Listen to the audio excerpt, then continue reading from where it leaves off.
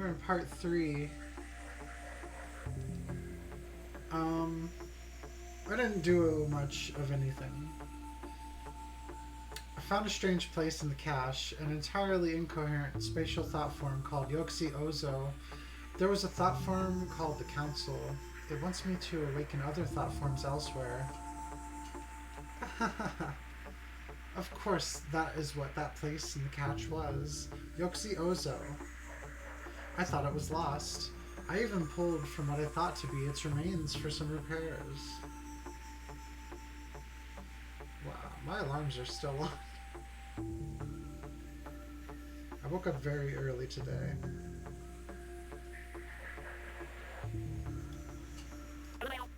Interloper. I hoped this would stay in the past.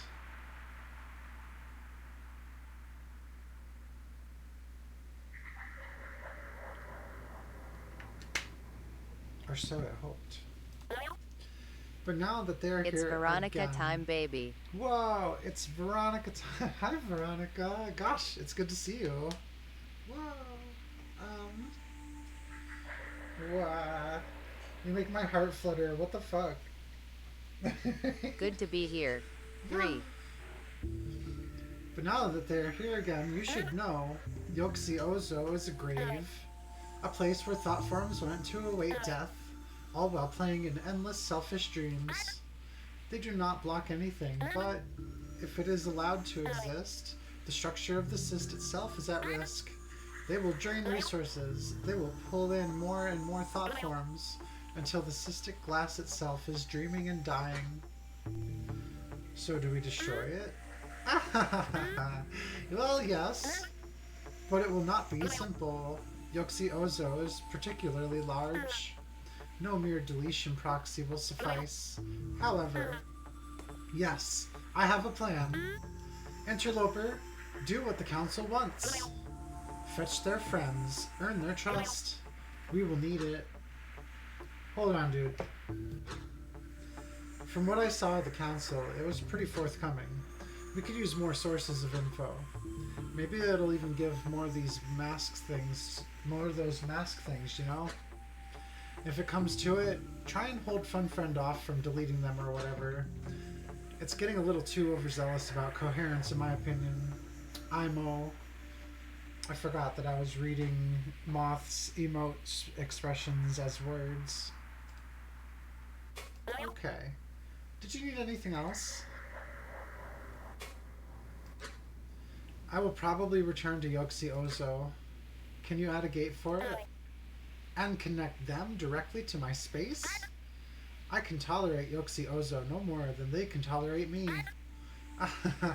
Interloper. I'm a whoa, what's this? This is called Corru.Observer. It's a browser-based game, and it's pretty incredible so far. We're controlling this creature here, who happens to be some kind of android, and we're exploring an alien computer. Why would you even ask me that? It's very out of the way. I don't I have was a good way to making get a silly there. with emo, but this does seem pretty interesting. Oh, I get it. Like, oh, whoa, what's this? That totally skipped my brain. It is so good so far. It's like altered my speech a little bit. I don't have a good way to get there. That's all. I see. I will add a permanent connection to the cache, but that is all. Okay, that works. Did you need anything else?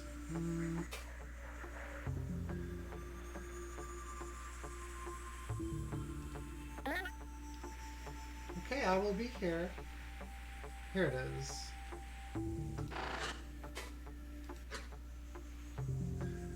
Component non-entity. I forgot. Oh yeah, we were going to do things, and then we kind of got. Well, we had to stop. So we go back. Also, I had this mask. Reality has no effect. Trans rights. Trans rights. Trans rights. Trans rights. Trans rights. Trans rights. Trans rights. Trans rights. Trans word rights. does go Trans hard. rights. Trans rights. Rough. Trans rights. Trans rights. Trans rights. Trans rights. It is pretty good word. Interloper. Well, it is definitive and makes a lot of sense in a lot of contexts. Enables additional act on responsive thought forms. Oh, I should have been wearing this to begin with.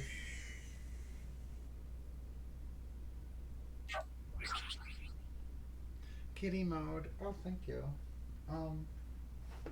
Where's my kitty? Oh, we gotta do everything.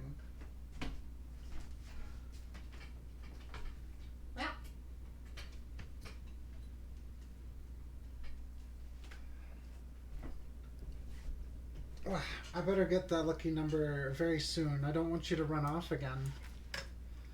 There was one specific day where the word just really vibed with me. I see. Get a little stretch in and a little sip. Ook. I think the spam may have broke the text-to-speech lol. Yeah, it does that. Sometimes it gets hard to speak when it's just the same phrase being said over and over. I didn't run off. Little brother pulled me away, winking face. Oh. I feel like that's the same thing. Anyway, MossCat0, here's your lucky number for today. Today your lucky number is 37. Wow. 37. Whoa, this one's hardcore. Needles have become embedded in your heels. Half movement and -8 penalty to dexterity checks and saves until they are removed. This was actually an example of a haunting for a while, where the spirit put needles in the victim's heels. Oh hey, I just realized I don't follow you. Weird, since I'm getting notifs in my email from your streams. Yes. Let me rectify that. Sometime Twitch is really bad about holding on to follows. Oh, load and duration. Okay, so we can get right back to where we were. At this stage of the game... Curse countered bedrow day. Curse countered bedrot day. Yeah. Good to know. Why did I pronounce it like that? Is bedrow a word? We are currently dealing with issues.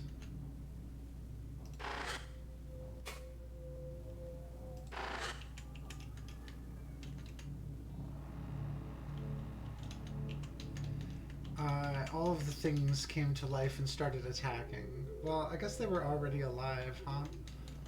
I'll just handle these in order. As we step into the room, an unfamiliar Tirko leaps at us.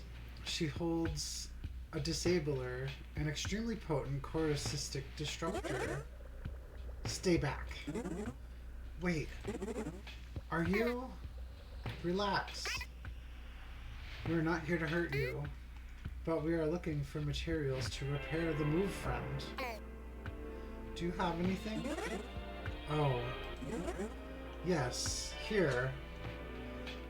She digs out some sphere cubes from the remains of nearby containers. It looks like she killed them. Do you have a plan? I am Miltza. Well met, my friend. I am Akazet. Akazet is the character that we're portraying at the moment. This is Tozik, and that is Gakvu. And we are establishing a way out first. Probably to the hangar. Have you been able to hear anyone? I have been listening for a while now.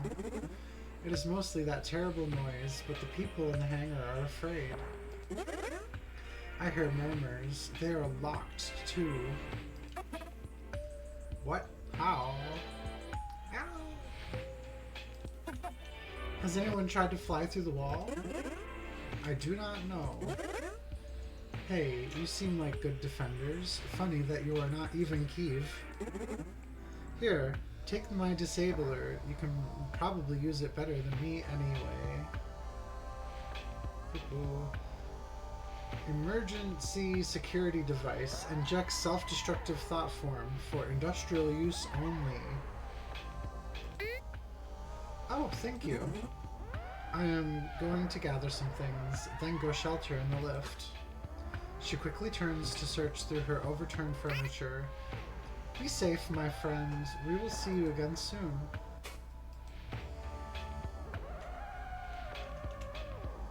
And so we shall.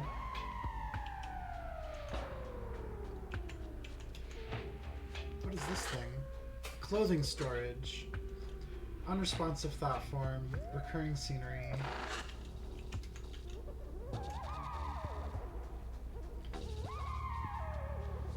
And that's the creature. Responsive thought form. Explicit purpose of recollection. Reconstructed signature context. Equivoc. Tear receptors clawed. Additional Akazika arm. Oh, it has an additional arm. She does. Self-designed signature. A sculpture. Unresponsive, recurring scenery. A high-end thought printing device. A connector laid near its base. Interesting.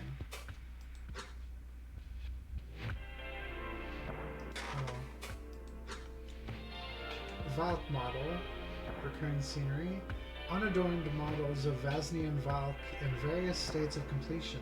Their tendrils are free of parasites in what I assume to be symbolic of purity.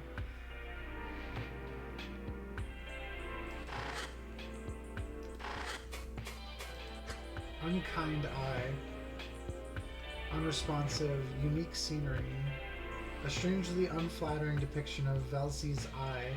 Bad luck weighs upon me merely by being in the same room. Oh my.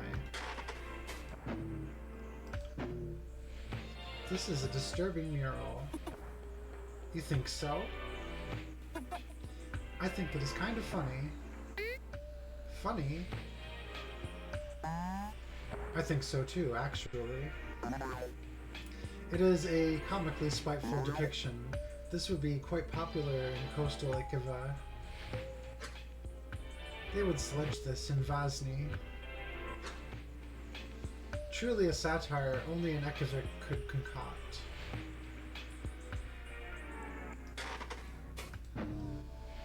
Oh, we can use the Unity thing, the Unity mask for this one.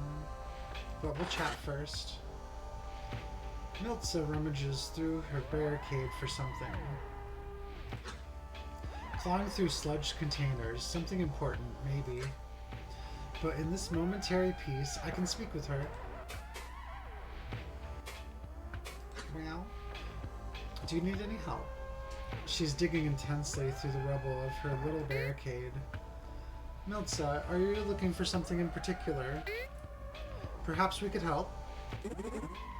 No. It is okay, you go ahead. I will go along shortly. Okay. Miltza, what initiative are you in? I do not think I have seen you around. Oh, I am in the Wisdom Initiative, particularly the Exchange Subdivision. Really? Your quarters are quite low in the spire. Yes, they are. But the thought of being so high up, it is silly and larval, but I cannot rest so far from the ground. I do not mind the climb. Well, did not. I do not think things are ever going to be the same when this is over. We will see. Let's ask about Miltza. This eye mural you were working on, it was remarkable, but uncanny. What does it mean? You are not the first to say this. It is the old pre-structurist symbology from my home in Ekiva. Akaniva. Have you ever been? No. I only know that is near the coast facing Vazni. Yes, well, my ancestors portrayed the eye in grotesque ways to insult it. A sort of payback for Velzi's games. Velzi being God in this case.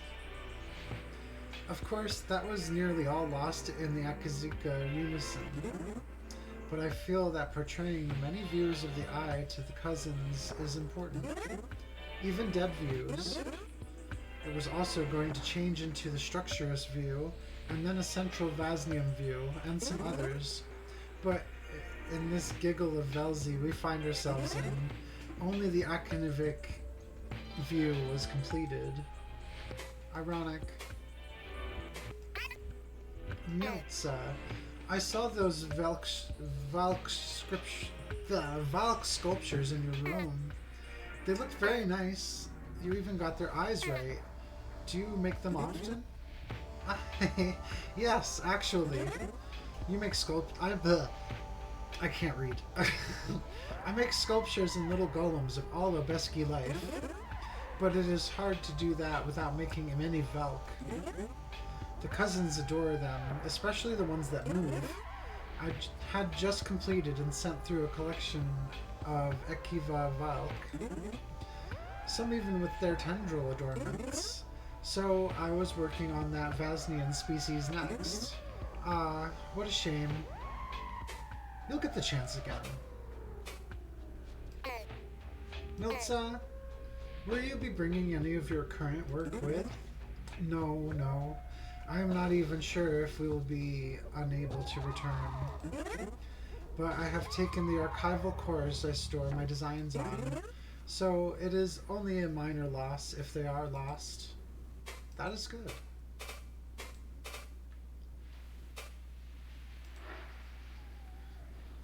I will try the Unity mask, because I haven't actually used it yet. No response. Okay. Now what's this thing? Oh, it's just a container. Recurring scenery. And rejuvenation chamber. Offering the comfort of sleep, even in death. Okay. This was insightful.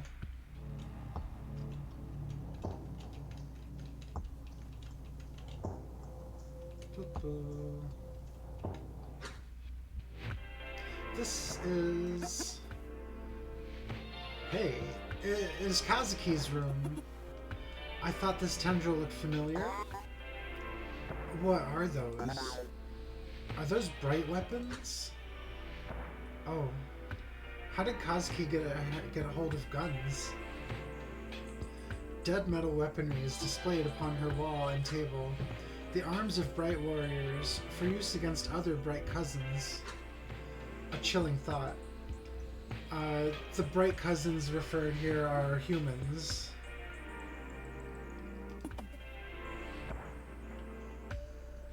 Yes. Has she never talked to you about her collection? No. I had no idea either. Could we use these? Do you know how a bright weapon works?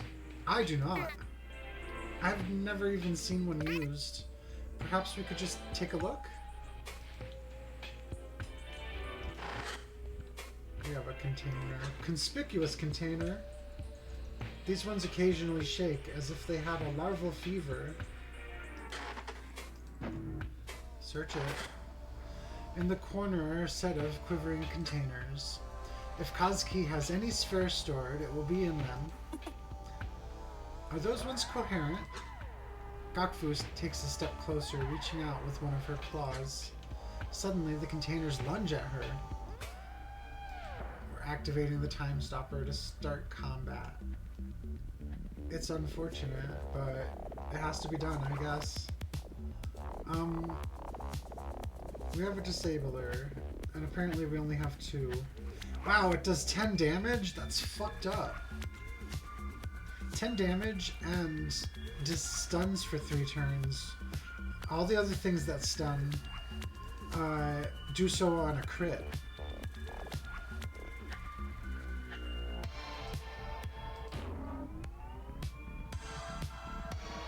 Yeah.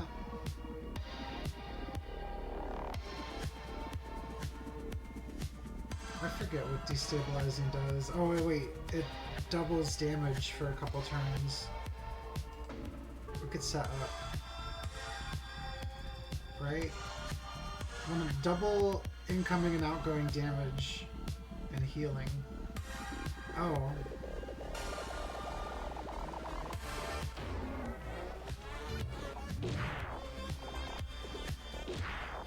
Yee, don't do it! Container skitters wildly around the room. Oh, it's evading.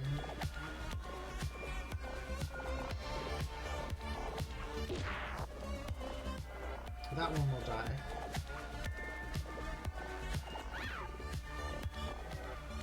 Yeah.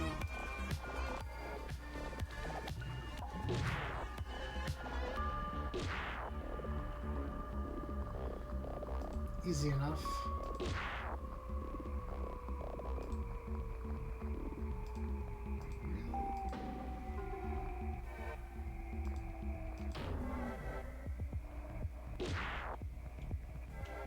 We're just gonna go ahead.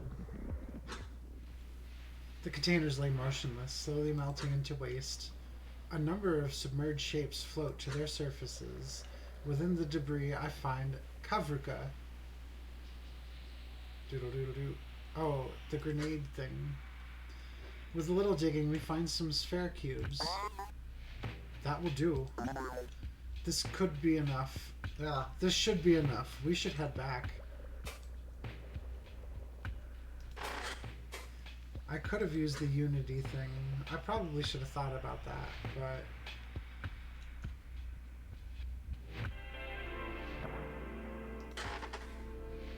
Storage display. Let's do this first, because the objects in the room might attack us. No response. Decorative Kazazni fungal display. Ground component liquefies cover outwards when accessed. Oh. Marbles! Hi, Marbles. It's good to see you. I kneel by the storage portion of the display. With a wave of my hand underneath its magnetic connector cyst, the ground container liquefies its cover. There is false Valkskin Hello, clothing. Tilda. Lurking today, carrot, carrot. Oh, enjoy your lurk. It's good to see you. Yeah. There are some upkeep tools. Some of these are too poorly marked to discern. But I think there are memory cysts in here too. I am not sure what she would want us to bring, so I grab a few of these memory cysts to give to her later. And there are a few restorative cysts within, so I take those too. Wait, why is this one coherent? It feels like what is turning hostile is completely random. This has been troubling me too. For example, why are the doors not biting us? Or the time stopper, why is it cooperating? I have an idea, but I need to see more. Bar friends seem to coherent too. Oh, I didn't even talk to the bar friend. Friendly, in fact, but we can talk about it later.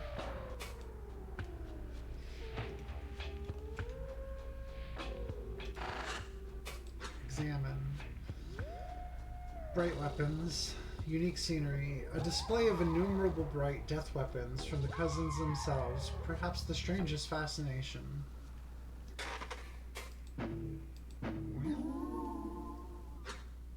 No response. I do not even know where to start. Tozik non-committally takes one of the large ones by its long part. What is it called? So many unresponsive little components. Does it have fuel? Apprehension runs through the time stopper. Shared by all of us, I think.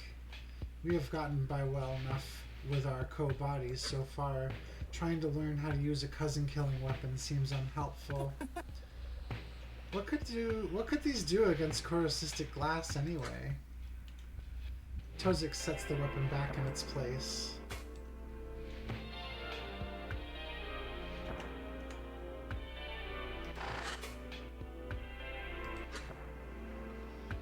A responsive thought form, unique scenery. A workspace for modifying sensitive material without ever touching it yourself. Useful.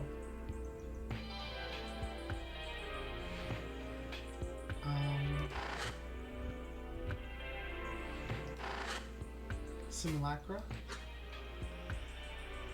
Unresponsive recurring scenery. A variety of flavors, some with psychoactive effects, including Valk's blood, Zost, orange juice, a black fungal flavor from Kozazny. Zost is a party drink. Name not properly spoken unless shouted.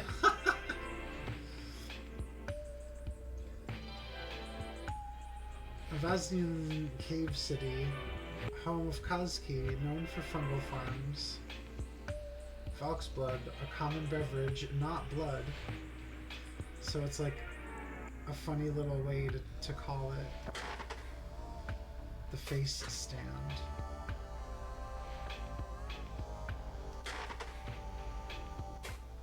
Okay, well, I thought it would.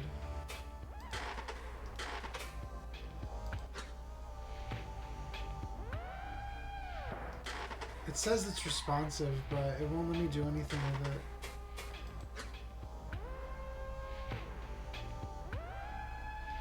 Conspicuous container.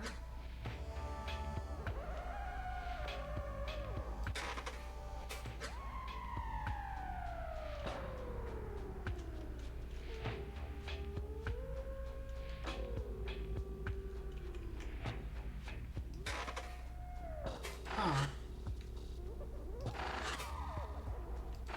Okay.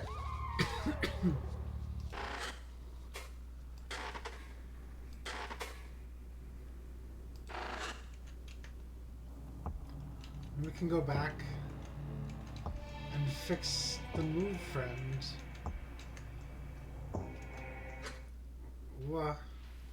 When we return, Tozik immediately kneels near move friend.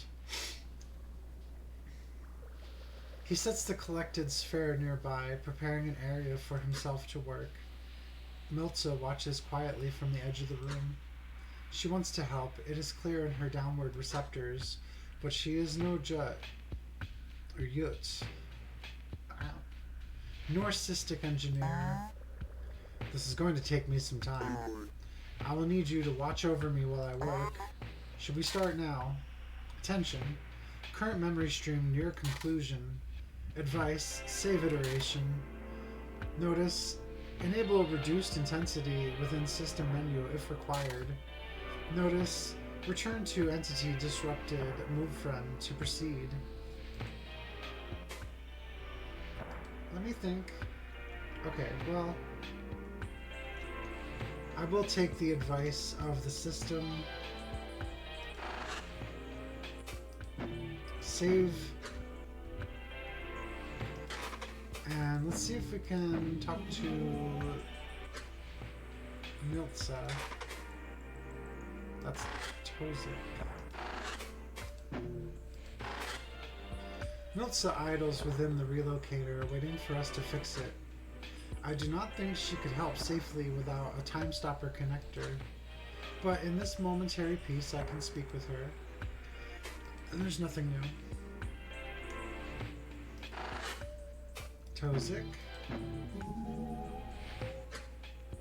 No response.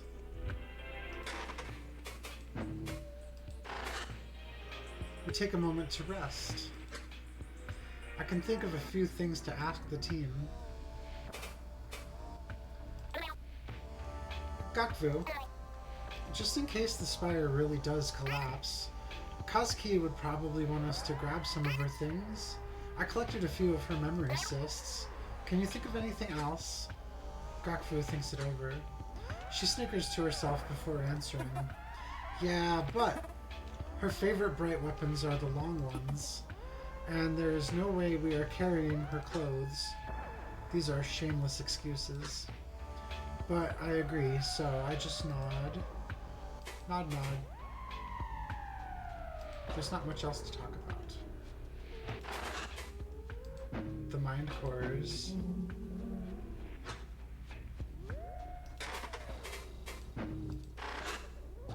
Itzel and Carrick quietly chatter to one another in the corner. When I approach, they stop and look up. I kneel to speak to them, which I am not sure if I should do, but standing and talking down to them seems disrespectful. And there's nothing else.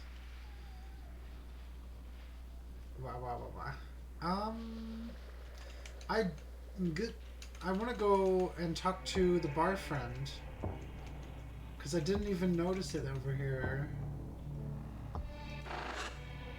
That's Gakfu. We'll have to zoom in.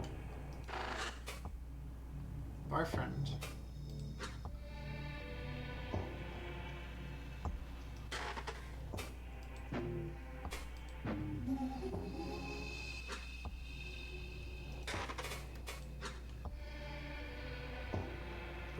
Oh, I clicked the wrong thing.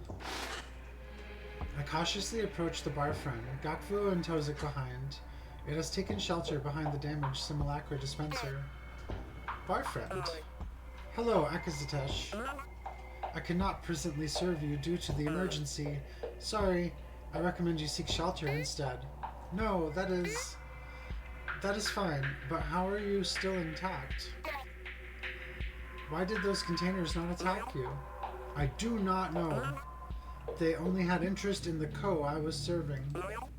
I could not help them. Gakfu glares at Barfriend intensely. Its echo is completely intact. Barfriend, did you feel the signal? The pulse that came before the containers attacked? Is that what that was? I felt my existence being weighed upon. It was very unpleasant, but it went away.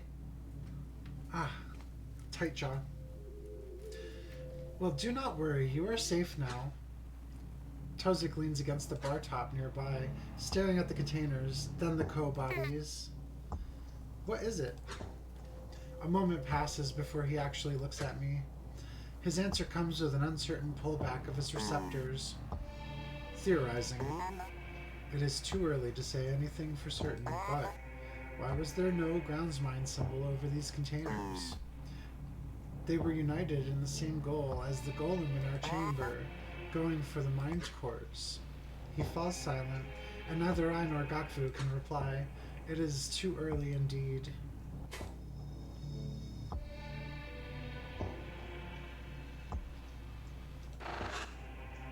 Tozik. Gakfu.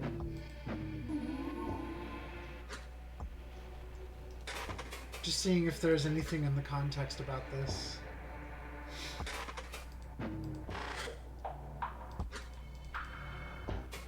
Ah. Tozik. We still know so little, but what do you think is happening? What could be affecting our constructs like this? Tozik is hesitant to answer. He hates talking about things before he can fully explain them. But I can see his thoughts forming in the slight sway of his receptors. I still have that question in mind too, but I believe it cannot solely be from the grounds mind. If it were, all constructs would have that strange spiral sigil projected, and it would not be affecting the Valk lights, nor the containers. Yet it is only some Valk lights, only some containers. The inconsistency is what troubles me most. At the end of it, the only thing I know is that it has something to do with that signal we heard. I see.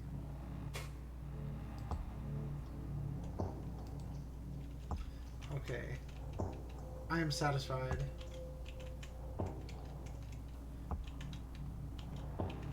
Oh, I got confused about the direction of things. Okay. I will save with this little extra bit.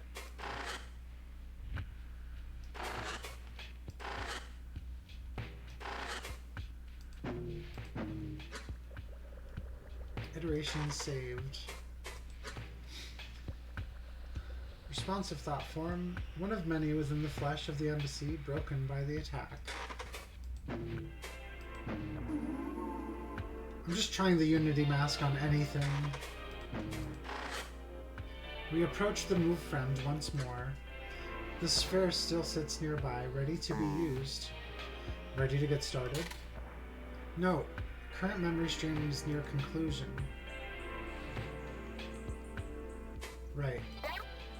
Let us begin. I would rather not seal these paths, just in case. Gakfu, you watch the path to personnel. I will watch the path to recreation. Alright, stand by. Tozik kneels near Move Friend's face, preparing his Corru.Observer. An incision is made in the construct's glass, parting it like a gate. A protective membrane forms over its innards to prevent contamination. It looks like the echo core is still intact. From what I can see, just the regulatory cysts are sludged. The Corru.Observer liquefies, forming over his claws fully. He spreads it to his other one, too, becoming a set of gloves. One hand reaches into Move Friend's organs, and his other fetches sphere to implement. I cannot clearly see what else he does, but I assume it is simple reformation. So I return to watching my path. Gakfu does the same. After some time, Tozik pulls away from Move Friend.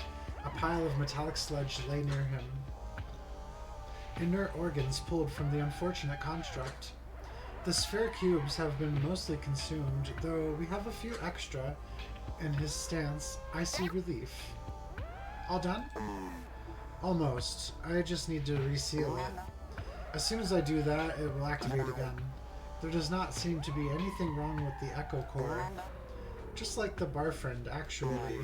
So it should be perfectly functional. Stand by a moment longer. With his Corru.Observer, he draws the edges of the opening to one another. The six-stick glass shifts in dendritic It loves the patterns. Ruru. Thank you for chatting earlier. It really helped. I'm glad. It loves a moss cat too. I hope that you're feeling better. You had kind of a scare, and I understand, but I really think you're going to be okay, and I'm glad that you reached out to me.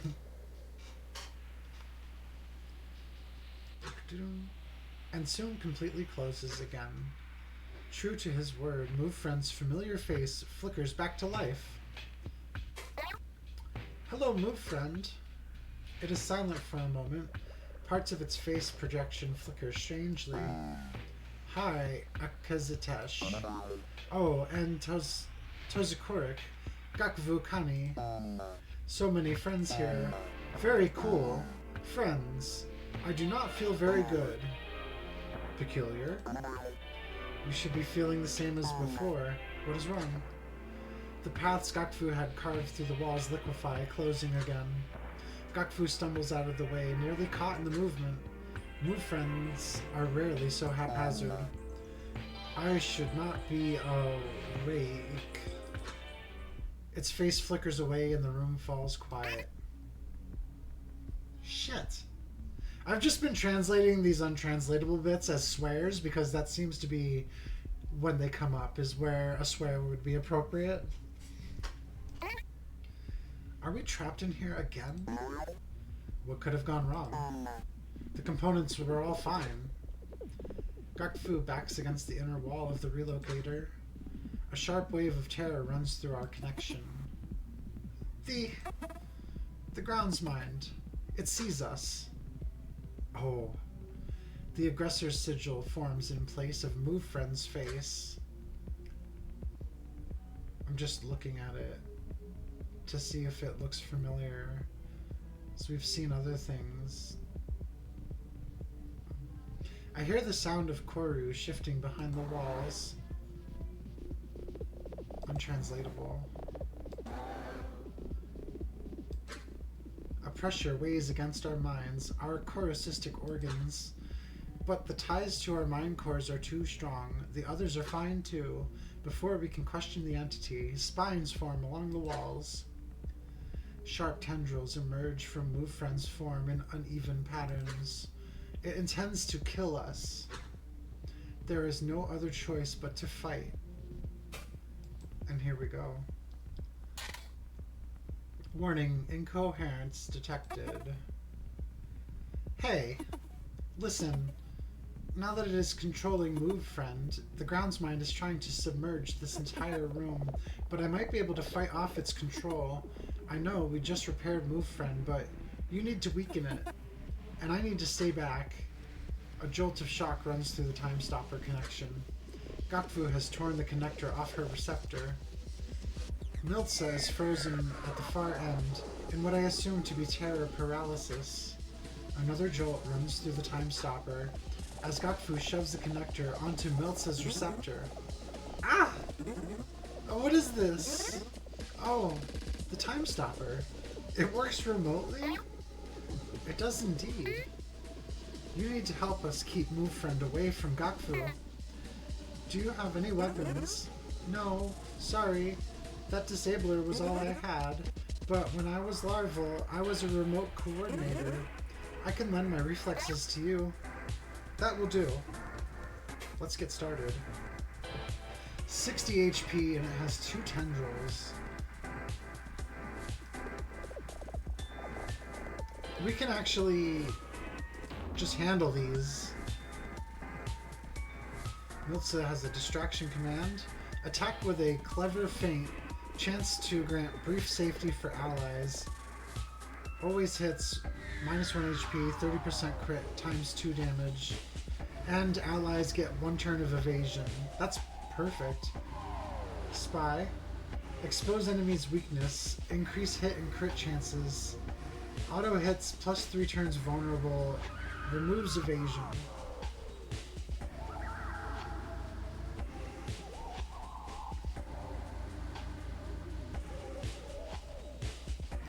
We'll start with the distraction.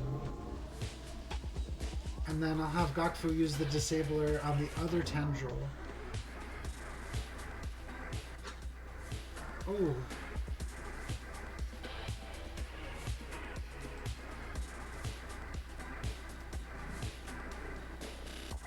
Around Move Friend, the walls ripple strangely.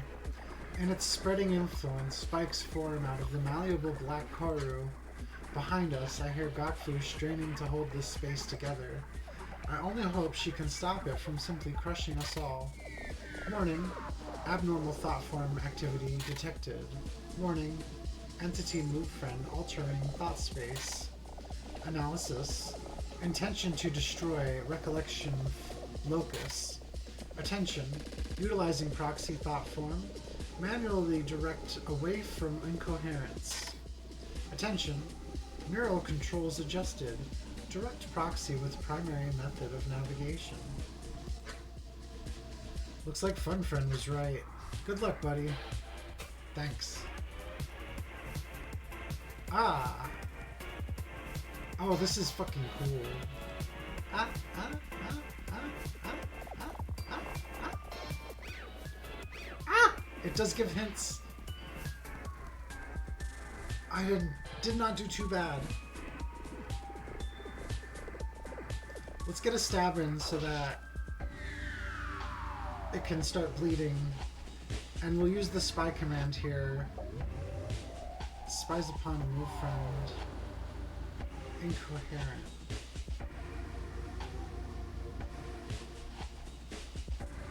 And we can use the Corru.Observer to deal some damage and get some regen. Nobody's too badly hurt.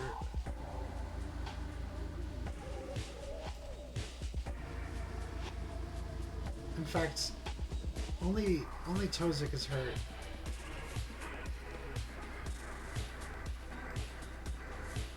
So let's just heal.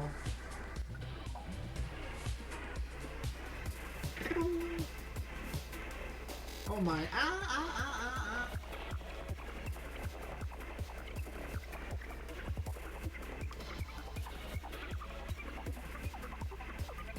It's a little bit laggy, but I think intentionally so.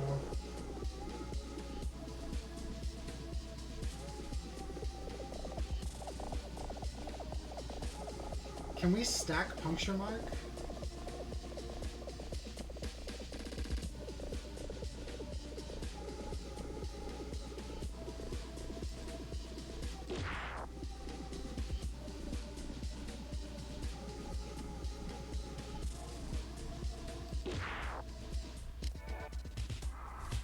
Gaku can use some of these that we haven't been using.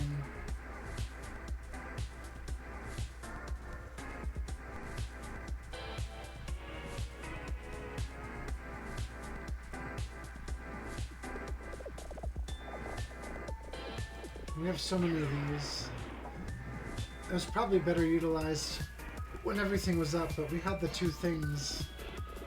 So really it was probably better utilized by using it on common enemies. Always gotta do it the hard way, huh?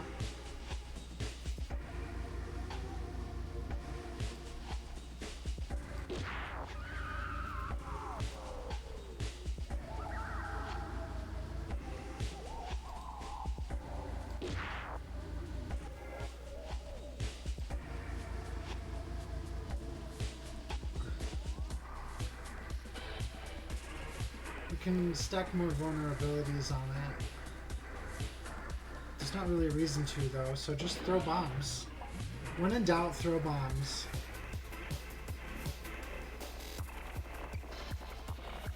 What an attack pattern.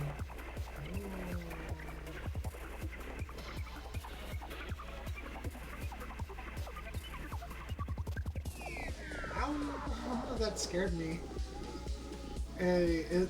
It stopped control, and the thing overlapped on the thing, but it was fine.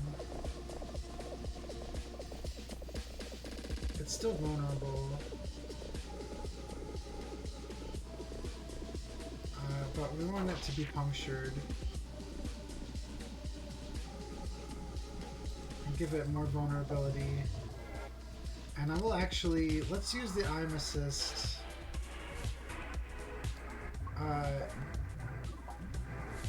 To give... Oh, it does stack. So now we have 6 turns of double damage.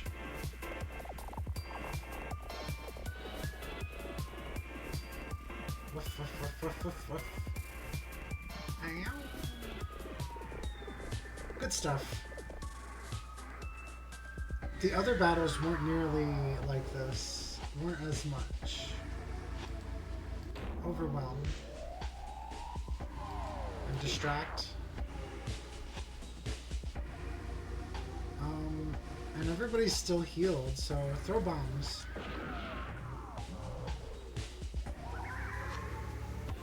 Tozik. Oh, it tells me who's being attacked. That's pretty good. No! We're nearly there.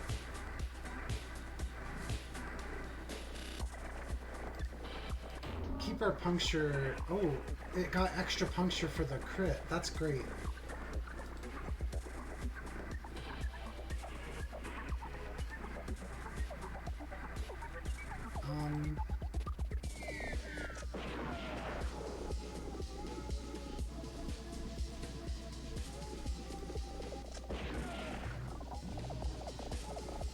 Militsa. Whoa. That was alright. Like it could have been a lot worse.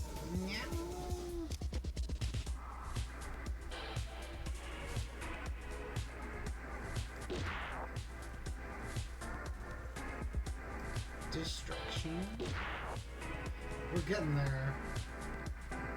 Hit with the Korskivy, and maybe we can get some heals, but we don't really need it.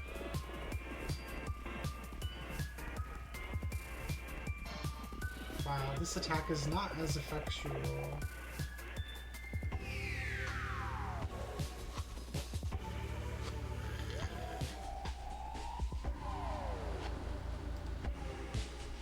Yeah, stab time. 8 turns of puncturing.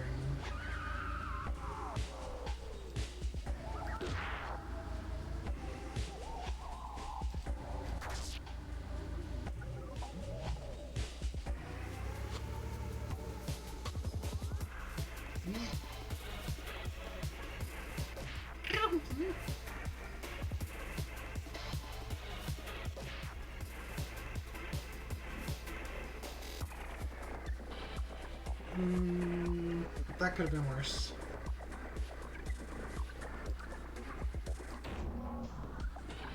We're in it. We're in it.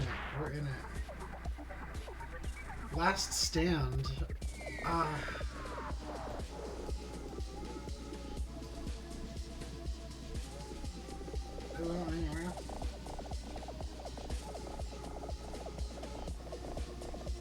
The balls twist around the whole team. Ow! Don't. Ah! Yo. Gah. Okay.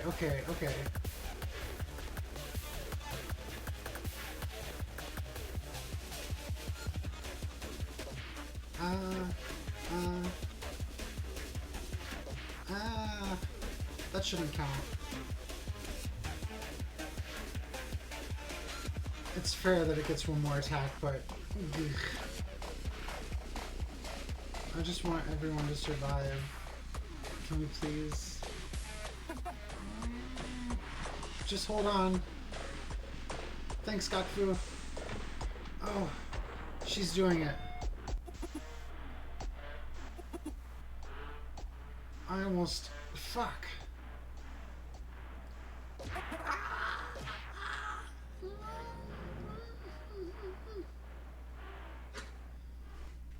I did it. Oh, they survived. All at once, the chaos stops. The aggressor's sigil flickers away. And Move Friend's face returns. Ah. Oh, I am free. I am so sorry. Please understand, I would never try to hurt you. Gakfu, is it done? Tozik takes the Move Friend's apology as confirmation, kneeling near it. He is set on repairing the damage we have dealt. Yeah. Gakfu slumps against the back wall across from Move Friend. Not far from her, the trembling mind cores are huddled together. They must have stayed in her protective radius through the attack. I made some changes to this Move Friend. It cannot be controlled by the ground's mind anymore. A sharp suspicion spikes through our shared connection. What? How? Oh, yeah. For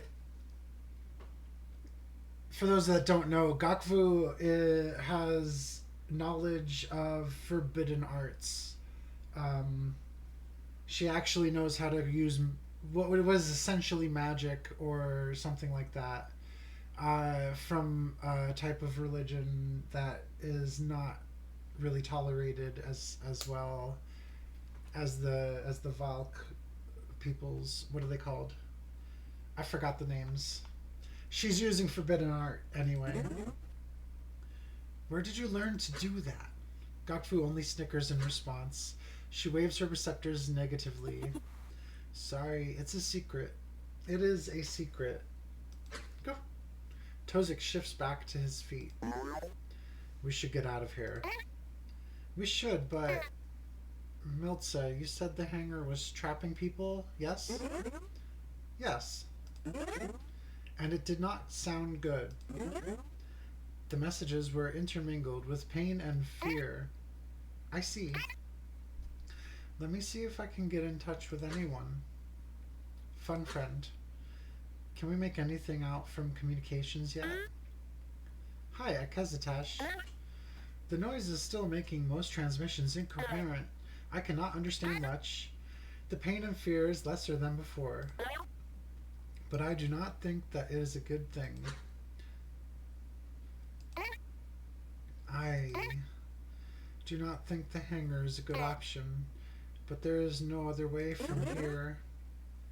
Could we survive with the help of the Time Stopper? You are incredible fighters when it is active. Not if the grounds mine has seized our ships too. Also, that is near the top of the spire, which means the Time Stopper's influence will be far lesser.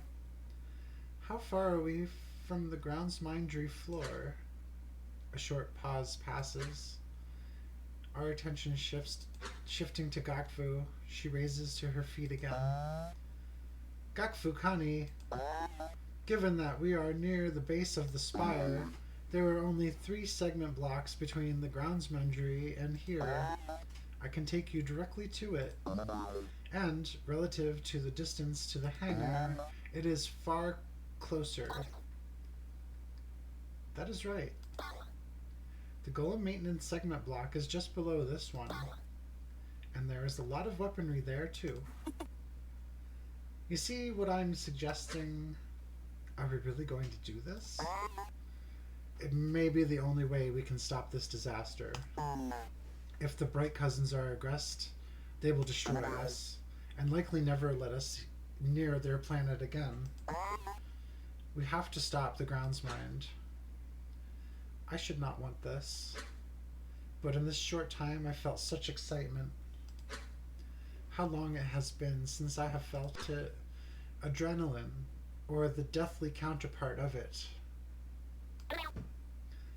Does anyone object? I examine Miltza and the 2 exposed Miltza's receptors are twisted in confliction, but the mind cores speak up first. I am not leaving until I save my Kiwi. Maybe we should get into the golems down there and help too. I do not see any other option. Velzy truly has chosen us. Move friend, please take us to the golem maintenance block. Attention, memory stream segment end. Advise, save iteration. Notice, render can continue without incoherence. Notice, thought form activity detected in Embassy Research Center. Attention, next memory stream segment incomplete. Internal note attached. Hello, interloper. Please come back in a wink. I am nearly done with this next part.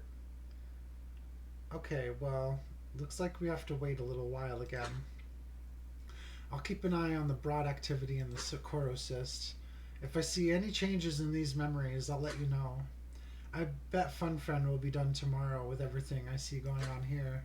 If you want to call it for today, go ahead.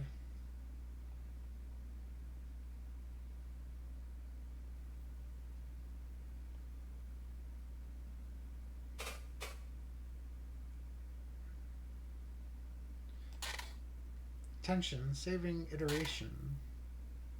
Doot. Save process complete.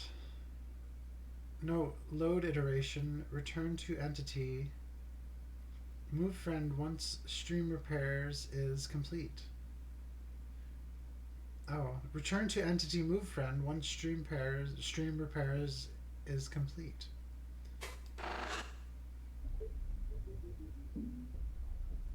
Gosh. That was all in the past. We still can't do anything with this.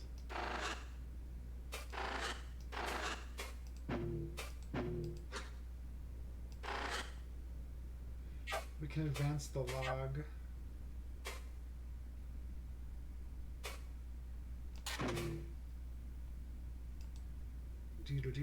Let's go back to the hub, because I want to go and look at another thing. Hello again. Unity. Yes, I know. Interloper. Do not shove it in my face. We will deal with it in time. Interesting. That's not really what I expected.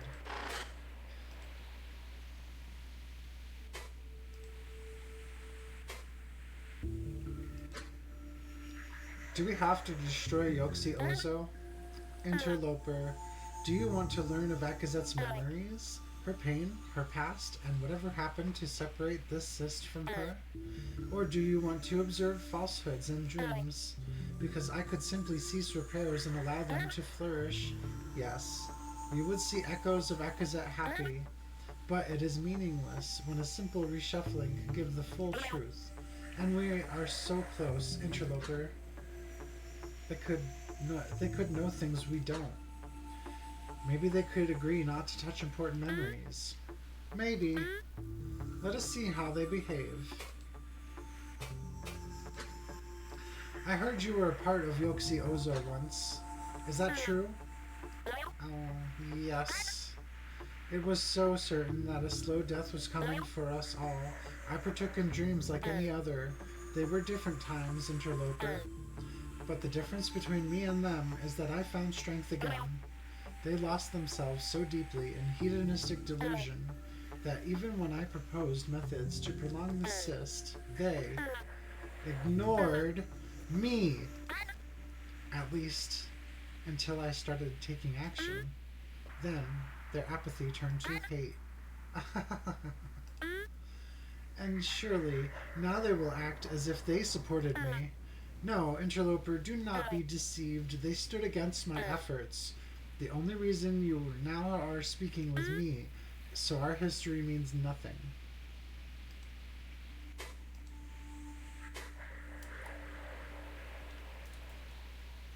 Masks. The council gave me some kind of information or thought. It's letting me use something called a mask. I've never seen anything like it. Do you know what it is? So strange. So strange that you can use a mask. They are products of incoherence, working only in its presence. Like flames, you can wave about to influence others, and so they are powerful tools during the decline. They may be useful to you even now, actually, especially given your limited access and the relative instability of the cyst. Still, be careful with them. Try not to break any of my repairs, please. Alright.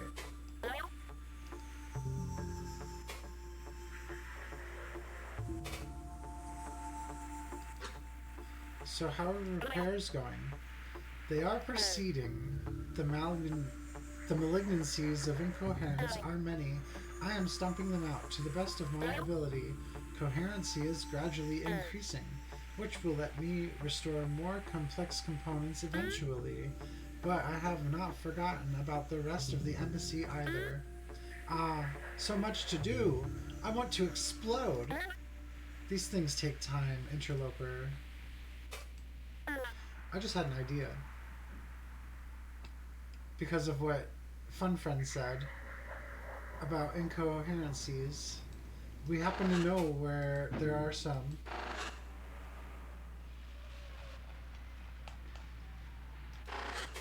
And we go into this place where there are some strangeness, such as this creature.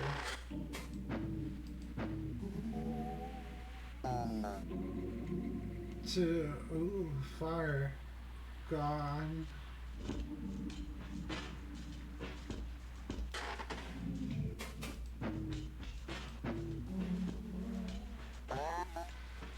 Too far gone. Okay. I can head in that direction now. I don't remember if that was always a thing. And then there was this guy. Hurts.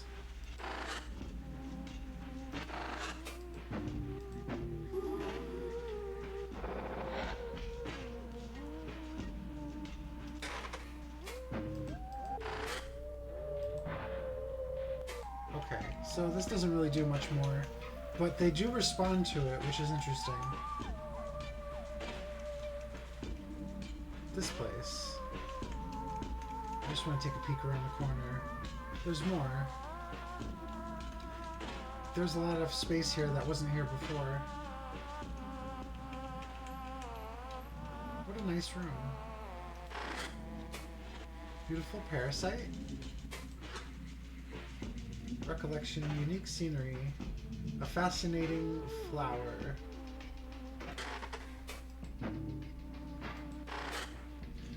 Though this entire trading chamber is flush with the cousin's light parasites, one in particular captures my gaze. They all bear such incredible displays, yet this. Perhaps it is the rarity of the color that captivates me. The envoy waves at the attendant across the room who watches me with some interest. Then his attention turns to this flower as well. You ever seen one of these before, Agazette? That one is a sunflower. Incredible. Gordon, are they named for their radiant airs? They're called petals, and as gently as I can, I feel one of the petals between two of my fingers, and soon run a claw over its darkened center. Hello, sunflower. Sorry, she's... I snapped from my brief obsession to look at Gordon, who is signaling apologetically to the attendant. Am I doing something wrong? The attendant emerges from behind her desk, approaching slowly. Approaching. It opens. Warning. Cohesion error detected. Non-fatal. Continuing render. Not out of fear or apprehension like some other bright cousins, but fatigue. It is dark outside. That is when the bright cousins recede, after all. And look at her hair. It is nearly the same color as the flower. Oh. Paler, but no less fascinating. No, it's okay. Just be gentle with it. And they aren't called that for their petals. They call them sunflowers because they turn to face the sun. I spin my head to look out the windows of the marketplace. Is their sun not hidden at this time? What is it looking at? Her and the envoy both laugh to each other. What? Well, this one's old and cut from the ground, so it's not turning anywhere. She has such a funny laugh. Hehe, I see. Did you want me to buy this one for you, Akazet? No, take it. It's on me. He scoffs, about to protest, but I stop him with a receptor motion. He has explained his gripe about me receiving free things before. When we are given things for free, it sets a certain cultural standard, potentially creating misunderstandings. It is true that this is an issue for some, but I feel that this gift is not out of foreign fascination. Her tone is not like that of one giving a child something, as it often is. This is a different kindness. I do not know. It may not be able to survive my vessel. That's alright. It'll only be alive for another week or two anyway. I'm sure it'll enjoy the travel. Before I or the envoy can say another word, she fetches the flower and stores its neck in a translucent, crackly material. Soon it is in my claws again, and the cousin smiles at me. Keep the green part in some water and it'll last longer. Oh, and here, put this in water too. She shoves a small coarse packet into my claws, which I am unconcerned with deciphering right now. Thank you. What's your name? Isabel. Don't worry about it. Isabel. That's right. Isabel. That's what it was. Warning, incoherence detected. Thank you, Isabel. Briefly, I glance around the room, my suspended head slowly spinning over my shoulders. So many of these flowers, all different colors and shapes. If only the embassy could support their life. I may return soon. These creatures, these flowers, I want to learn more of them. But I should be going. I have kept Gordon long enough. Glad to hear it. See you soon, maybe. Wait. Okay, something about this one's throwing the stream back and forth. It's like it's trying to break free. A fun friend will hate us for it, but try talking to it again and helping it out.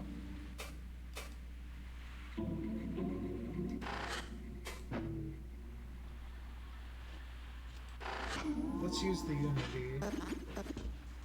That light. Yes, that light. And the council.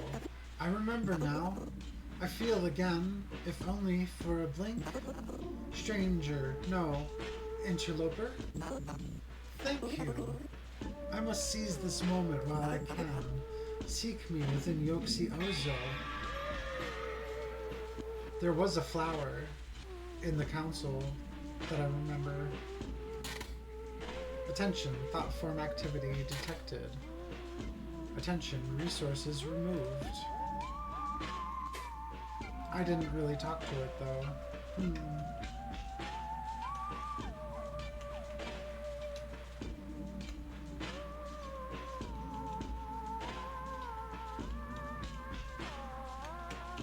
Did that send me out a different door?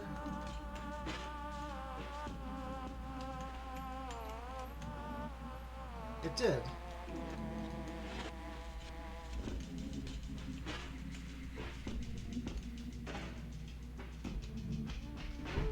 Wow.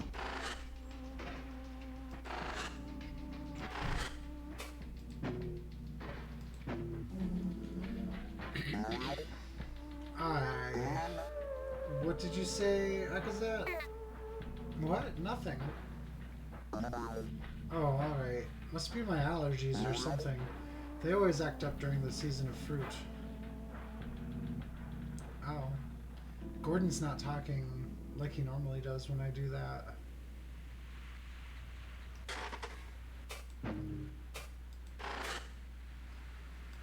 I stopped to appreciate the bizarre view. With their blinding star out of sight, the bright cousins bathe their city in their own light.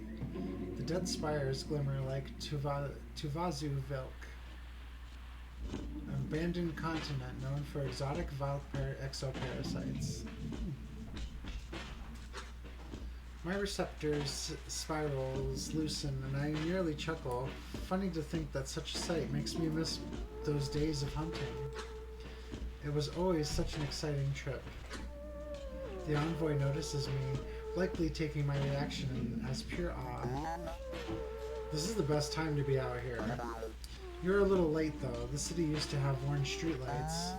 They got phased out 4 or 5 years ago for more efficient ones. But these new ones just make the whole place look colder. There's something about them that exaggerates the metal and glass. For an instant, I adjust my eyes to receive the light as orange. Yes, that would have looked nicer. The old ones, were they fire? Haha, no. They just looked a little like it. They were called sodium bulbs or something. Something about their current, you know, the lightning made an orange light instead of blue like these ones. It must have been a great effort to uproot each light stalk. The envoy laughs outwardly. My choice of words so often entertains him. It is almost frustrating, but I do the same when he describes our devices, so it is only fair. No, they just had to swap out the glowing part. All the streetlights are basically just tall connections to the power lines. They're all powered from a central source? I ask this perhaps with too much spirit. What? What's with the surprise? Oh, sorry. The cave lights of my home were tended to individually by caretaker. I had just not even considered that. How much might lay beneath the soil of your city? These streetlights, do they feed from a great distributive heart somewhere beneath the city?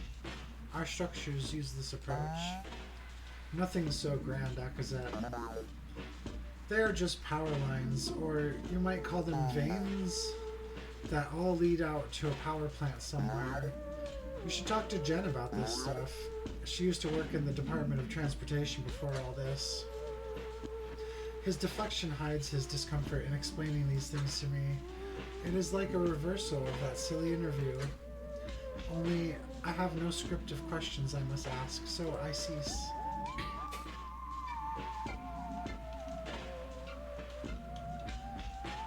So it seems that the Unity Mask would help gather friends.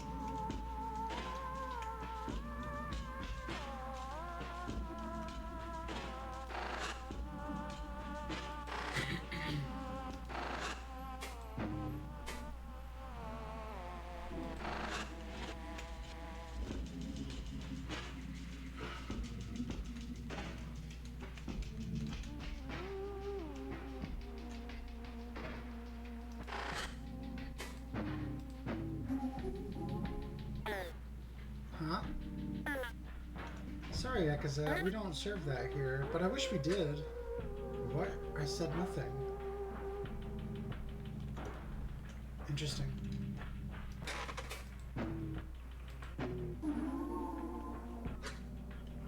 No response.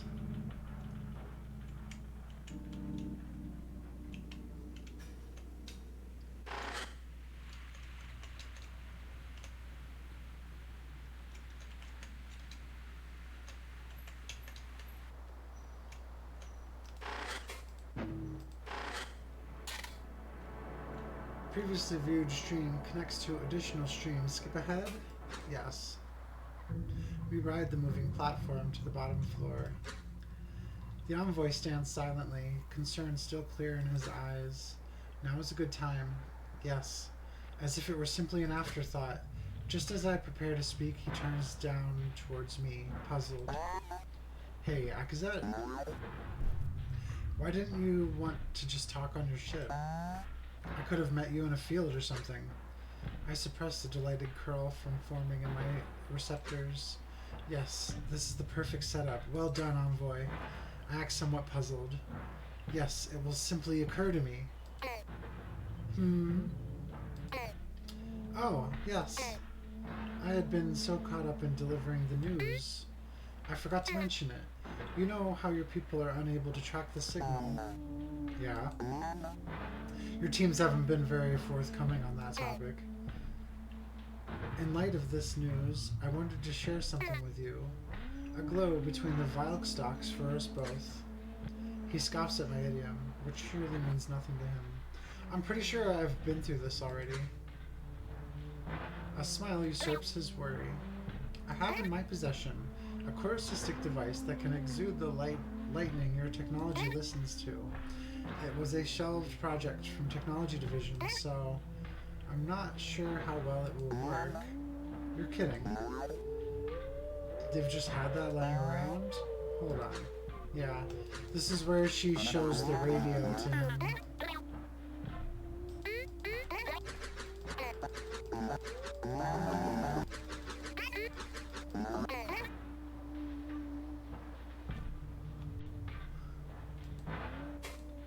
Okay, so there's nothing else here.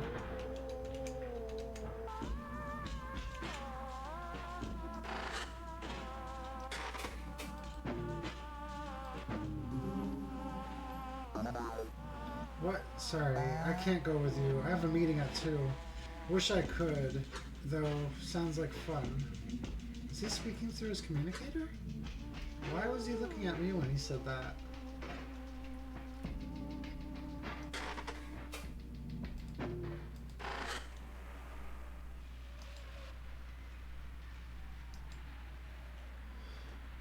There's a couple more things to check before I advance the day.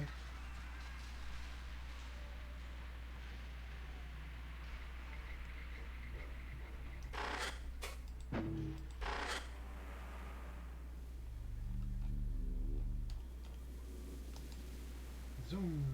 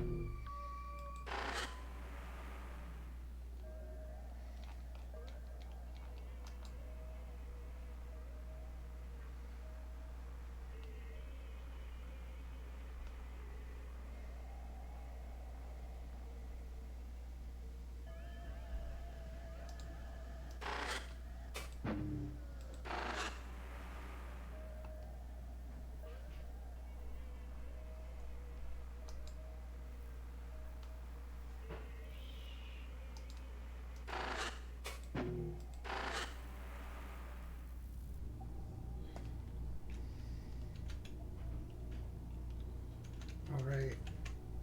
I don't really want to go through this whole thing again.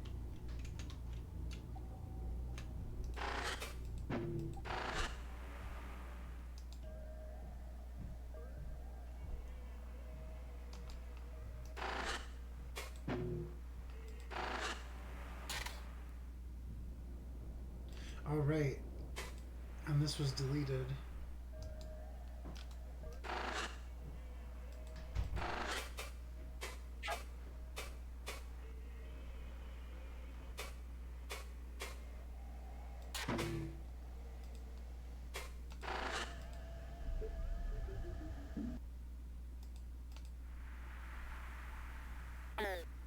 Hi, interloper.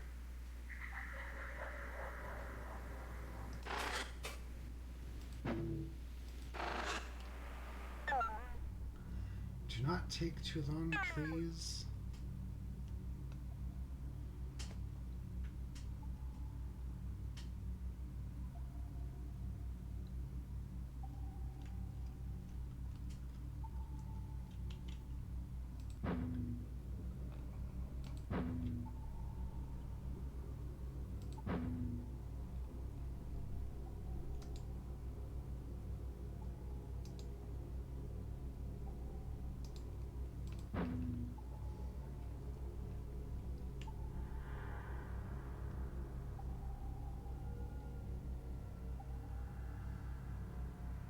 Oh.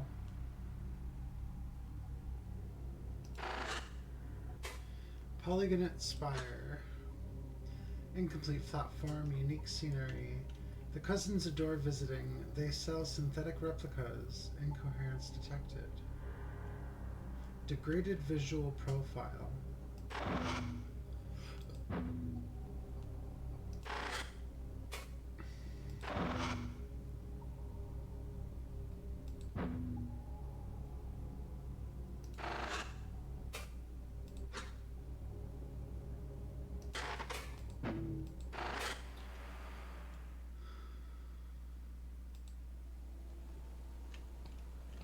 Back to Ozo. But now this door is open.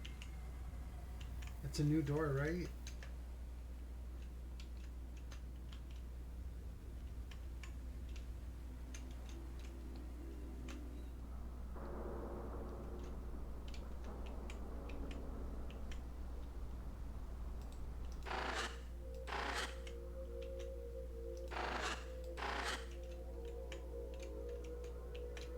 This is difficult to see.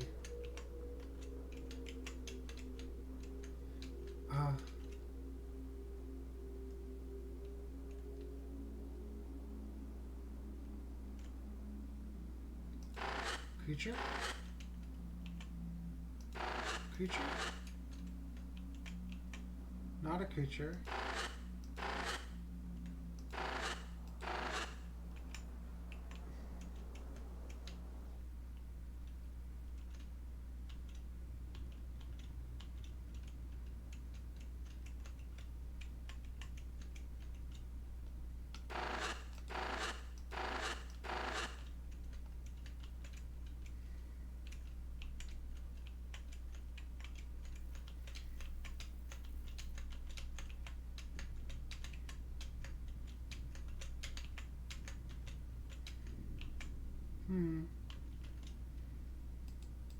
Something.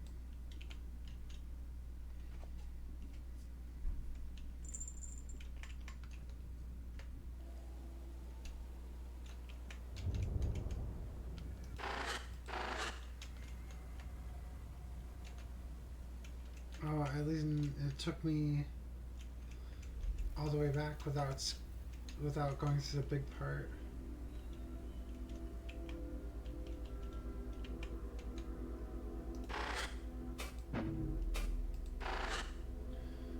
The council sways idly.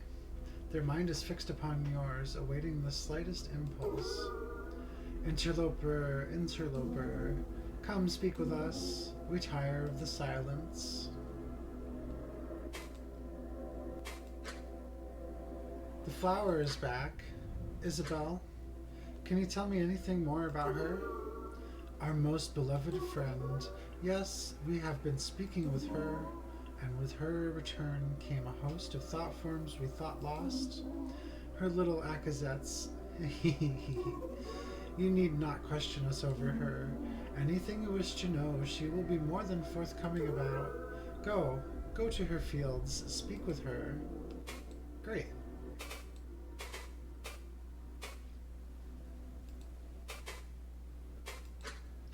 I found a dark area in here. What is that? Ah, well, interloper, much has simply been left to rot.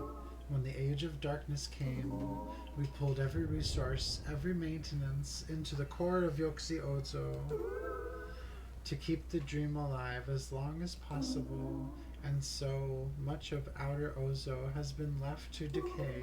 Sad, but necessary. Still, do be careful, dear interloper. We are sure the areas are lifeless and harmless, but with the size of our world, we can never be sure. Okay. Okay. Let's go talk to Isabel. Oh, there's so much here. Wait.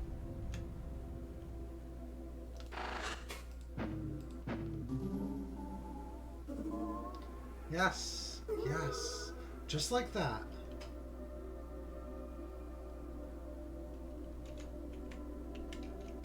Okay.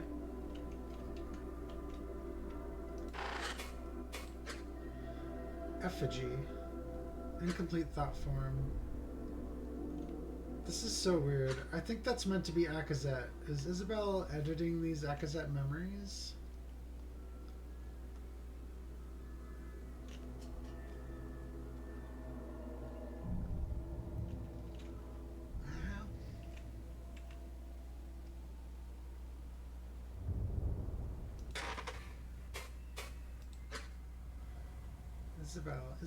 Isabel.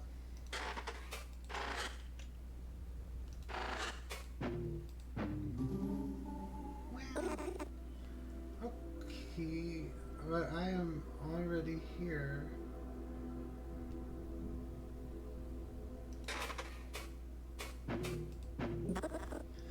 It's not very fun anymore.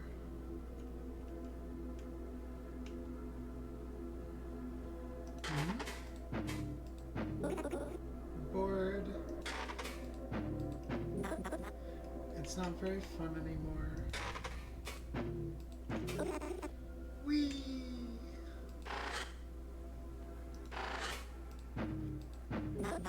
Ah ha ha ha!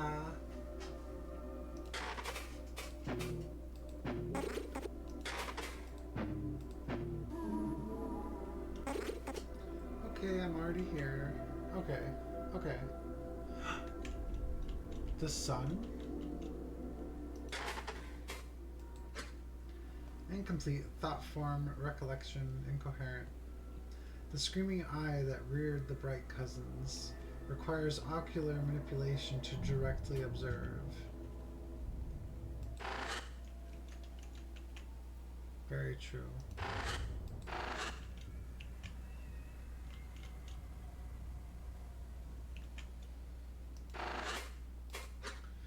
Isabel, responsive, explicit purpose, joy.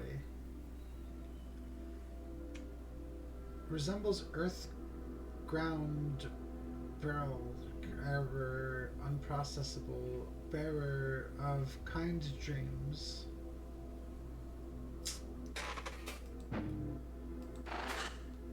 Interloper, there you are. My role, back in that memory of the city. It was not a nightmare like some must endure, but the warmth of this place still called to me. It was torture knowing I'd been torn from paradise. Thank you again. I know you want something in return. I'd give you a mask if I still had any, but my poor Akazets. They must have eaten them in my absence. Give me some time and I will make a new one just for you. In the meantime, I can only offer you information and another request about my effigies, if you don't mind. Tell me more. I have some questions. The thought form's mind is quiet, waiting for you.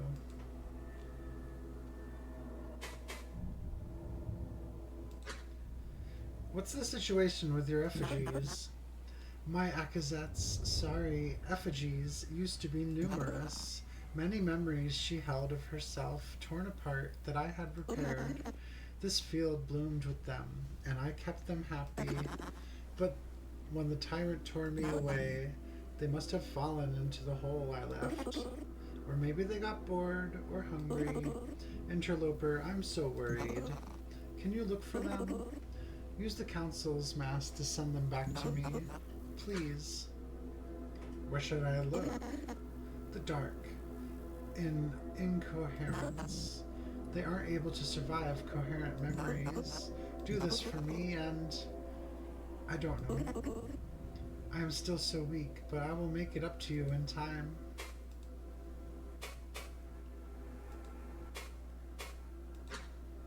What should I call you? The council calls me the flower. I know myself as Isabel, but that's not my name. Let's keep things simple. I'm Isabel.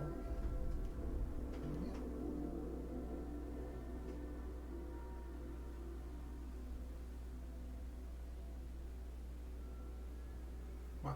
Distracted by a blemish.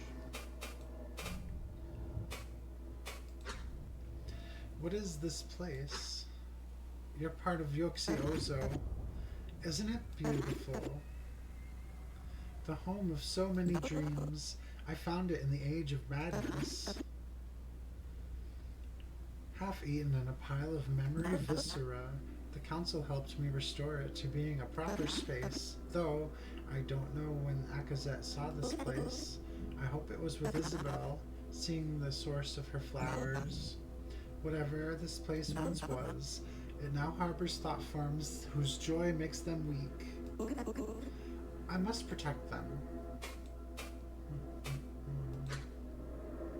You said you were going to make me a mask? What can you make? I made only one type of mask, Interloper. Embodiments of joy. I know you're thinking, how could that help you? Ugh, a seeker of knowledge. I could tell you, but wouldn't it be nicer as a surprise?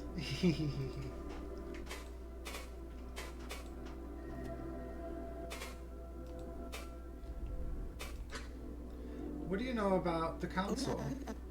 They began as one thought form, but now they're Corru.Observer itself. The fire that burns to keep us all alive and dreaming, and one that so many thought forms growing tired and fearful in the darkness threw themselves into that in sacrifice, losing self to become all. And now to this very gaze the council dances in their amalgamated dream.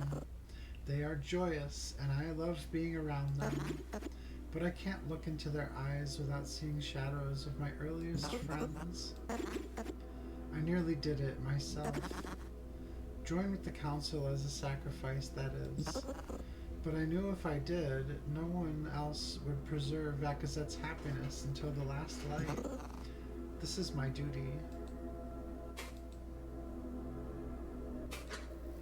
The council talked about a third lost one. Do you know who they could be? Do you know who they could be talking about? Interloper, so many are lost. More than just a few of us ruled over these dreams. There were dozens, maybe hundreds, but so much has been torn apart, all in the name of this meaningless repair. You'll have to be more specific. They were lost recently, like you and the fairy. Interesting. But no, I have nothing to offer you. Not even a shred of this lost one remains within me. Damn. Do you remember anything about the past? Like the history of this place? You mean the Lucid Ages. There was a mass awakening, and then came the ages of hunger, madness, darkness. Apprehension bleeds from the thought form. I don't want to think about it. Sorry, Interloper. That's fine. What are these flower things? They kind of look like Akazet. They are Akazet. Or were, once. In the Lucid Ages, Akazet was the first to be torn apart. She's the common element between everything, after all. Hers was a powerful role in any memory, and it held those who played it in a near unbreakable dream. They couldn't even tell that They were having chunks bitten out of them. These poor things are ones I found who still held some sense of self, and so I repaired them, giving them parts of myself to thrive with again. Do you like them? I think I did a good job. Can I talk to them about Akazet? You want information, of course. Sorry, interloper. Most of whatever they knew is gone. Now all they know is what we have dreamed together.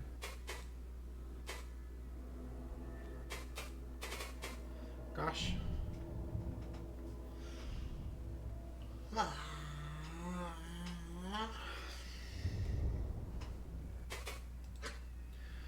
Now that you're here, can you share some memories with me? Not outright.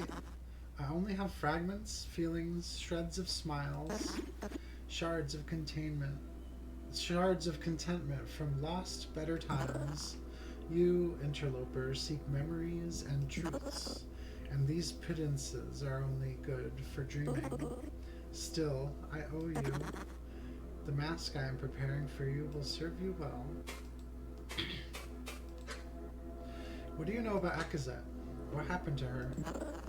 Akazet was a wonderful woman, a Vel skilled enough to brave the surface for most of her living eyes, one whose smile faded in death as Velzi lured her into chaos, giving way to paranoia, distrust, loneliness, violence. She didn't deserve it, interloper. I've mourned for her. I've wept over dreams of her. I've comforted the shreds of her joy that remain with us. That's all I can do. As for what happened, I feel that I used to know, but the tyrant's interference took so much from me. She is certainly gone now. If you're using this cyst, I hope she's somewhere better.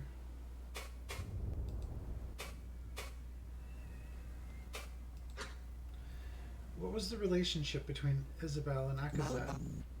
I should know, but I've dreamed so many dreams of them that I'm not certain. I've danced in so many illusions of their happiness. They were friends, at the very least. I suspect the interference of the FBX would have made anything else difficult. To say nothing of what befell Akazet. What do you know about Isabel? The human, I mean. I know all there is to know, about what remains of her, at least. The brightness of her hair, her eyes, her smile. Akazet didn't care much to adopt smiling, let alone remember it, but Isabel was different for her. She managed a small business selling flowers, you know, the bright ground parasites like the ones in this field. Bright cousins adore them as gifts because of their vibrance, and Akazet came to as well. She visited the shop periodically, sometimes even without her envoy. I think she went other places with Isabel too.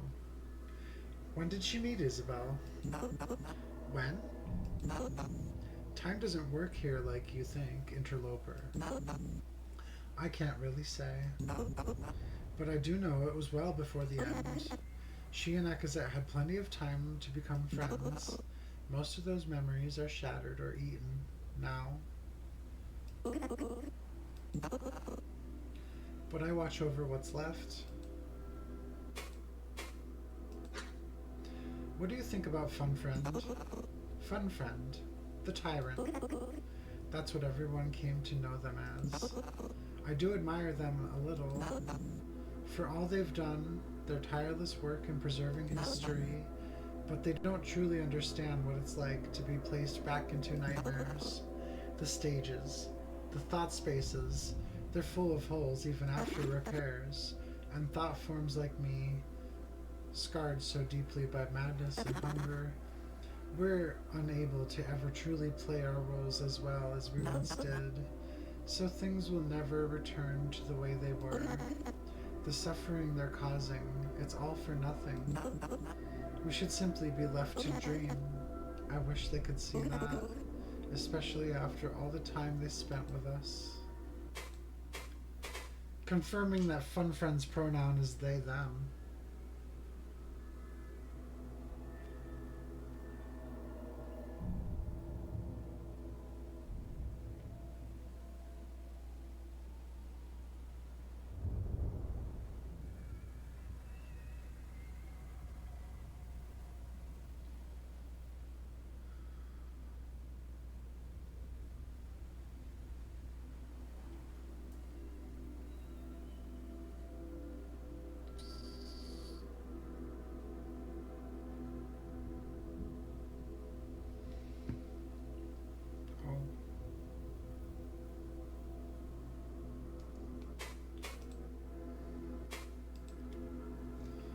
This was interesting.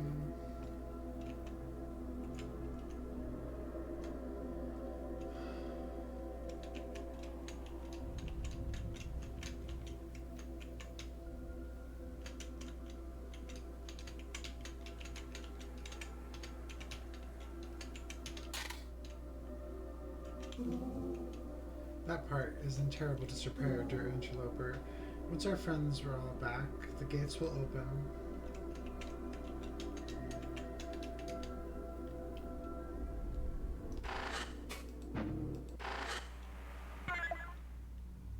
Another productive visit, I am sure. True.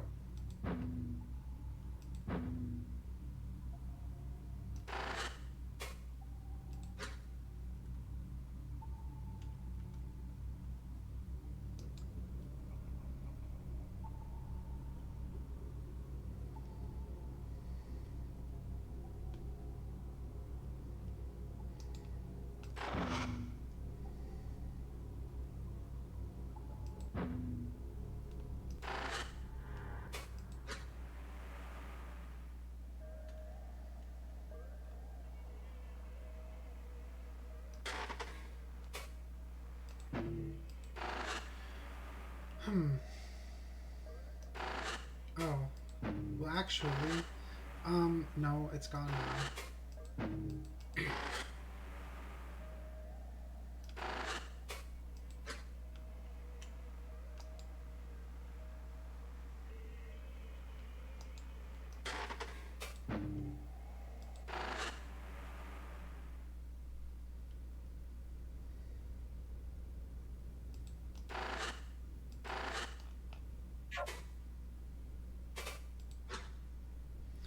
Seems like Fun Friend is still working on the rest of the collapsed memory for now. I have a question about the embassy. I'm doing my best, lol.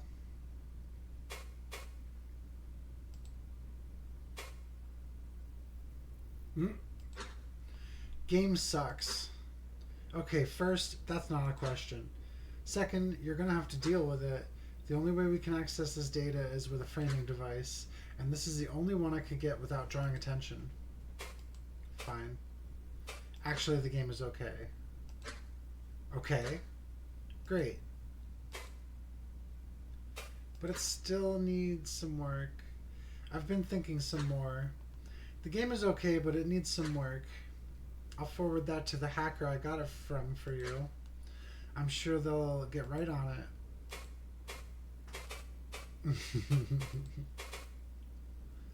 Koski's guns. Where did Koski get guns? One of the internal initiatives the Obesk had involved the exchange of materials, like everything from plastic bottles to assault rifles. They gave us stuff too, although obviously it was a little one-sided. This was like 20 plus years ago, so IDK. Exactly what the circumstances were. But when aliens were new, people probably didn't hesitate to give them whatever.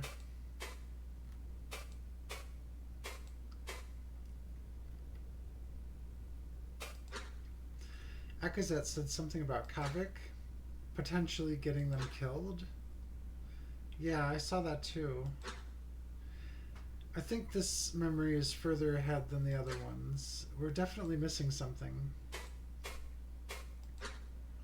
Do we know anything about the signal? The one that triggered the start of this? No, actually. I mean, that's me making an assumption. Because if we knew anything, we'd probably have already connected it to the collapse somehow. We didn't and still don't have any tools that can detect dull signals, but the fact we didn't know about it does at least confirm that it was a dull signal. That's too bad. How many casualties were there in the collapse? We never really got any solid numbers. All we know is enough permanently died that very few physically visit Earth anymore. I've been told it's mostly out of fear now, but I have to wonder if most of the existing Co were actually killed in the collapse. See, the population of the embassy was only something like a few hundred, but the Obesk have really low population, like as a whole. So when one of them dies, especially a Co, it's a big deal. When the collapse started, were there any attacks anywhere else? Not attacks, really, but there was some really weird stuff that happened at the same time. See, Obesk had these things they called polygonation spires. Put them all around the world, used them to track the call's origin point. Looked like big purple spikes that stuck out of the ground, like radio towers might. They were a big tourist attraction for a while, actually. Anyway, when this started, they all melted. Every single one just collapsed in on itself. Popular theory was that they relied on something in the embassy that broke, but I'm not really sure that's the case anymore. There are also these old archive videos from way back when of Obesk ships acting strangely, like darting around in the air and not really going anywhere, nearly crashing into buildings. Nothing had ever really happened, and some news sites debunked them as CGI hoaxes. Remember, that was also about when the AI shit hit the fan, so... Man, I'm just rambling. There was all kinds of weird stuff that happened, okay? Wow. Itchy.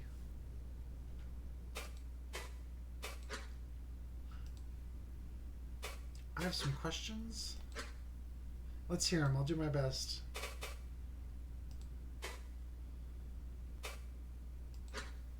What is the Eye of Velzy? It's a feature of the gas giant Obeski is tidally. It's a feature of the gas giant Obeski is tidally locked to. The Obeski use its visibility for time. Some parts of Obeski worship or despise it as the eye of a god, given how dark their world is, and they have this giant glowing eye-looking thing in the sky at all times.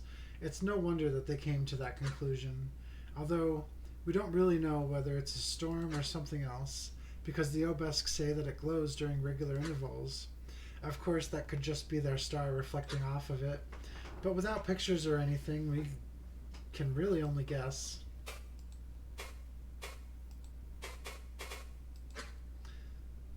Are all Obesk actually these weird little spider things? No, just the Co. The larval Obesk go through some procedure that makes them into those.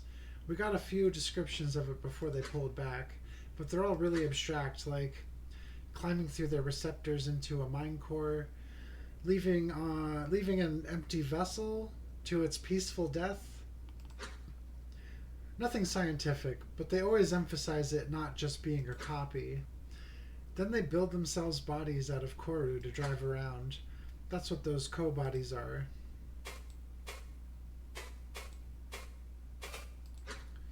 What are Valk? They basically cover the inhabitable surface of Obeski. I actually kind of know this. They're like a fungus that grows on the planet. I think. Kind of like how grass is all over the earth, I guess. And they can grow to the size of skyscrapers. They're apparently able to walk. They have a lot of legs.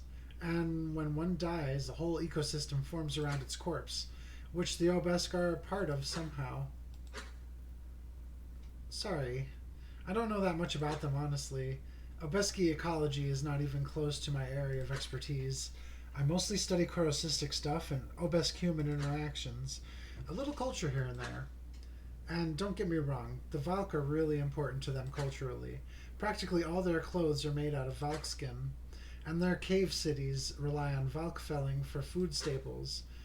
We don't really have a great idea of how they actually work, or even really how they actually look, outside of stylized sculptures. Okay.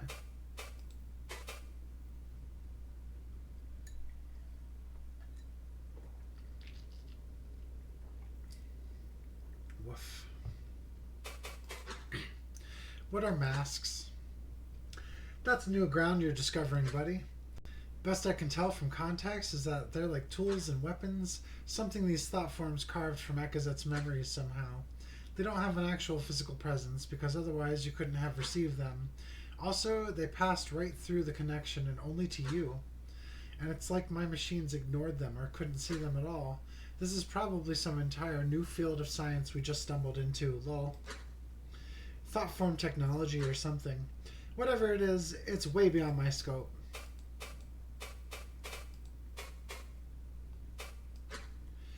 What if knowing all this puts us in danger? I wouldn't worry about that. The FBX isn't like the CIA or FBI. Worst thing that happens is that we have to sign NDAs and other legal stuff. Judging by what we've seen, that's pretty much an inevitability. But they aren't going to disappear us, if that's what you mean. What do you think of all this? The embassy, Gordon's involvement?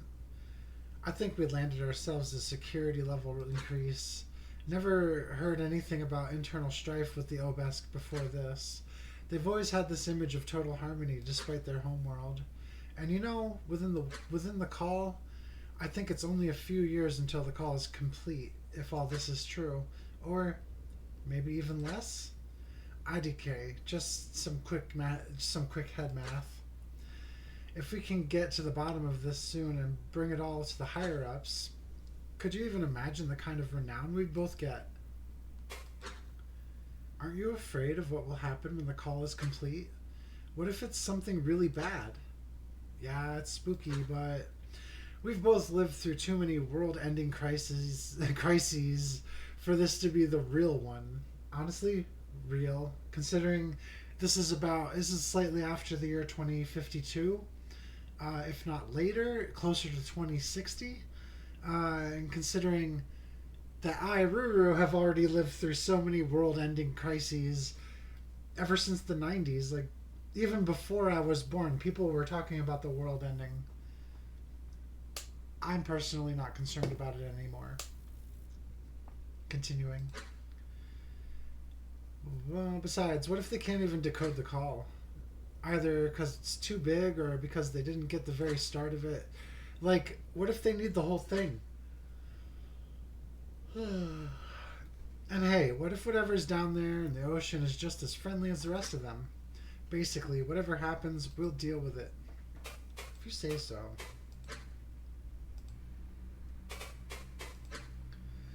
Nothing for now. Just gotta wait for Fun Friend to finish more of the memory.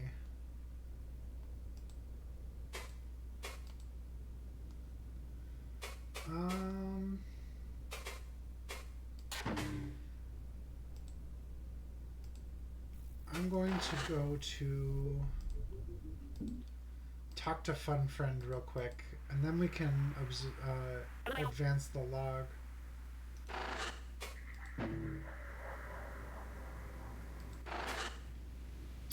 Hello, interloper.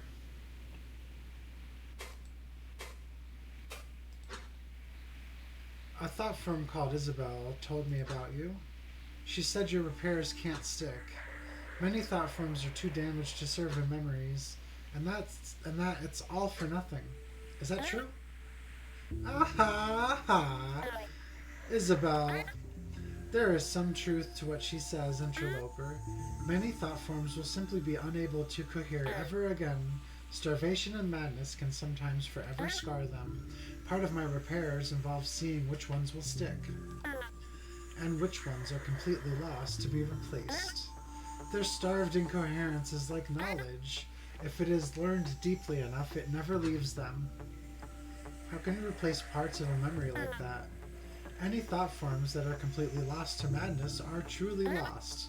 But sometimes information can be moved from one to another, even in damaged states. It is troublesome, time-consuming, especially if they do not cooperate. I hate it more than any other part of repair, interloper. Many of them were once like friends, for a while anyway. Regardless, do not let Isabel's words shake you. I have things under control, especially with your help.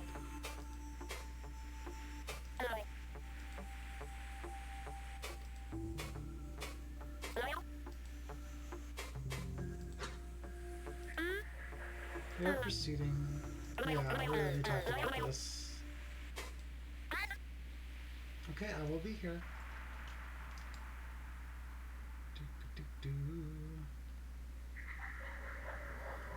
Anywhere else to go? I actually thought about something.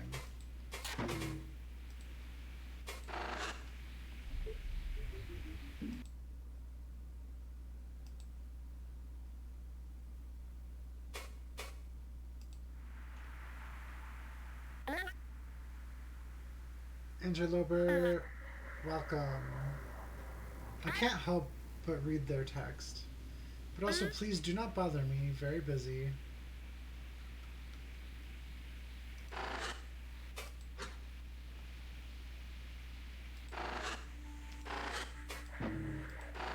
Here we go.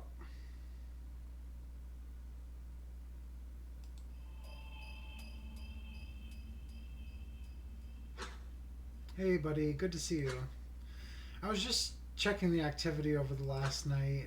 This is pretty similar to what I saw when Fun Friend fixed the first part of the collapse. I'll bet the next part of it is ready to view. Judging by the amount of activity, this is probably a larger one, so sorry if you still think the framing device sucks, lol. Go on in. Also, I was curious after work the other day. Started looking at old news and video archives from when the collapse happened. Remember when videos were all in one site? That must have been nice. Anyway, didn't find anything too groundbreaking. Just had some observations if you want to hear them when you got a minute. But right now, we gotta get you back into it. I know it's only been a few days, but people are starting to ask questions about how this one is going. I've been stalling, but, you know, not sure how long that's gonna work, whether it's a matter of weeks or even days. What we have is probably already a bombshell, but I don't want to turn this thing in until it's nuclear.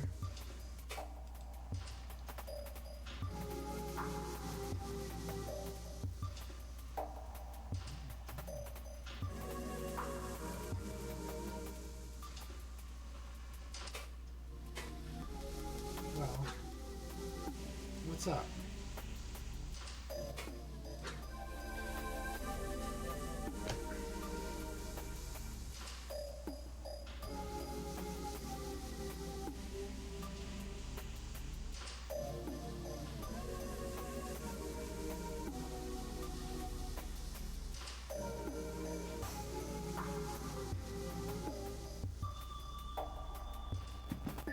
I have a question. Yeah? So are we just keeping this gun? Oh, well, you know, it might be handy. To be honest with you, I don't really feel like returning it right now, lol. R&D didn't seem like they needed it. It's not often they need to kill something. I'll return it later.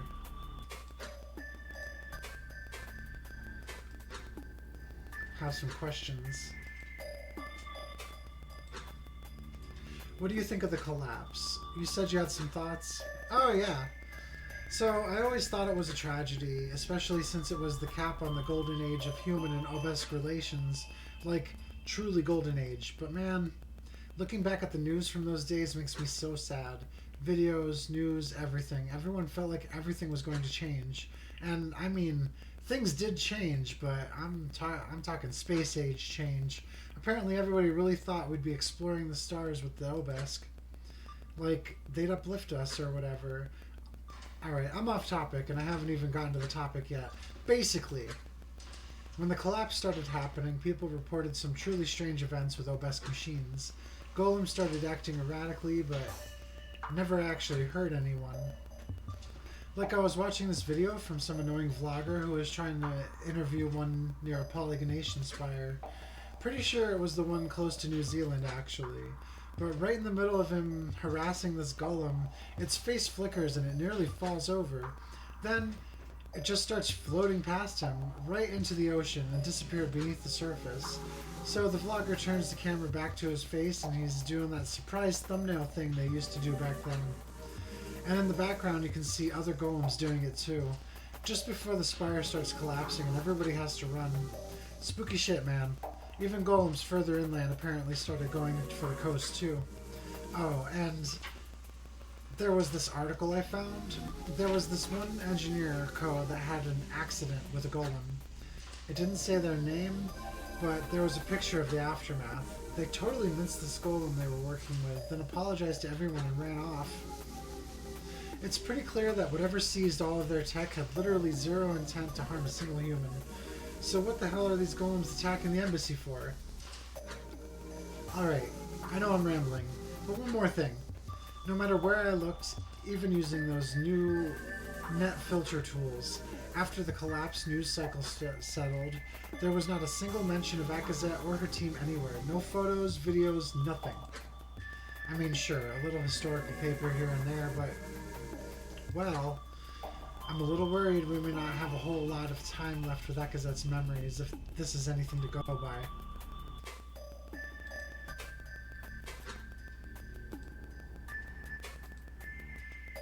Alright. Doop-a-doo. Brrr.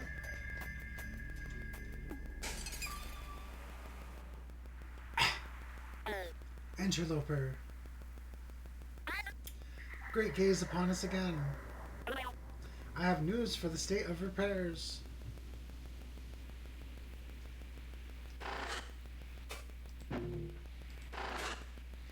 Hello, Interloper. What's new, fun friend? After seeing you consume the memories of the embassy so quickly, I repaired the golem maintenance portion of the collapse. This one took so much longer than I wanted it to. I thought it would only take a few winks, but it did not. Oh, it did not, Interloper. I must have spent nearly a whole gaze on it. Interloper, I have so much to do still. But I must tell you, the more I repair of the collapse, the less I want to. It seems like things are only getting worse, but it is my duty, especially if it means I can know what happened to Akazet. Regardless, that is enough for now. I must return to my work. Entertain yourself with it for now, and do not bother me for a while.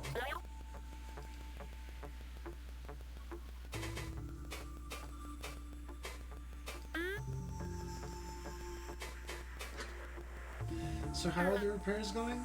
Interloper, repairs are going quite well.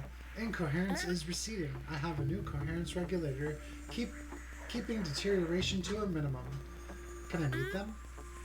What? No! Interloper, a coherence regulator does not speak, but it does mean I will have more memories repaired for you soon. How exciting, right?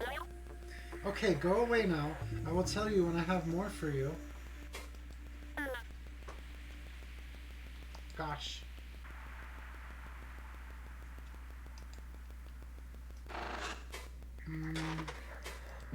I'll go back to the city and see if there's more here first.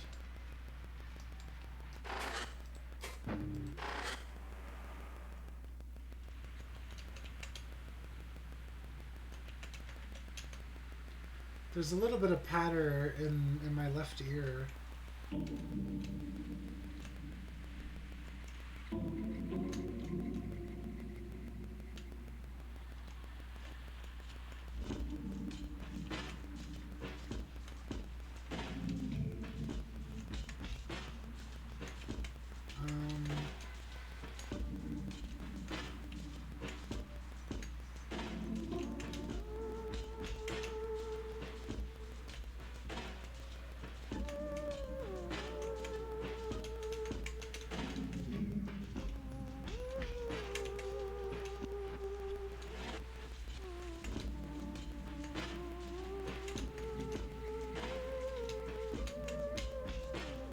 I didn't have to go over here.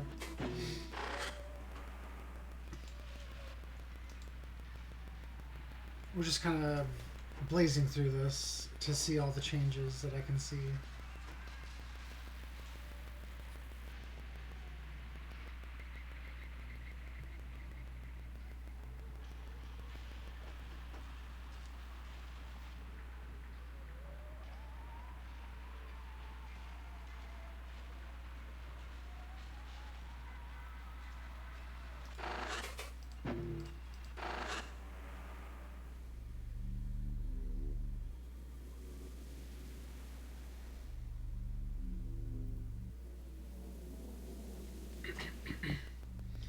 I suppose I could just go to the embassy about it.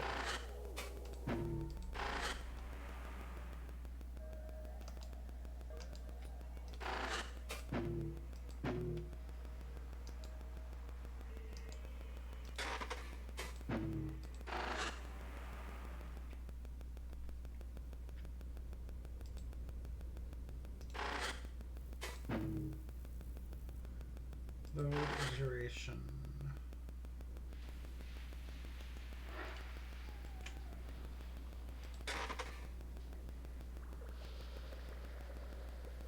It was shaking.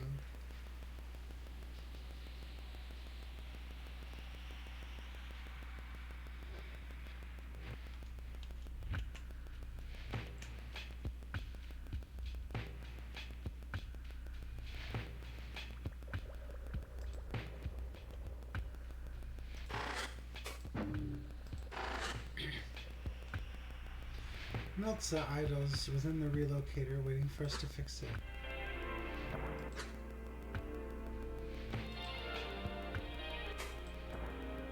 Okay.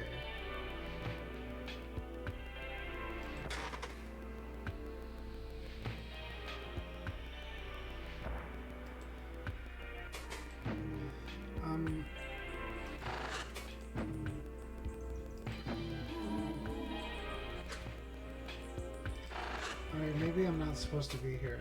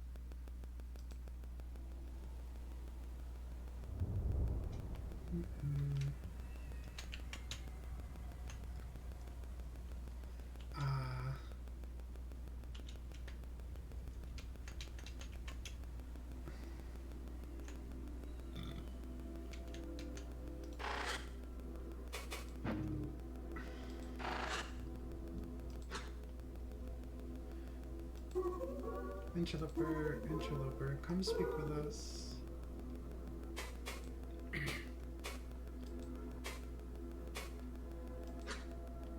I was able to find the entrance to this place easily. Funfriend may even already know about it. There is a coherence regulator now, too. Are you afraid?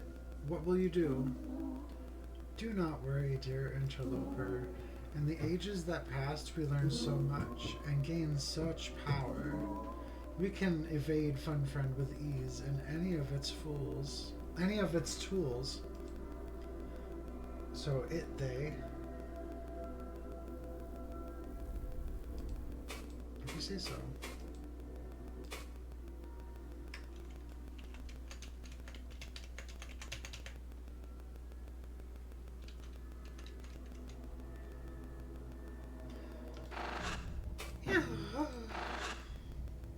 thought form's attention is elsewhere at first, but it feels your mind's eye and attends to you. Oh, interloper. I could use some company.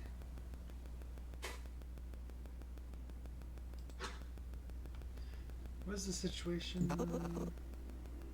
There's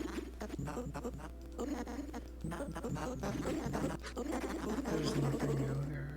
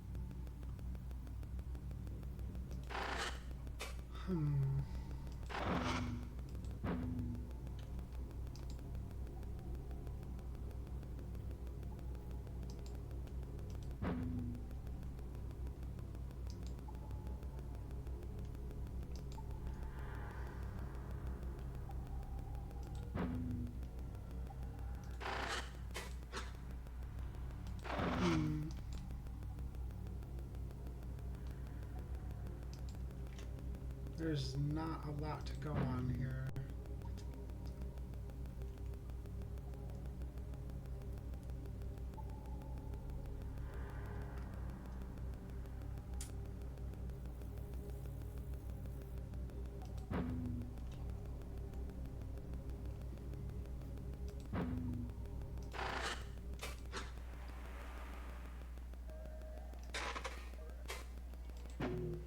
But then what?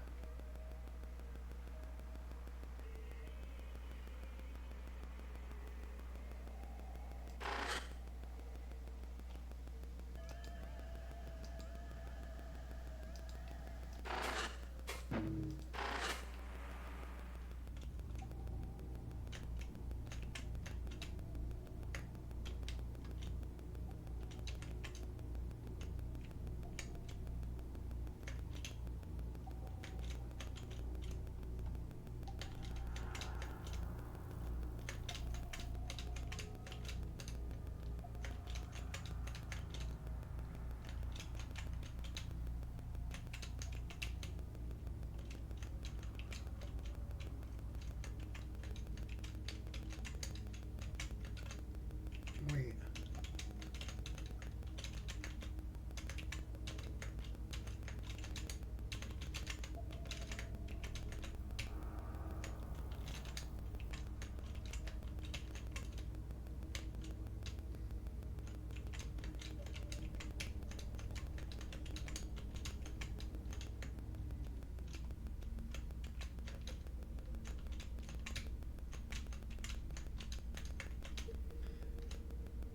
This thing.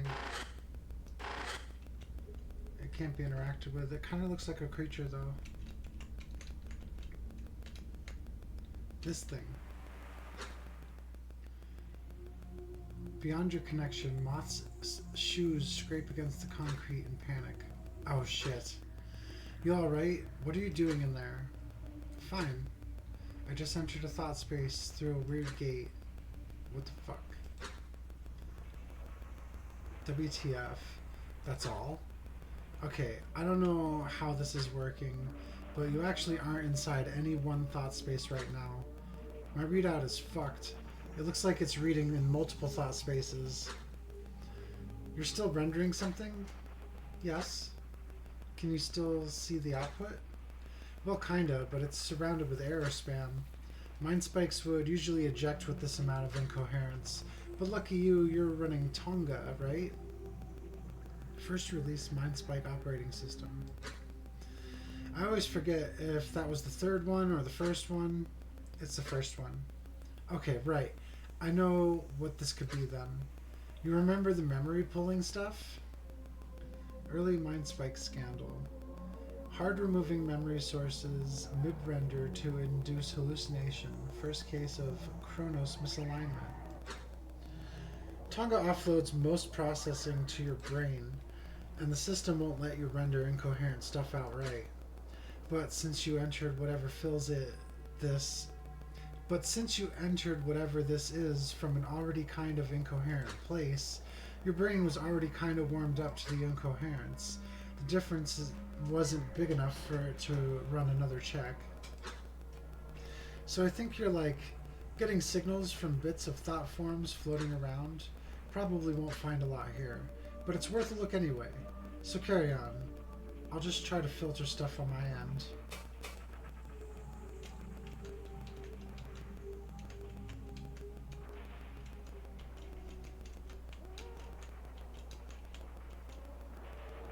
Creature. What are you looking at? Download started?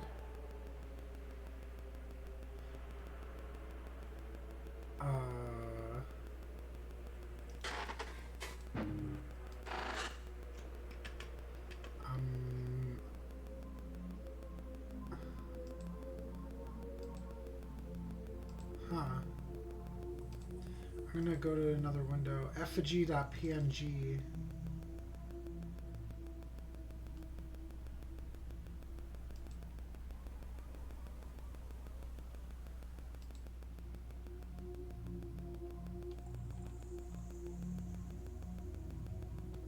It's it looks a little bit like the space I'm in, but from a top-down view.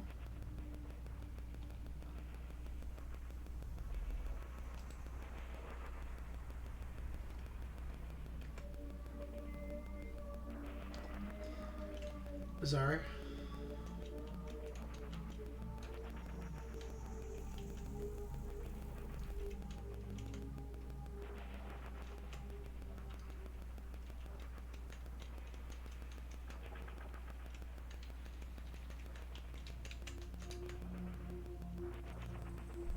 Yeah.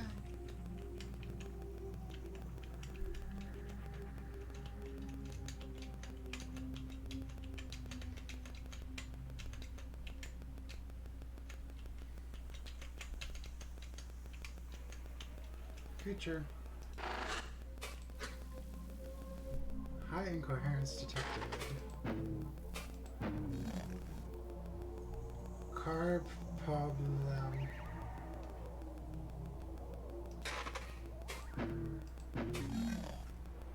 Alien. No. Fix car.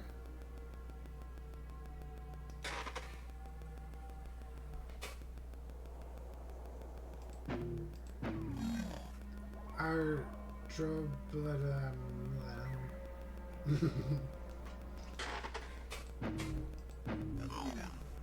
Car's stuck.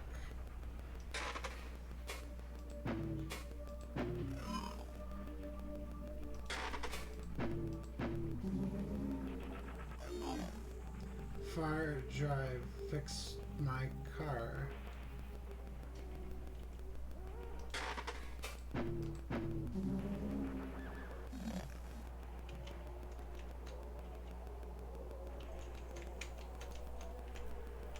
It's always facing away from us.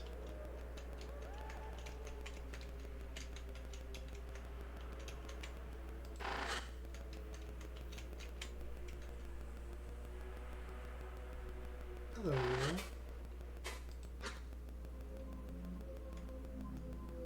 Isabel. So quiet. I want some music.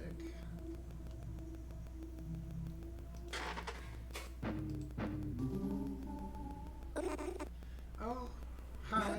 What? I have my new friends here, but I miss Isabel. Oh. I'll come back to visit, okay? Bye.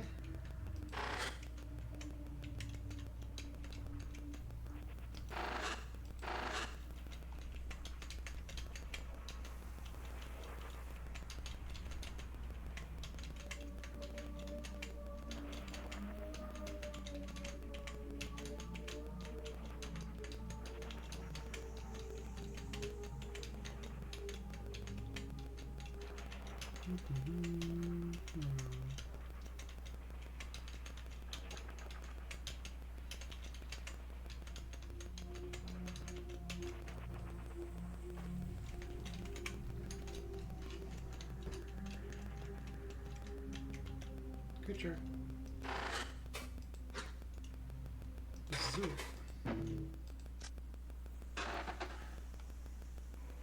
Download.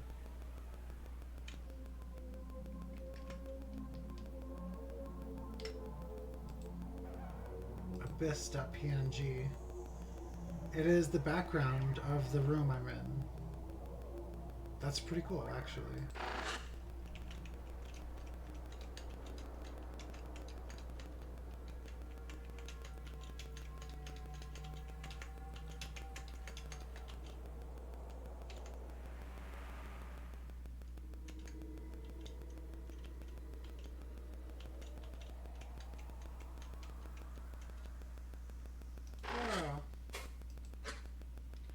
Piece.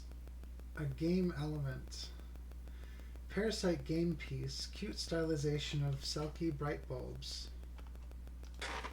Do you hear it too?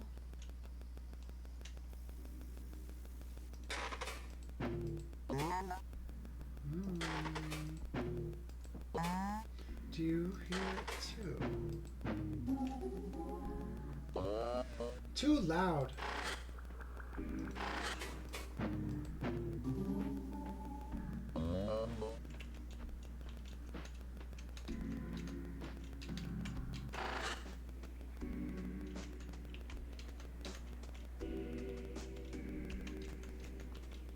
They are playing a game. Oh, these look like different forms of Akazet. Well, no, not quite. It's Akazet and... Oh, and the corrupted things. Oh, this is like parts of the game data that was injected.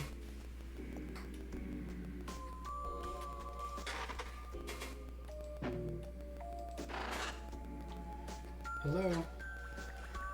Your interruption earns the minds of the thought forms. The feeling of their attention is mixed with palpable annoyance. We are busy? What do you want? Stop distracting her. This next move is important. What are you doing? Nobody knows the rules anymore. So we looked for some and found this out here. And found this out there. Its rules do not seem right for our board. But we are trying it out anyway. And I'm winning. Her kind always loses.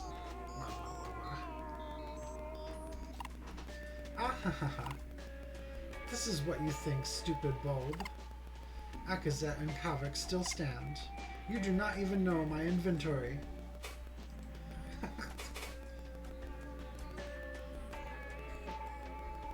Look like team members.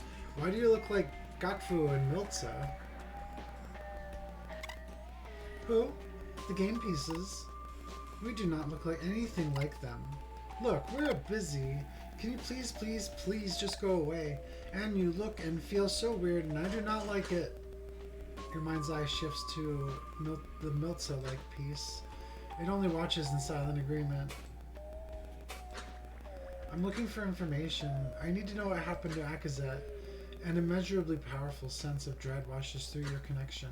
The smiling piece's attention shifts to the board, then to something you cannot see. What do you mean? Did I miss a rule? She is right here. No, they must know something you do not. We should remove Akazet from play to be safe. Shut up, Zuzukri. Oh. Violent parasitic surface fauna. Hijacks mind of victims. Oh, right. We've gotten this note before. Another word and I will tear your stupid thought membrane to pieces.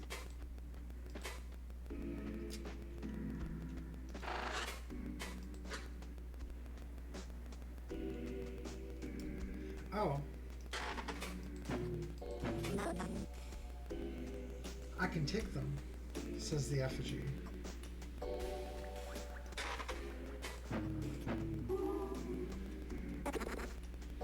Isabel. That's right. I gotta go home. This was fun, bye. What? No fair. Come back. Leaving mid-game. Rude. That counts as death. It does not.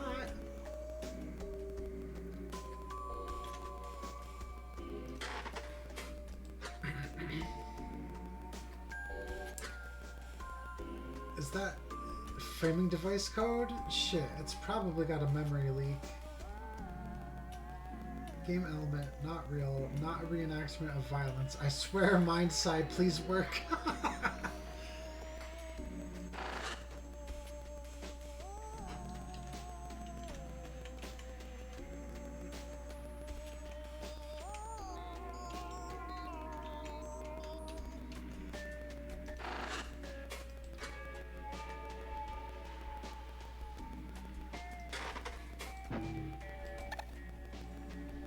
We are friends now, okay?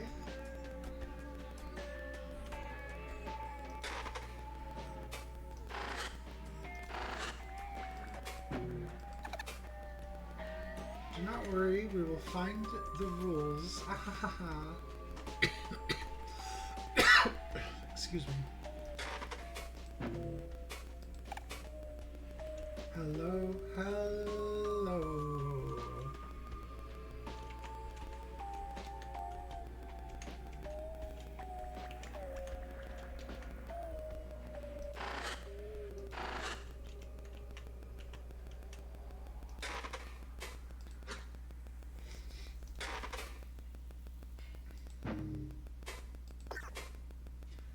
Sulky, sulky, sulky.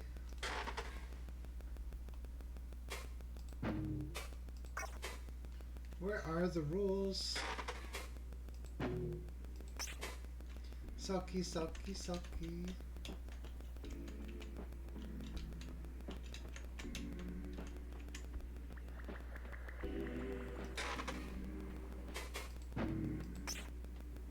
How many lives will be lost if they succeed? Win, win, win.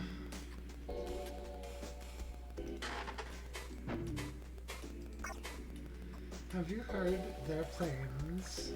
Have you heard their plans? Sickening.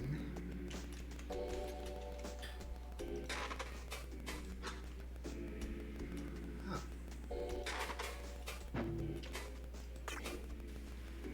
Win. Oh, this one it says the same things as the other one. There is no time for peace.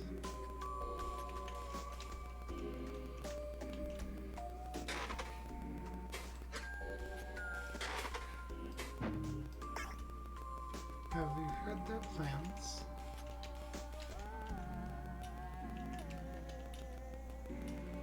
Oh.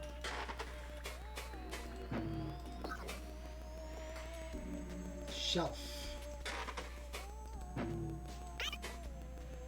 Curled piece. It has to be here.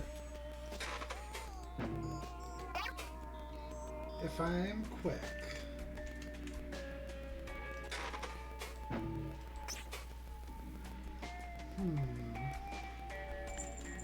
Strangeness.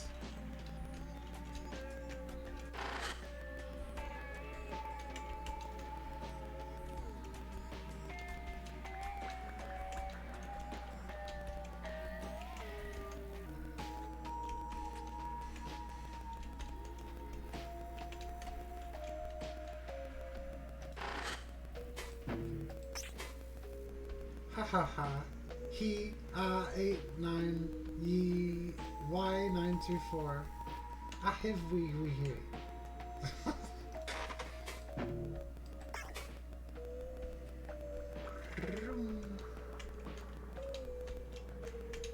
Strange things.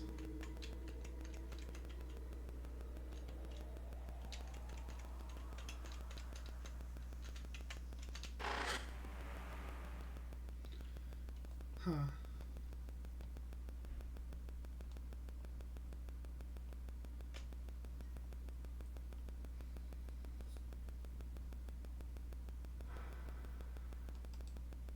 Loading resources.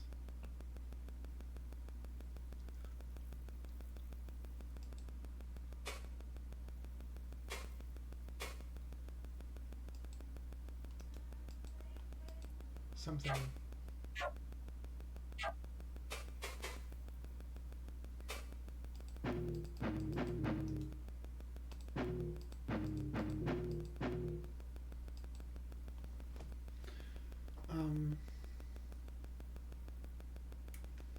Did I do something weird?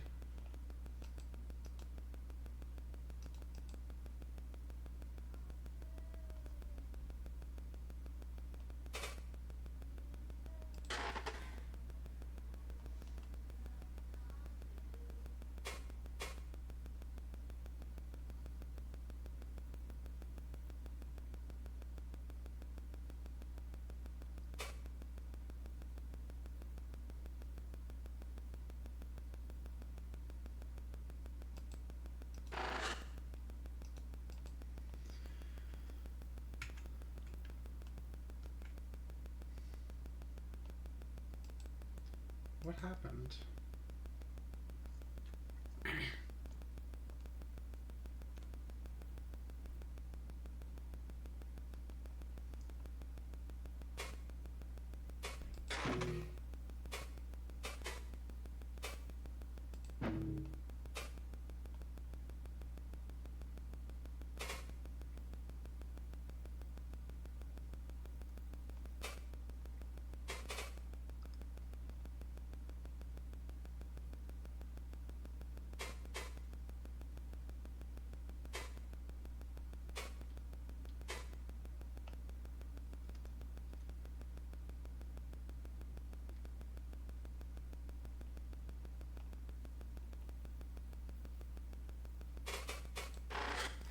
Something's wrong.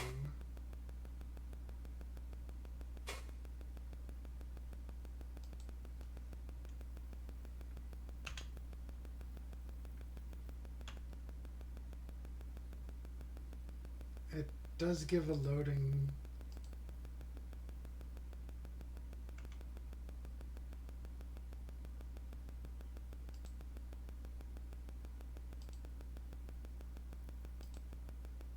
Now I can't click on anything. Wow.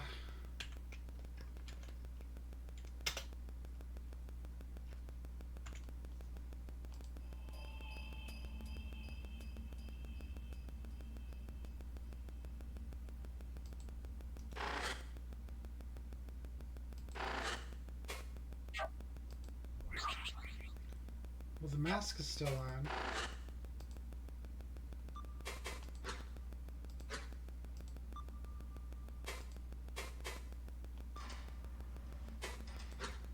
It saved whatever I did. It just like we got stuck in a part.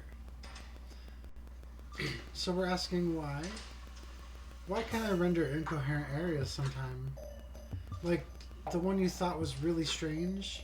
Well, I can't be totally certain, but you remember my theory? You're running Tonga and it puts a lot of processing on your brain. The system has checks to make sure you don't render incoherent stuff, because it could hurt you or cause Chronos misalignment or something. Not that I think this would, of course. This is different from human incoherence. Anyway, it relies on your brain sending a signal back, but being like, something is fucked up, for it to block things a lot of the time. But since you entered whatever this is from an already kind of incoherent place, your brain was already kind of warmed up to the incoherence. Like the old frog in the boiling pot analogy, right? A little side note, that analogy is false. A frog will not sit in boiling water until it dies. As soon as the water is uncomfortable, it leaves. To be clear though, your brain is not in a boiling pot. Pretty sure everything happening in those incoherent areas is totally fine for you.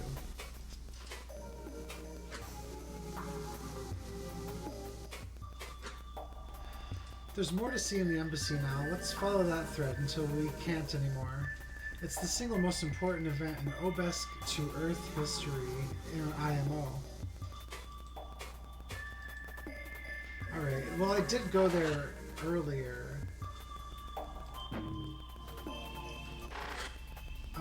And then we kind of got stuck. Because it just looked like the same thing as before. Hello. Is the auth layer still dissociated? I miss them.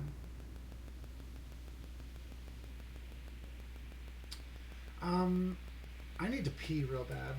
I'll be right back.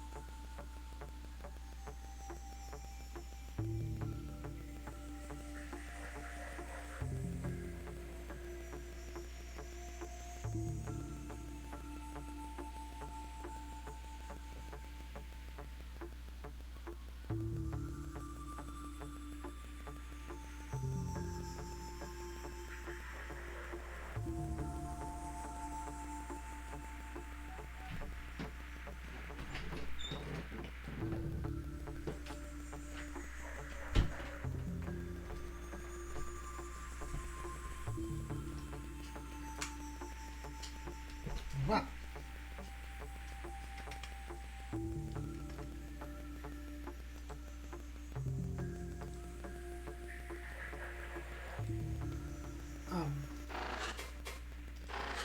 To the embassy.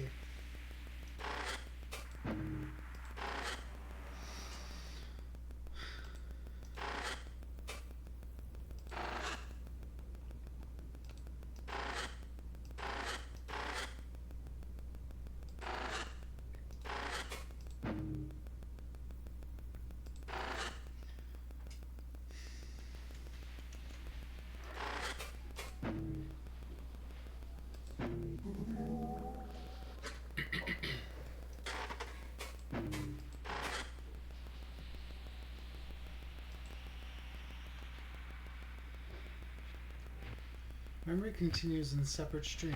Follow stream.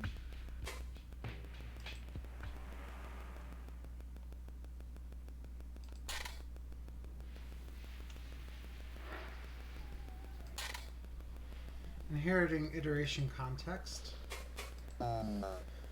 Okay, Gakfu Kami. Commencing relocation.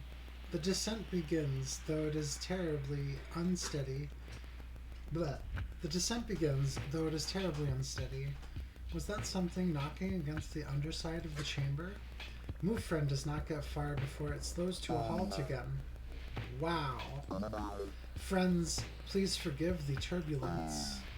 Corrovi. Aqueous, low activity Corru.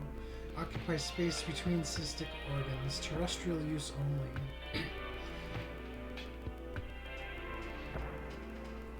Is that a Y? Yeah, Corroyi density is unusually high in this area. In fact, all standard currents have ceased.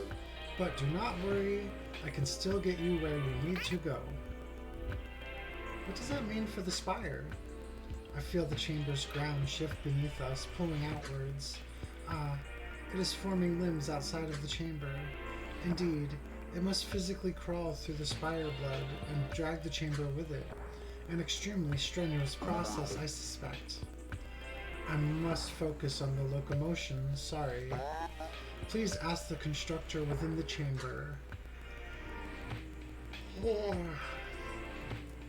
I look towards Tozik at first.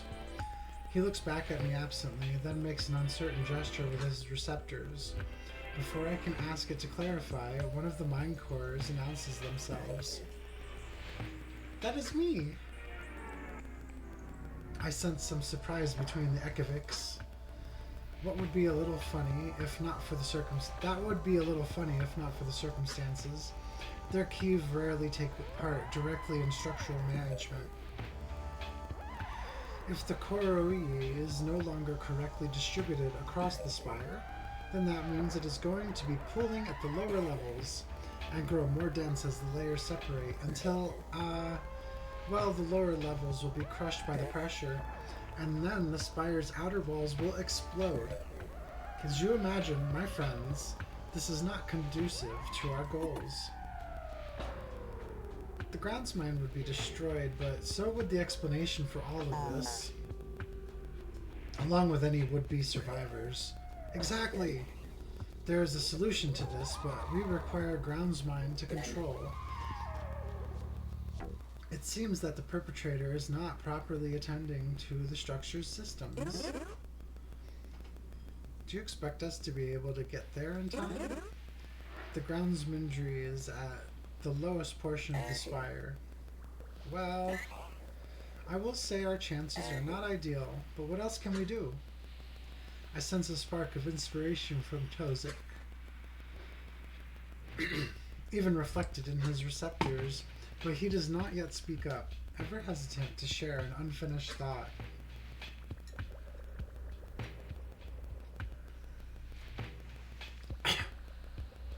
While we wait for the move friend to deliver us to golem maintenance, a plan should be devised, and we should get a profile of Itzil's Kivu. What to ask first?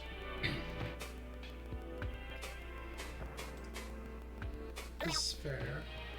Carrick, did you mention earlier that your sphere reserves were low? I'm still unsure if I should crouch while speaking to the mind cores, but it seems kinder than looming over them. Yes, I did. I know repairing Move Friend came first, but if there is any left, I would not protest. There's a little, do not worry. I draw a cube of sphere from our stash and simply set it beside Carrick, because, though the thought occurred to me, feeding them directly would be so strange. Thankfully, Carrick does not hold conflict. Thank you, Akazet. They coil an emergency leg around the sphere and press it against their side. Their shell extends to envelop it and draw it inward. Ah, that is much better. I appreciate your efforts, my friend. Of course. Itziel, tell me about your Kivii. Kivii? Their name, their receptors, where you think they might be.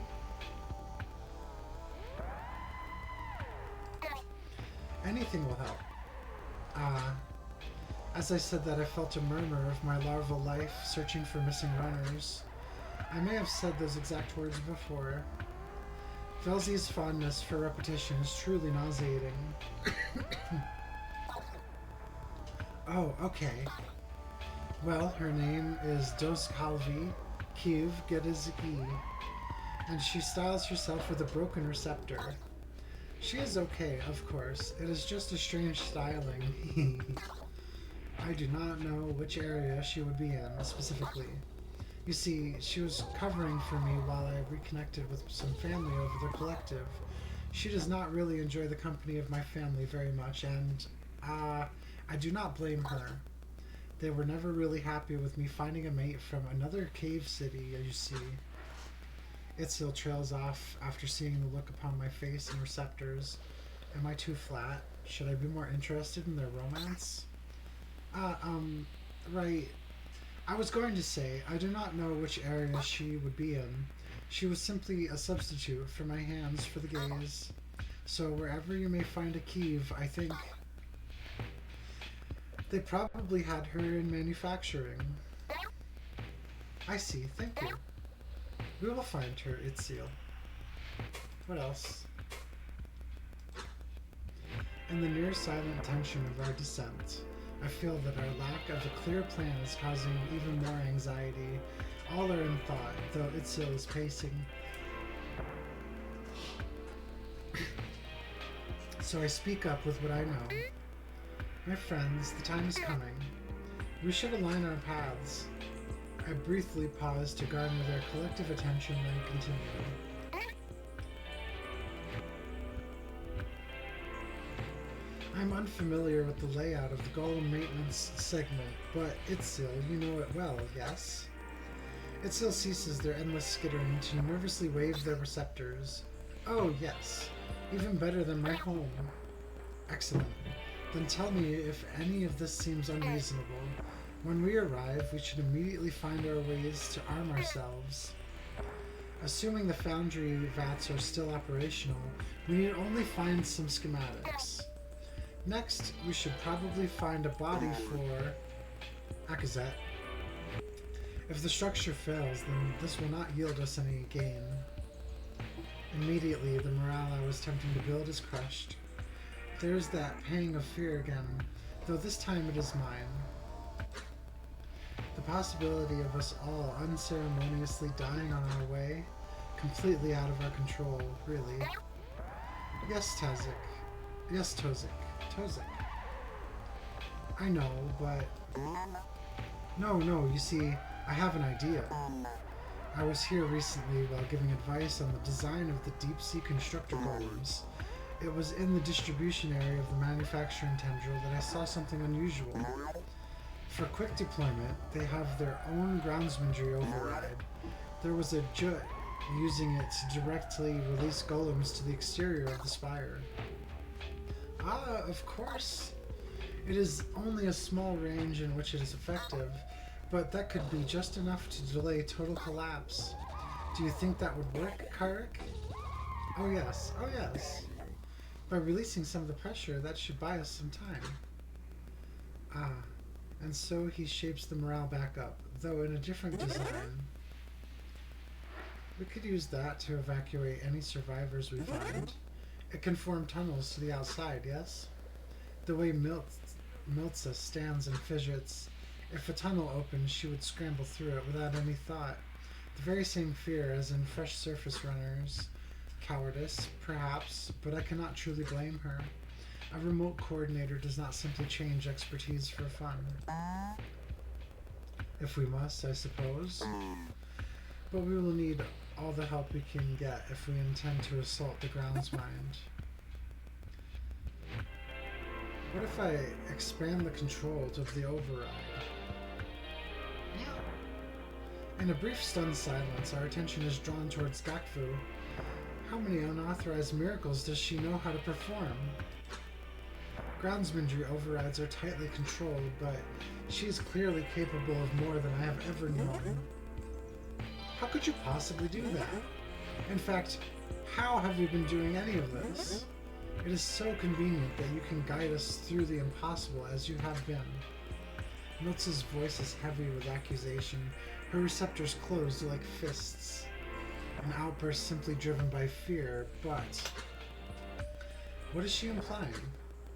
Itzel skitters forth, announced by the clicking of their sharp legs against the cystic glass. Hey, does it matter? Gakfu is helping us save everyone. Itzel's assertion earns Miltza's attention, for she seems to have no retort. But this alone is not enough to diffuse her suspicions. Gakfu hangs her receptors back cynically. She could elect not to even answer, but... Alright, if you want a proper explanation, then fine. Yes, I have a mind core with groundsmanry capabilities.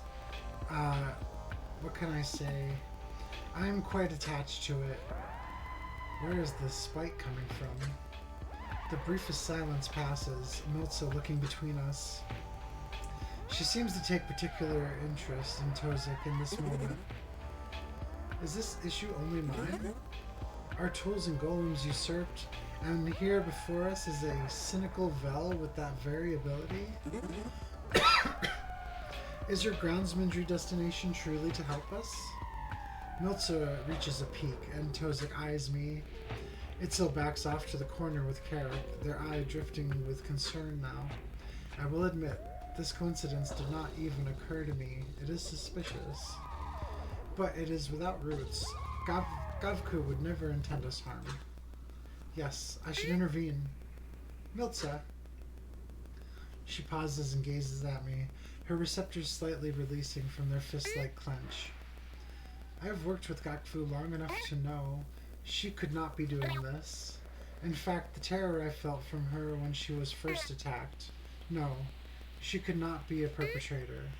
But it is still unusual, this is true. Then I turned to Gakfu, disappointed in her unhelpful handling of the situation. She seemed proud of herself with her little joke, but now I see apologetic shame. Her tone softens to explain. Yes, I know how it looks. The truth is complex. Milza, you must trust that I am here to help. I can explain everything later. But we have to get out of here intact first. I see a wordless agreement as Milza's receptors lose their tension. Though they do not stray near one another, they have an accord for now. Okay. To return to our path. Top priority, use the override in manufacturing to stop the structure from collapsing. Next, arm ourselves, in fact. If we can make more time-stopper connectors, even better. Also, we should find suitable bodies for Itzel and Carrick. Then, find any survivors, Itzel's Kivii included. Finally, we descend to the groundsman and cease this madness. Alright? Sounds good. The others agree with a simple forward waving of their receptors. Excellent. What else? Milza.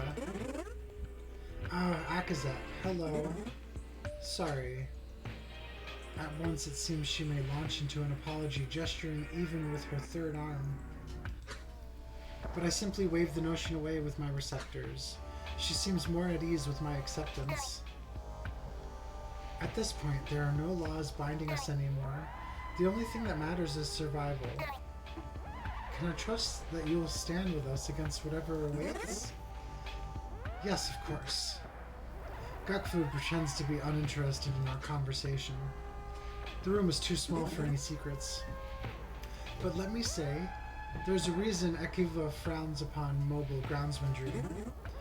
I never much cared for structurism, but the anti-structurists were a sour option themselves. They used illegal groundsmanry to sow chaos anonymously. I mean, that is all a flicker in the past now, but the flame is carried into death still. This could be a coordinated attack, not just by one person, but many. Still, if you can trust Gakfu, I will trust her too. In these times we must, despite whatever we may hang over us. What a strange turn of phrase. She certainly means culturally. But there is something in her tone. I feel a certain weight to it, as her larval history affected her so severely? Or is she within the greater conflict herself? Despite her flightiness and her outburst, I feel I can trust her. Yes, she must simply be scared beyond her limits. Remote coordinators like her rarely saw any direct action, only ever experiencing the terror of the surface through their distant eyes. But it seems that terror has found her now. Final death has never been closer to all of us. True. With my curiosity sated, we wait. The remaining sphere we collected is distributed among ourselves to mend wounds, attempt repairs to inner components, and so on. And there is some small chat here and there, but in time our progress slows, to a worrying degree in fact. The Corru no longer murmurs past the walls as it did. Okay friends, good news. The density is so high I was not able to get you to the usual entry point. So in fact, the entire segment is surrounded by dangerously dense Corru. Sorry, that was not the good news yet. Here it is. We are near one of the personnel tendrils of the Golem segment. It seems to have sunken and partially collapsed from the damage, but it is still attached to the main area. I can connect you there, but until the Corru flows are restored, that is the best I can do. Oh, my room. How will we get there without a move, friend? I was able to help before, but that is not sustainable, especially not if the density is going to be very high. Oh. Gakfu, the entire floor is connected. It's not like your segment at all. Or most of them, really. All the tendrils and chambers are connected semi-permanently. It is easier to move golems and resources around that way. Yes, this was impressed upon me in my recent visit. It was as if I were strolling through a Vasnian cavern. Ah, in that case, even with the high density, it should still be mostly intact. Contiguous spire chambers are typically well reinforced, for they do not move often. Yes, very good structure. However, it will not last forever. Archival veins around the segment are collapsing and will soon be falling into the area directly. Be careful, friends. I will wait here for when you return. Are you able to handle the Corru pressure here? No. Sorry. Once it is safe for all of you to leave me, I will return to a safe level until you have resolved the pressure problem. You're leaving us? Oh, no. Only a little. I will be back to deliver you to the groundsmanry floor, of course. And if you take too long... Never mind. Good luck. Move Friend forms a tunnel to the personnel tendril. Though it remains partially closed until we are ready to proceed. But before then, I should consider, who do I want to accompany me? Milza has proven to be a powerful defensive force, despite her hesitance. Tozik, I think we will need for his repair skills. But Gakfu's control over Corru is uniquely effective. Notice Party Menu attached to Spatial Navigation, associated with letter Z. Notice Additional Functionality Enabled. Notice Activate or deactivate potential party members. Drag from or into active party. Notice Recollective Locus cannot be removed from party. Felzy, be kind. We have a list of objectives here now.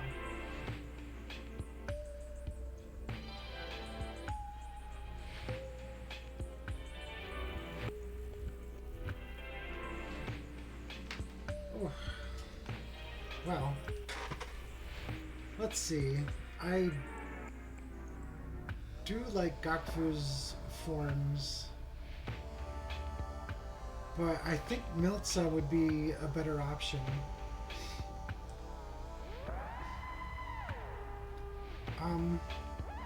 Also, Ekazet has a lot of damage from the previous section.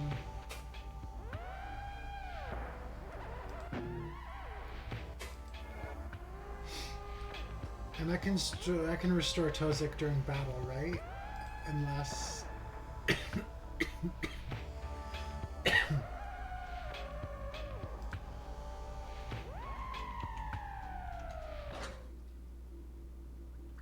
We advance to the personnel tendril.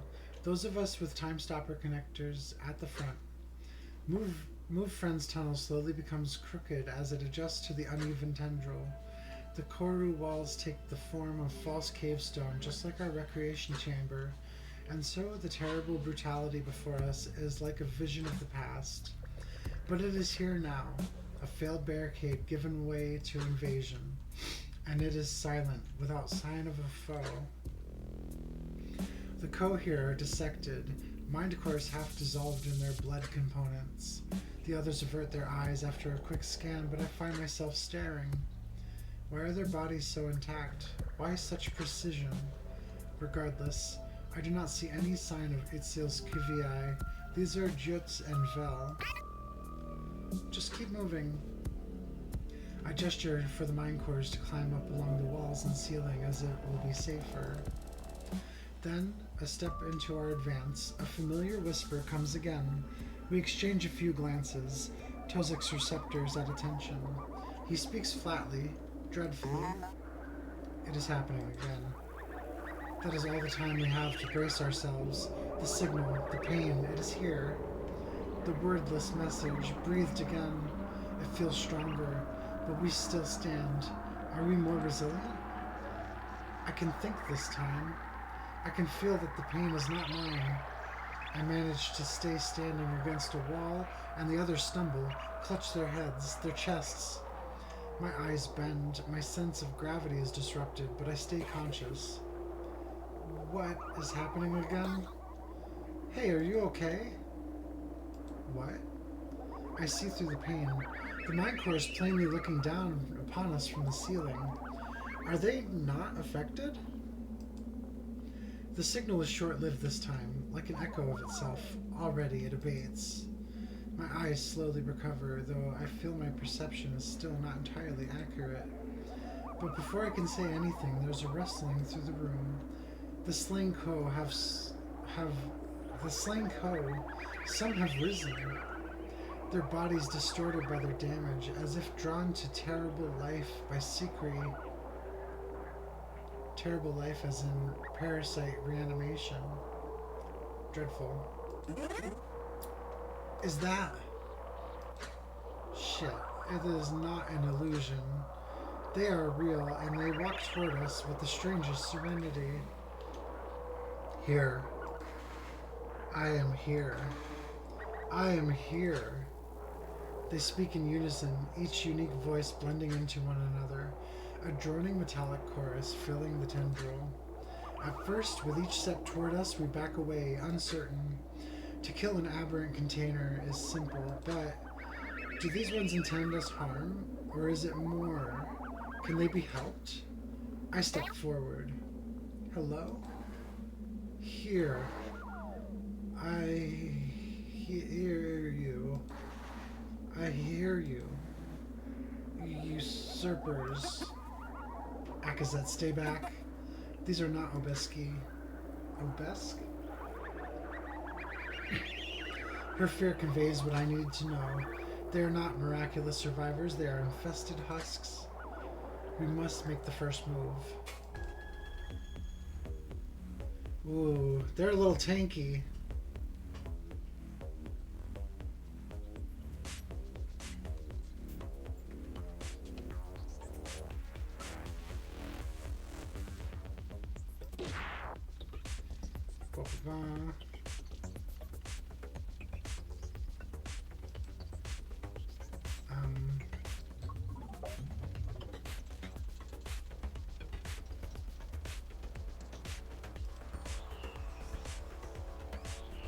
I don't have a lot of these.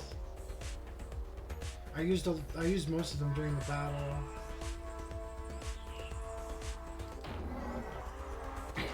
Good crit.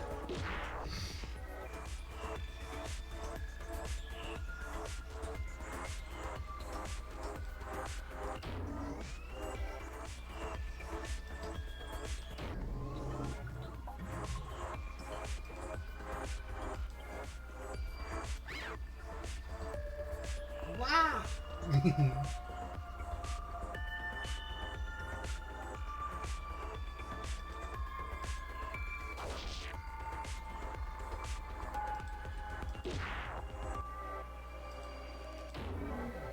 Nice, 2 crit. They have evasion. Does that mean that this will hit less? Well, we have some things that auto hit. So we can start working on the other.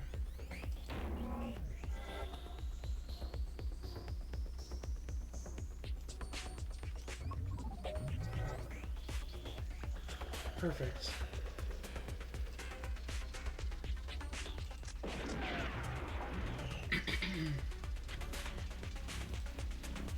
Overwhelming. Distractions.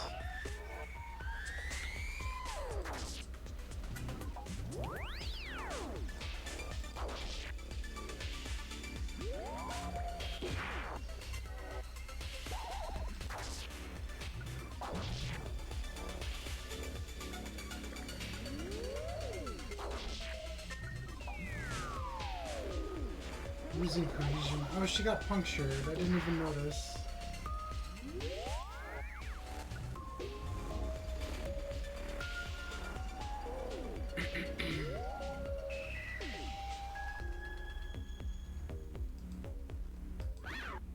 They can...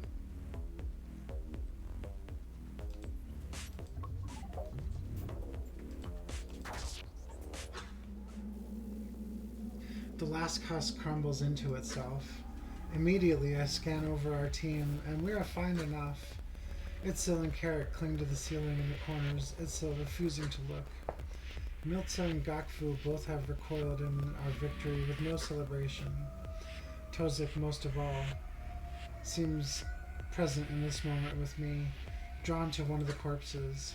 The adrenaline, the subtle joy I felt before, it is overwhelmed by grief. I did not know these but in their incoherent faces were every person I have ever spoken kindly to. These... He nearly addresses them as but thinking better of it as his voice shakes into a pause. They have no mark of control, no sigil or connector, no mind core.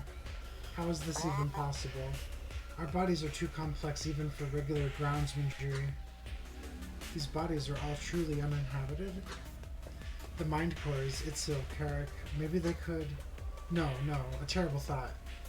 I dare not even complete it, but that does bring something to mind. Hey.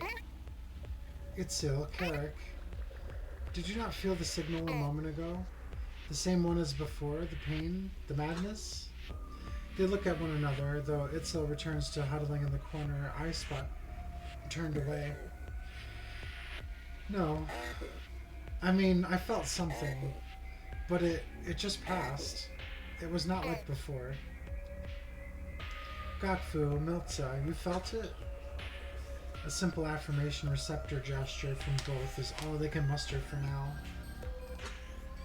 Tozik stands from the body he examined, drawing his Koriskivi back beneath the surface of his hand. I did too. It felt closer. We were on the right path. His finality implies we should leave this tendril sooner rather than later, so we commence. But still, closer is a good way to put it. It felt stronger, but it may just be proximity. Itzel, Carrick. Remain close. Stay high and far away from any bodies or inactive golems. Okay, Akazat. I have an idea.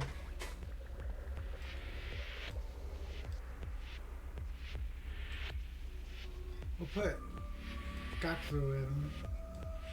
And can I move things? Not quite.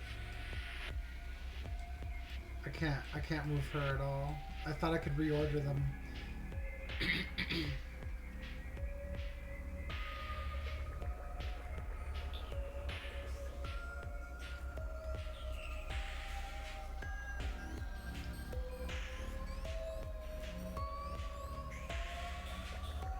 Because I have these, like 8 of these restorative cysts, I don't have to worry about being healed as much.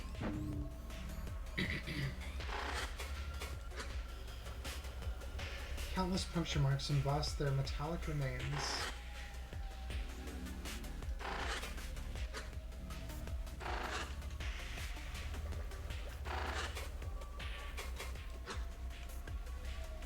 A nostalgic design reminiscent of a time before the Corru.Observer revolution. The real ones contained Yusku.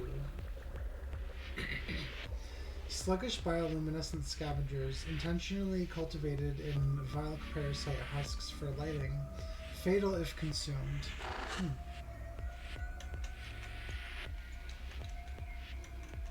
Wait, there's nowhere else to go, right? Yeah. Wait. This door is disjointed. There's like a door here. We can't reach it. It is locked. The doors are like out of place. Excuse me.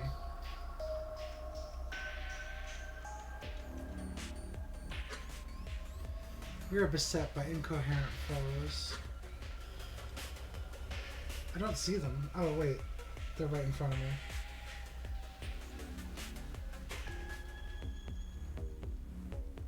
Repair friend and golem.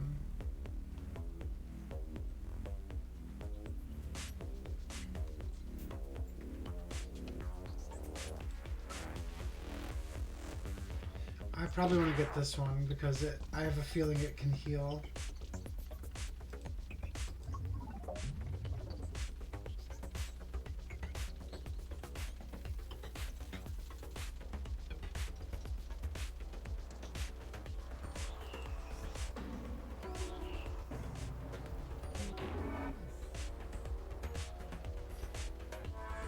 Huh.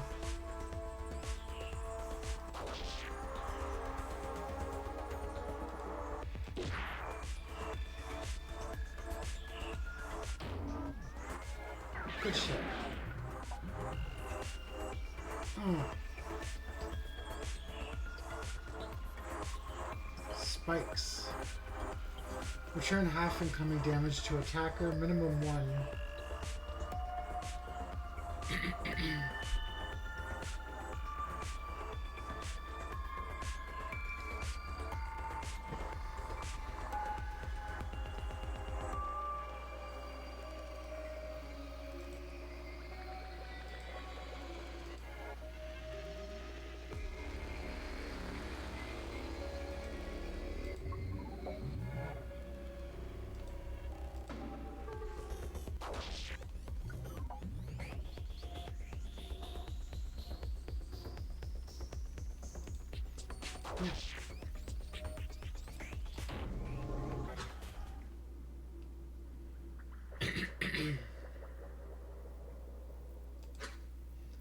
Within the debris, I find a Satic cyst.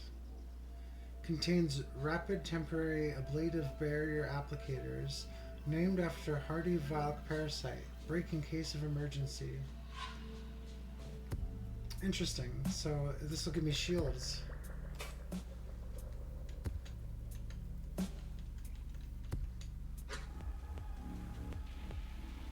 Yeah. They are here too, and are drawn to us immediately. It was not a single moment of madness. Velzy's eye hangs heavily over us. I feel its delight in our torment. These husks must be destroyed before the others can come through.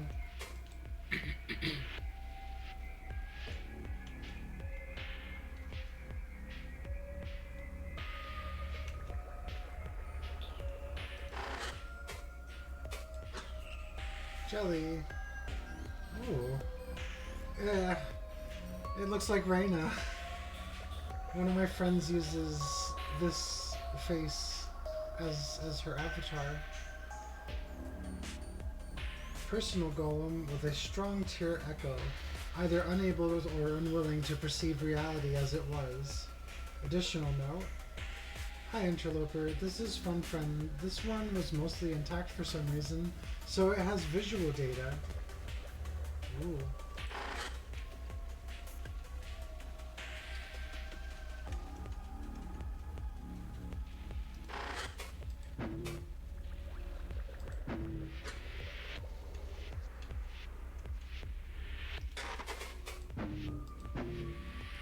It is too dangerous. Okay.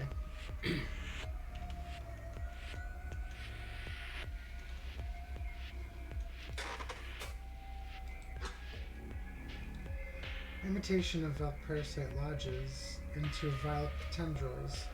Sprouts are prized for their hard, translucent skin. Okay. We confront.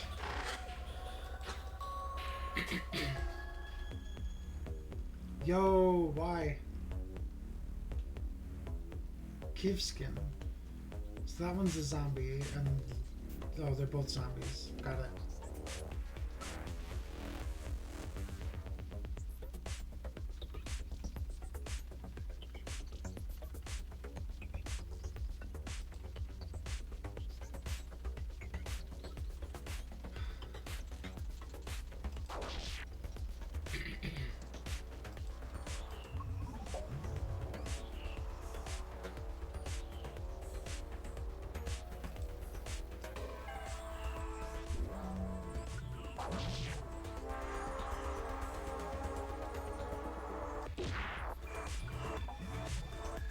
Did I miss?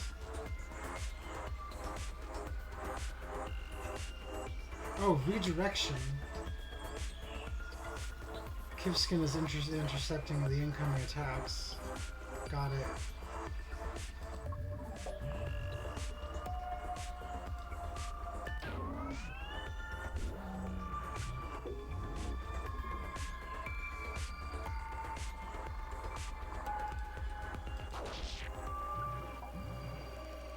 Eep.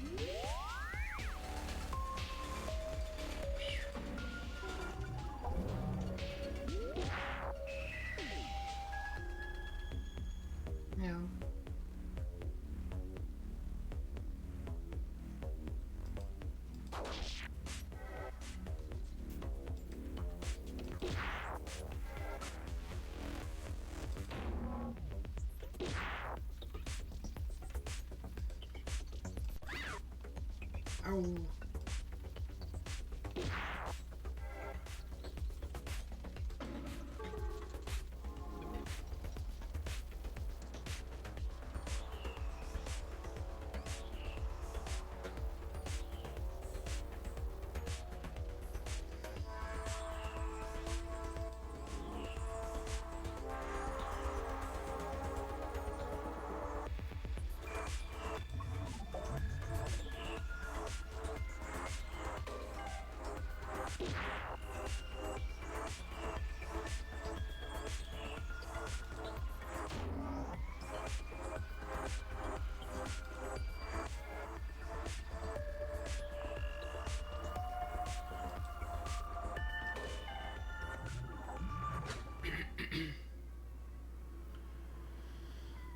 Well, with the area clear, I also noticed the doors here are sealed. It is safe enough, so I call back. It is safe to proceed. Come quickly. And so we stand in this great lobby, where I imagine Move Friend first tried to deliver us. The stone, the decorations of false life. Were it not for the splattered Corru, the sludge from our once friends, and sludge from our once friends, it would be beautiful. Itzel, where is maintenance from here? Itzel scurries toward me, then past me. They approach the central desk, which seems to have a managerial golem stationed at it. It isn't active. I did not even notice it at first. Uncanny. It resembles a Ko more than a golem. Jelly? Jelly? Sorry, Akazet, I will answer you, but I must see. Itzel climbs up onto the golem's shoulder and extends a branched receptor toward its head. Tozik steps forward, reaching out in objection. Itzel, you should not take any chances with... Whoa. Of course it is too late, as Itzel is already connected to it. In an instant, the golem's face flickers to life, its glow restored. Yeah. Then comes the rest of its body. It looks down at the mind core on its shoulder, away from us. Hello, Itzel. What are you doing here? I thought you took the gaze off. Its voice is feminine, shifting between intonations strangely as golems tend to. When Itzel disconnects, Jelly looks toward us, pseudo-receptors extending and greeting. Itzel seems alright, though they are looking at Jelly strangely. Perhaps with an engineer's eye assessing the damage. Though this is interesting, it spreaded disconnected receptors. The physical marking of an echo with life-like personality. It is likely bearing a strong echo of a tear in the embassy, or perhaps one carried from home. Oh, welcome. You are all from another division? If you were hoping to use this, Jelly's eyes drift around, scanning over the carnage, the damaged ceiling and walls. Then it seems to stare at me with the strangest expression of bafflement. Or through me? I move out of the way, but it stares at me still. Then I check over my shoulder with a spin of my head. But when I look back at the golem, it now looks at me. It now looks at me not like before. I see. Jelly, oh, you are okay. Can you help us? There's an emergency. Everything is going crazy. Itzel scurries down onto the desk to speak with the golem. Jelly smiles like a bright cousin, dipping its head respectfully. A strange behavior to assign to a golem. I suspect they wanted the Ko here to practice smiling in case of public appearance. I will do what I can. What do you need? The doors all seem to be locked. Maybe this golem can help us through. Jelly, I am Akazet. That is Gakfu and Miltza, Tazik, and Carrick. It seems you already know Itzel. There is some sort of attack upon the spire. We thought it was the groundsmen at first, but now unoccupied Ko bodies are being manipulated too. Did you receive any communications or signals while inactive? Jelly gives a negative wave of its pseudo-receptors. No communication, Zakazet. Although, I had the strangest dream, an endless repetition of the same terrible gaze forever, and I could not wake up from it. Stranger still is that I am not supposed to dream, you see. But then came Itzil to save me. Thank you, my friend. By the way, I do not recall you being so small. You look so silly. Jilly giggles with a strange naivety. Itzil chuckles too, but out of discomfort, slowly crawling away from the golem. It does not seem to fully grasp the nature of the emergency, even with the bodies before it. Is this a manifestation of incoherence, or simply how the echo was designed? Either way, a managerial golem like Jilly will be invaluable for monitoring the Spire's health. Jilly, do you know where the groundsman jury override is? It is in manufacturing, yes? Let me see. Jilly's faceplate freezes as it draws its attention inward. It seems to be connected directly to the floor and undoubtedly to a larger organ beneath. I suspect Jilly can sense the entire segment in some capacity. Yes, it is. And the override is within the distribution chamber, which is the final segment opposite to the entrance. So just walk through and you will see it. Meow, meow, meow. The brewer's eyeball is itchy. Jilly is visibly pleased with its answer, smiling again. Jilly, is there an operational impressor in the area? Its gaze is drawn inwards again, taking slightly longer this time. What is that, Tozik? An instruction deep cloning tool. Usually it is only used in co-body and golem construction, but I think we can use it for this. You see, if we want to make more time stopper connectors, it is not enough to simply copy them, for their connection to the time stopper is complex. A total dulled synchronization must occur, and an impressor will let us do that remotely. Forgive my delay, Tozik. Most of them are broken now, but there is a functioning one in the chamber just behind me. Advanced operations. It is in the form of a Corru. Large corusistic devices stored in adjacent Corrui or another Corru medium until needed, connected modularly to tendrils. So I should be able to just grab it for you. I understand you want to use it right away, so I will connect it to manufacturing. Please wait.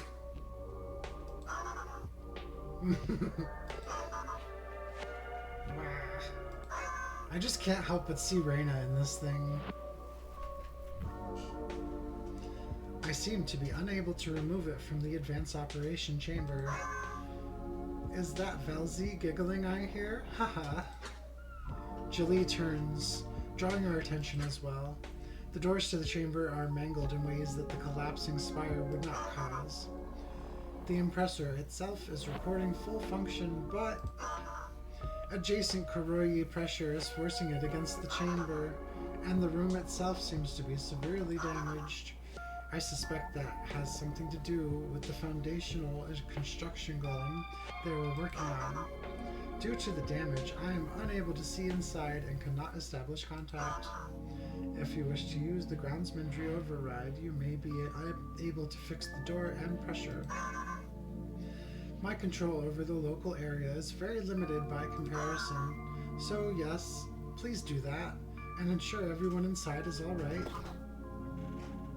Jilly, have you seen my Kiviai? You recall her, yes? Of course I remember. Doskii, I heard you call her. Why would she be here? Never mind. She's just here, okay? We need to find her. Oh, well, I cannot really help you. There are so many relays not responding right now. But while you look for her, please show your friends around. There is so much to see. Again, Julie seems pleased with its tone-deaf response. Alright, the plan is the same then?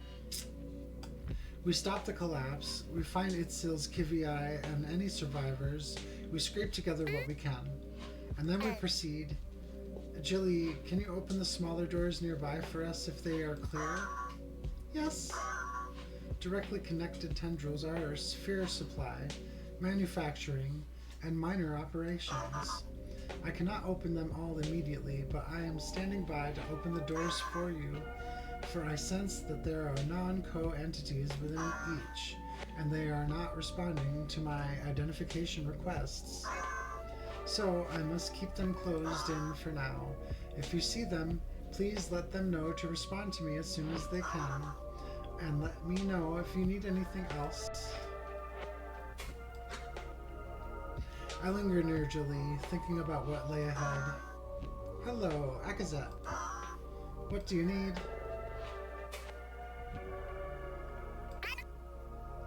What can you tell me about the manufacturing tendril? Well, it is in the name, yes?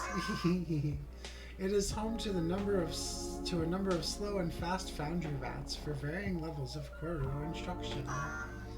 And that is where the groundsmanry override is for distribution purposes. From here, I can feel that it is largely intact, but Julie shakes its head and receptors both slowly.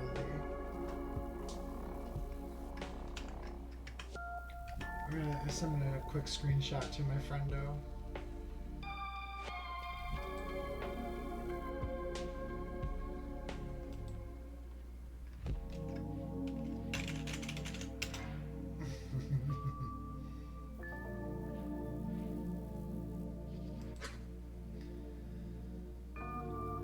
It pauses to think about something, then opens its pseudoreceptors in bafflement. The distribution network is behaving erratically. Someone must be fooling around with the override again. A troublesome Vel, no doubt. Haha. I scoff and glance at Gokfu, whose tightly wound receptors loosen in response. Hee hee. What do you know about the sphere supply tendril? That is where essential metals are processed and spheres grown for this segment of the embassy. Additionally, it has a storage chamber equipped with dull microconnectors for remote delivery. Partial translation, inherited description-based noun, reckless technology, ignorant of history. A technology fresh from the Yuts, receptors, microconnectors. Ah yes, Akazet. It is an exciting development. It is like using the contrivance for small, mundane materials. I do not know the specifics myself, but Gozri, a friend of mine, was the proponent of those. That does not seem very safe. Well, it is still a new technology. I heard about those on the network. A Vaznian development from Ukazny Ozo, ironically. A surface city, mountainous fortress, origin of dull pulse weaponry. Though the implementation seemed promising, it seems reckless to use them in the domain of the Bright Cousins. Do not worry, it is perfectly safe, though I cannot clearly perceive what is happening within that tendril right now, because there is a strange interference originating from it. I suppose that is why I cannot contact anyone. In fact, could you go tell them to stop that? What? Is that where the signal could be coming from? No. The groundsmanry signal we saw before demands it must be the groundsman. Regardless, this warrants investigation. That aside, it could be a valuable resource for the creation of our armaments.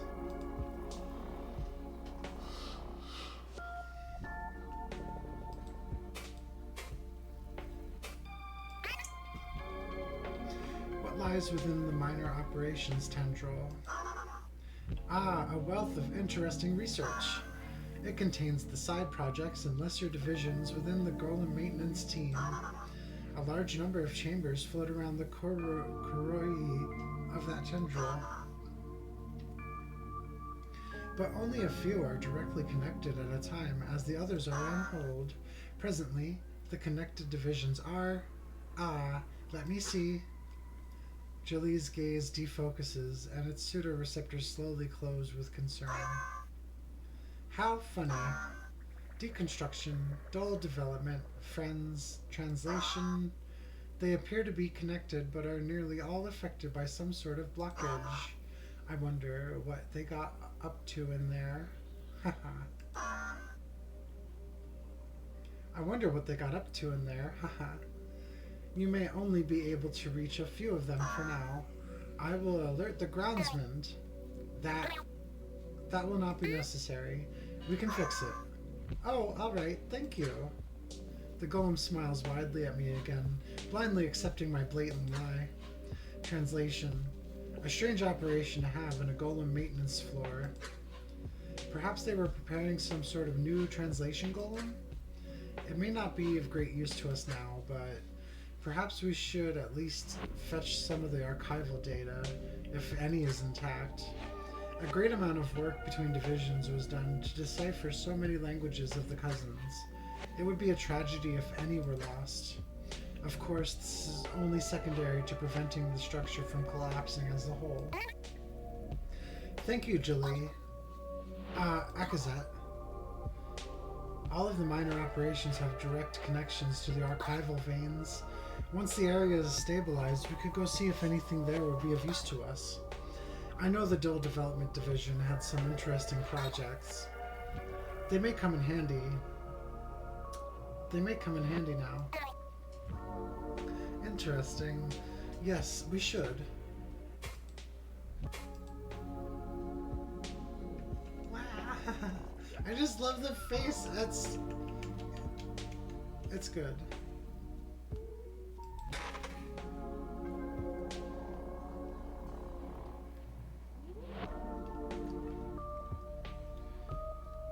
I do very much need Tozik's things.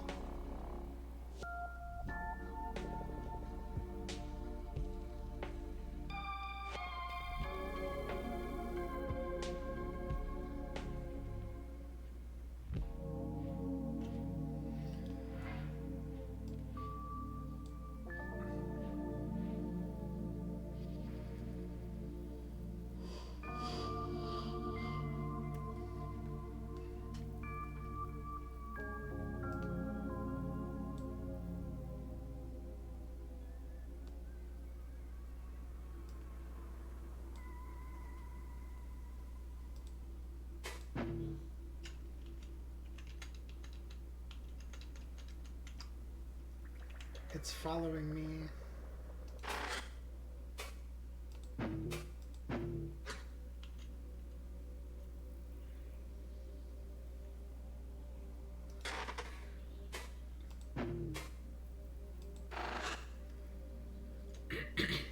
Miltza fizzes with her claws, her receptors clasped with anxiety. When she notices my approach, she ceases, standing at attention with her receptors opened. Akazet, hello.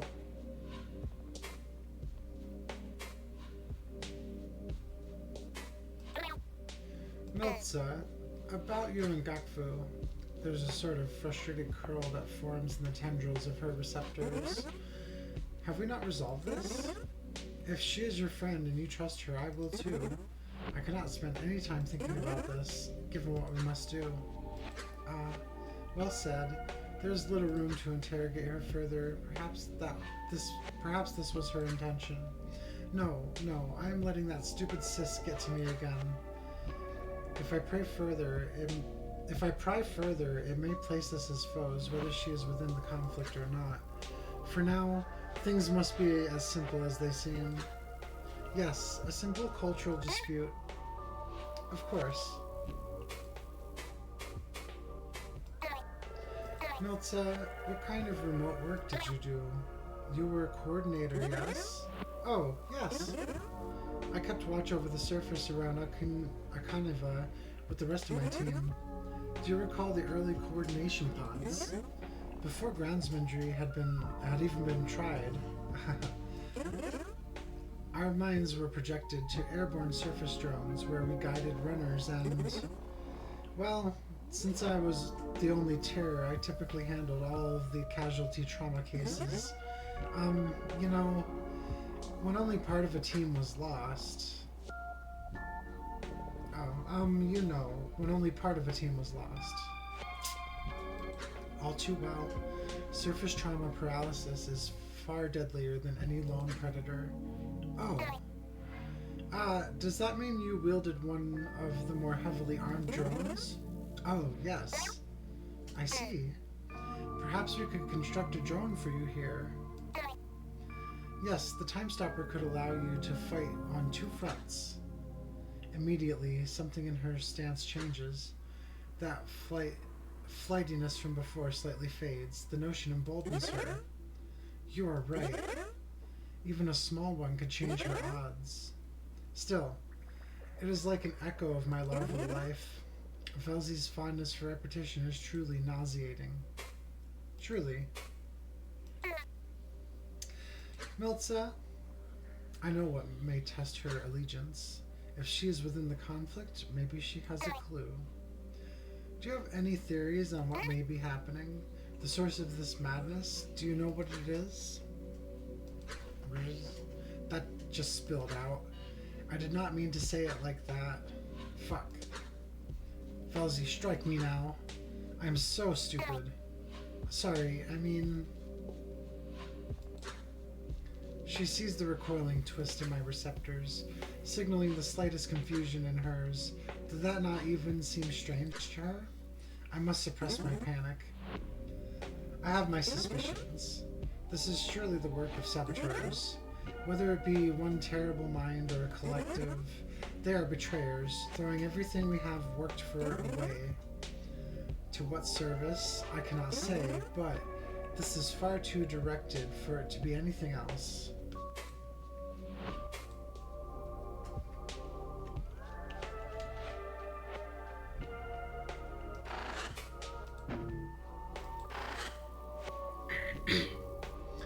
Itzel and Carrick chitter to one another quietly.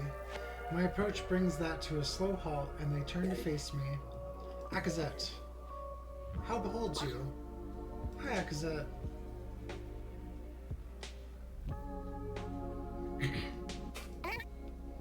Itzel, what do you know about Jolie? Is it usually so, what is the word? Ignorant? Naive? There's something strange about its echo. I do not even really know what, but it is like it looked through me for a moment. Oh, Jolie is extremely smart, usually.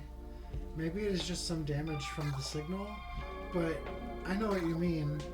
When I connected to Jolie for that instant, there was this strange and terrible vision. A dream, like it said. It was so brief but so strong. A pale sphere of light glowing brightly in the thickest fog. Or was it fog? I could not tell for certain, but it obscured nearly all vision beyond a few steps. But yes, a dark, cold place. And from the light slowly came a strange flickering tendril which touched my head. Then the vision ended, and Jolie awoke.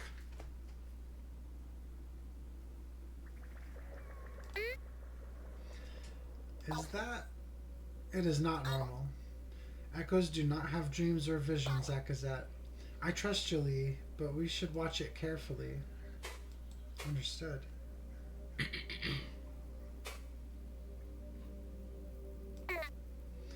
Carrick, you seem to know much about corrosistic construction, especially with this spire. What is it that you did before all this? You lived in the research segment with us, right? I did, my friend. In these recent eyes, I have focused upon designing schematics for polygonation towers. That is probably why we have never met. I spent most of my time prospecting for locations and then preparing polygonation designs. You see, the terrain on this planet is so varied, no one design will do. Oh, and before that, I did help with the growth of the embassy. Not since the eyes when Velzy beheld the bare spire seed, though. Oh, you have been here since the beginning? Hardly, hardly. I was here in only the most technical sense. Much of the time was spent waiting or hibernating. Spire construction is not very exciting. Itzel, this place is practically your home. Is there anything you should watch for? Is there anything we should watch for? Perhaps any locations to find armaments or schematics? Oh, yes. Beyond the override, which supersedes all else, manufacturing has a few vats we can use to create things. The minor operations tendril has some archival connections that may lend us schematics. Oh, and the sphere tendril will grant us a pool of resources to create with. It is not as much as if we were on, say, the materials segment, but since we worked on so many golems down here, we have our own mini supply. We even have our own pre-processors. Some pride is carried with Itzel's words, enough for me to pay it mind. But as I do, Itzel suddenly withdraws, their eye drifting around. Well, had. The receptors settle into a sorrowful clasp. Thank you, Itzel. We will get through this. Yes, they have seen us cut down the animated remains of their team. What are they supposed to feel? What do I say? Any support I offer will be washed away by the blood of any further husks we fight. I briefly shift my gaze to Carrick and gesture receptor covertly. They understand, I think, to help brace Itzel. This is not easy for any of us, but Itzel knew each of these people.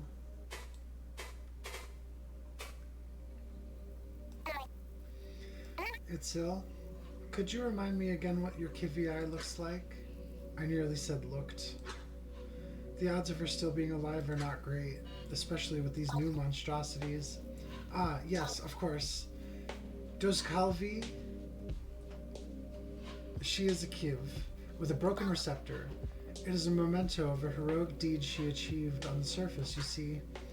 A distinct and eccentric mark, enough to identify her in its own right. That is probably enough to watch out for. She is an expert with remote lifting tools, so if she is still on this segment, she is probably in manufacturing somewhere. Velzy instills a vision. She has been smashing these creatures with ease, no doubt. Once we find her, our odds will grow so much greater. They certainly will. Carrick, Itzel, do you have any ideas on what might be happening? They exchange brief gazes, and I can tell by Carrick's slight backwards receptor movement that they truly have no idea. But Itzel speaks up. It is a little out there, but I was thinking, what if this is some sort of rogue echo that has spread across the collective? It would explain the connections to equipment groundsmanry does not usually reach, and also the hijacking of the core. Still, there is no precedent for any sort of echo malfunction of this scale, so yes, that makes sense.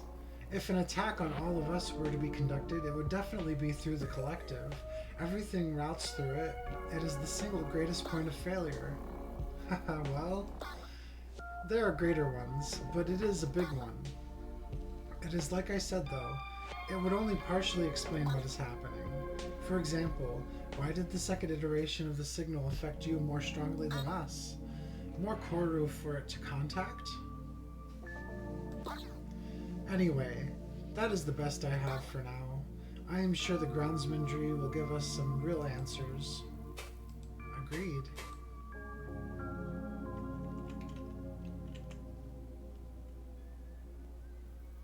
Personnel. Oh, these are signs.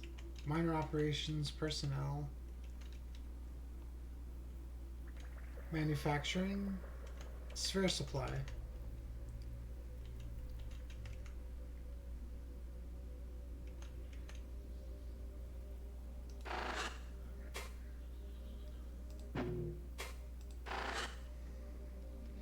As I approach Gokfu, she dips her head in receptors respectfully.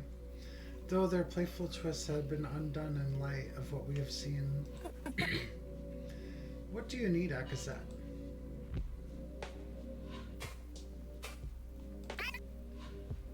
Gakfu, about Meltza, she, I keep my voice down, but even still, she cuts me off.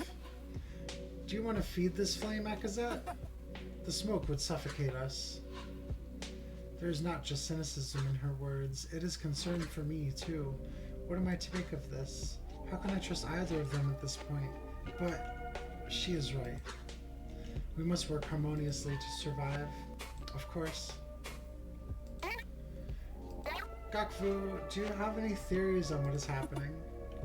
Not really. Well, I guess I do have one. No, it is stupid. Even if Vekkoa turned on us, how could she seize the containers and lamps? Their ability to receive groundsmanry is so limited. There would have to be groundsmanry relays dotted throughout the spire. Last I felt, this one follows an archival pattern rather than a relay pattern. As I listen, her explanation crawls to a stop, and she watches me strangely. I accidentally formed the slightest curl in my receptors. Too vague for her to tell why, but she cuts herself off. To put it simply, I have no idea. I have no ideas.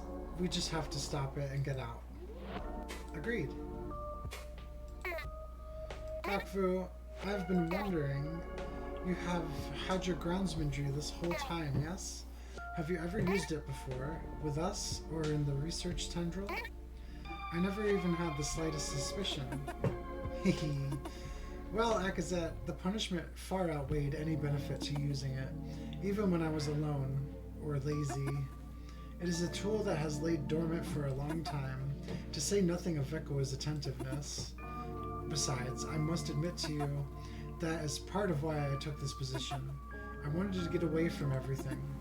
Everything I had involved myself in back home. You do not simply climb into a mind core with groundsmanry by accident. Still, it is like I said, even if I have brought us so far with it, it must remain a secret at all costs. I sense a pointed edge in her words, just when she nearly opened up even more. Of course.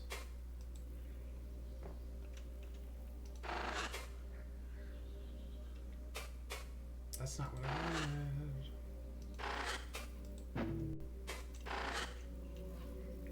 Tozik eyes me expectantly as I approach him. Where he normally might wait for me to address him, he instead greets me. Akazet.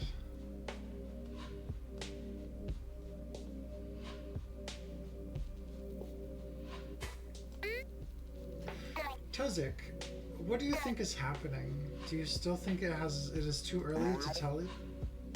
Well, we have seen that the signal, whatever it is, seizes things at random. Sometimes the groundsmanry, other times without. Sometimes with groundsmanry, other times without. But it is only ever Corru unoccupied by a mind, be it Ko or a strong echo. Have insight as well. Move friend was fine when repaired until the groundsman took notice. The bar friend did not attack us either.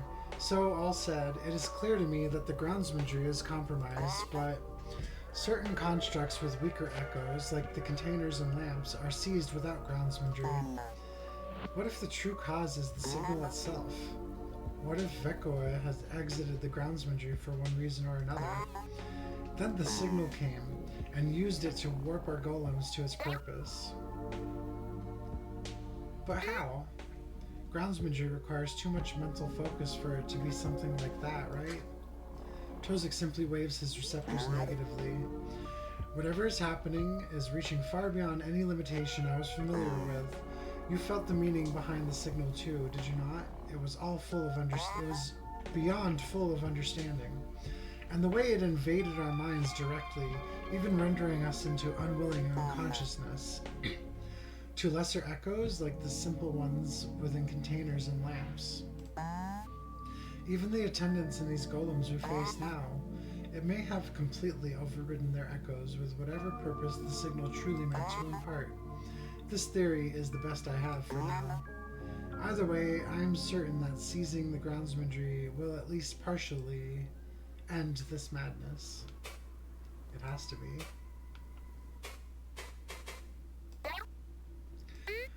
Tozik, how much longer will the time stopper serve us remotely? We're some distance away, yet it seems to be working exactly the same. The time stopper's effectiveness is not exactly linear. It uses a highly efficient, near-instantaneous form of dull transmission, similar to the kind used to connect floating Go limbs. Oh, it's Co. It just looks weird for some reason. To their bodies, but with more force. So it will work until it simply does not. Before we descend again, to be safe, we will need to find a way to bring it closer to the groundsmanry floor. I see. Is there anything we should watch for here? Any equipment you saw in your recent visit? Tozik's attention drifts away for a blink. All equipment of particular note is in that troublesome room. That impressor is all that comes to mind.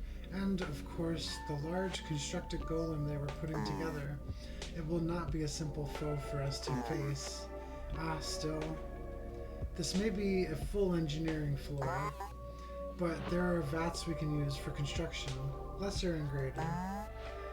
If there is not much of note to find, then we will need to make our own equipment of note. Alright. Is there anyone we should watch for? Any friends of yours or anything? I know his relationships are a sensitive subject. They must be even more so now. Still, I must ask. No. An answer without delay. It would be foolish to pry further. Alright.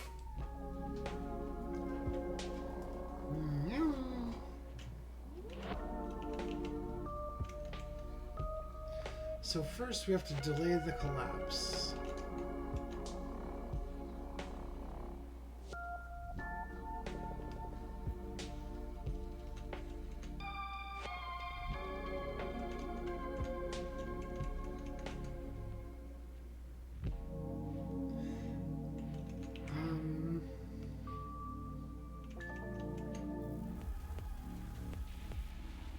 Creature. Pre-processing metals. Essential metals treated and cleaned in preparation for the sphere vats. They were preparing a lot.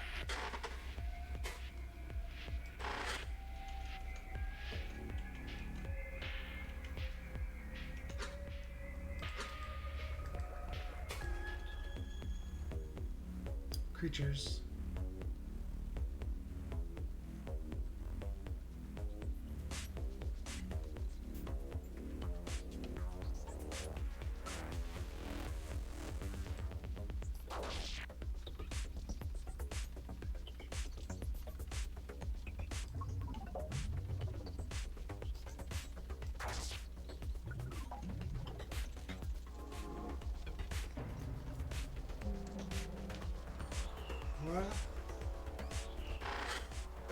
Golem melts into a more aggressive shape.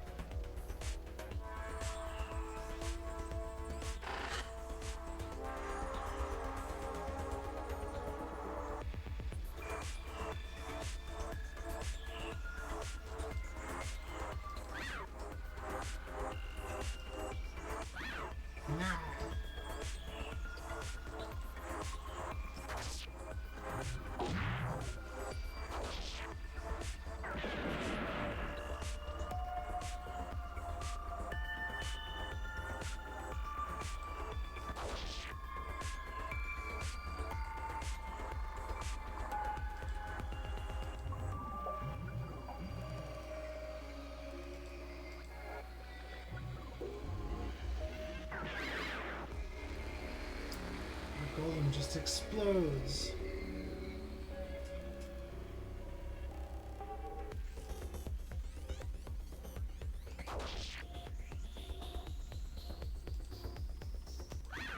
Meow.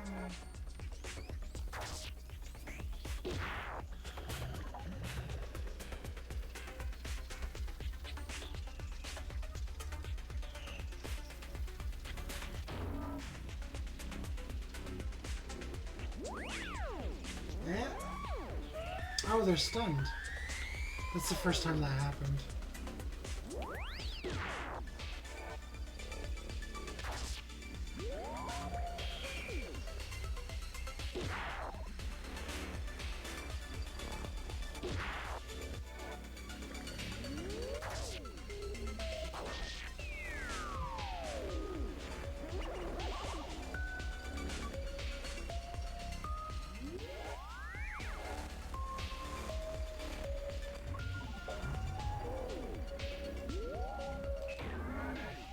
Beautiful. Oh, fuck.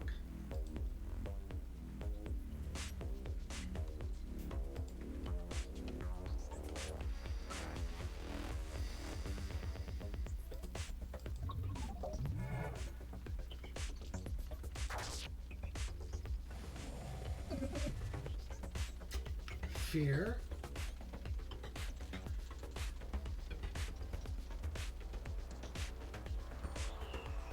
Interesting.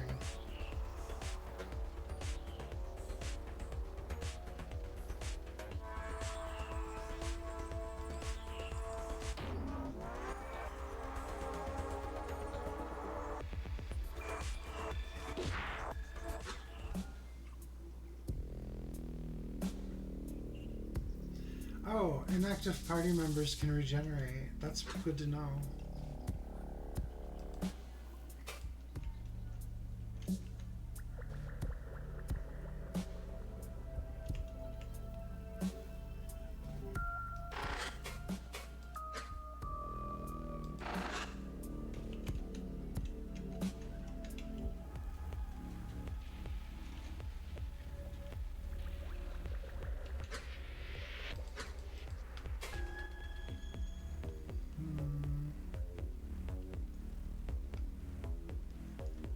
Kivskin can act as a shield.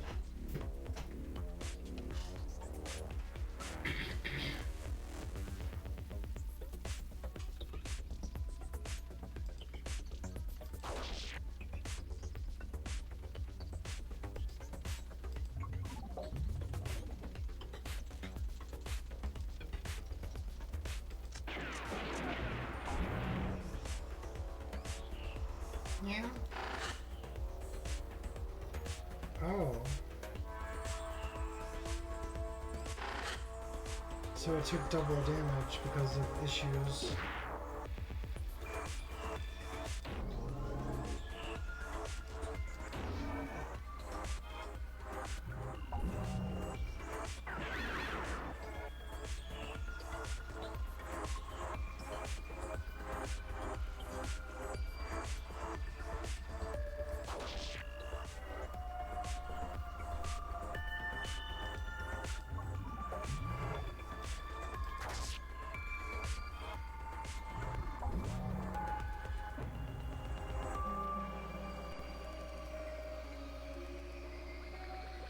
What is that one doing?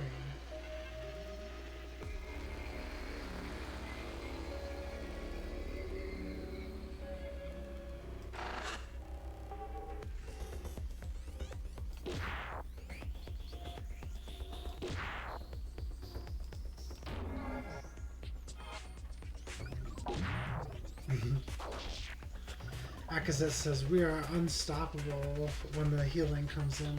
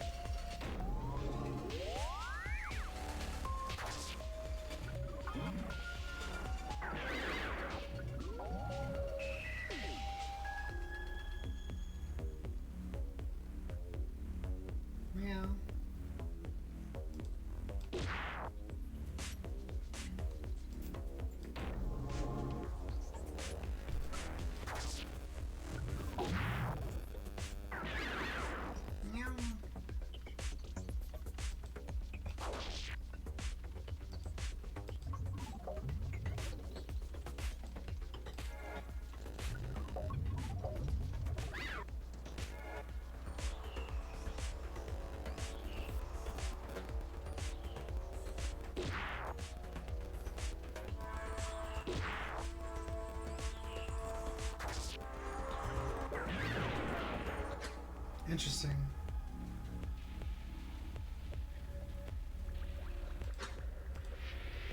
Find disabler. That's the really strong one.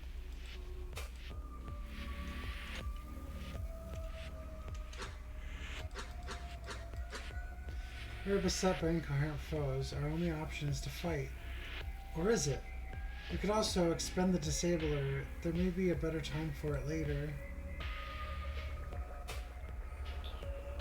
I will fight. The disabler is too precious.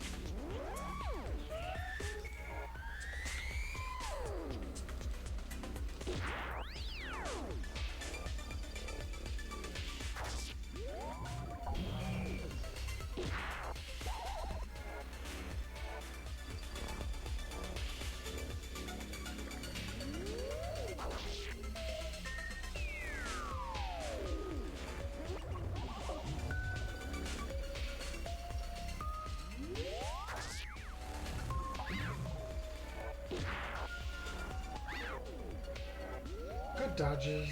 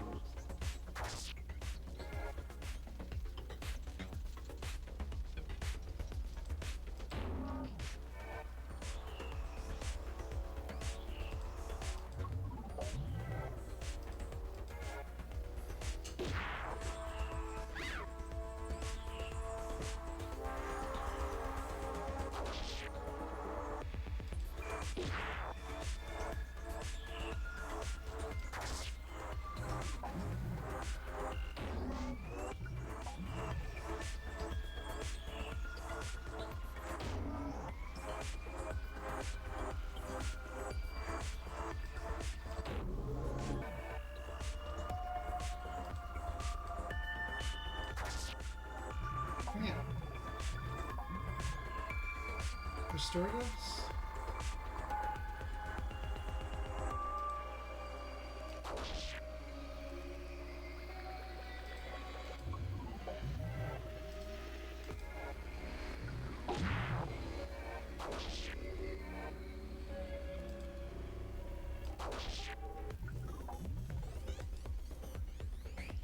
Wow.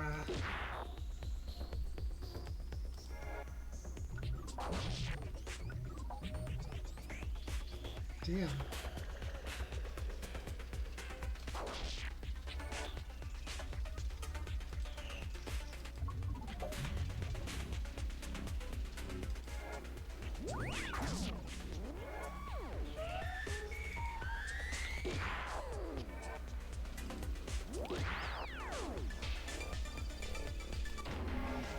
Yay.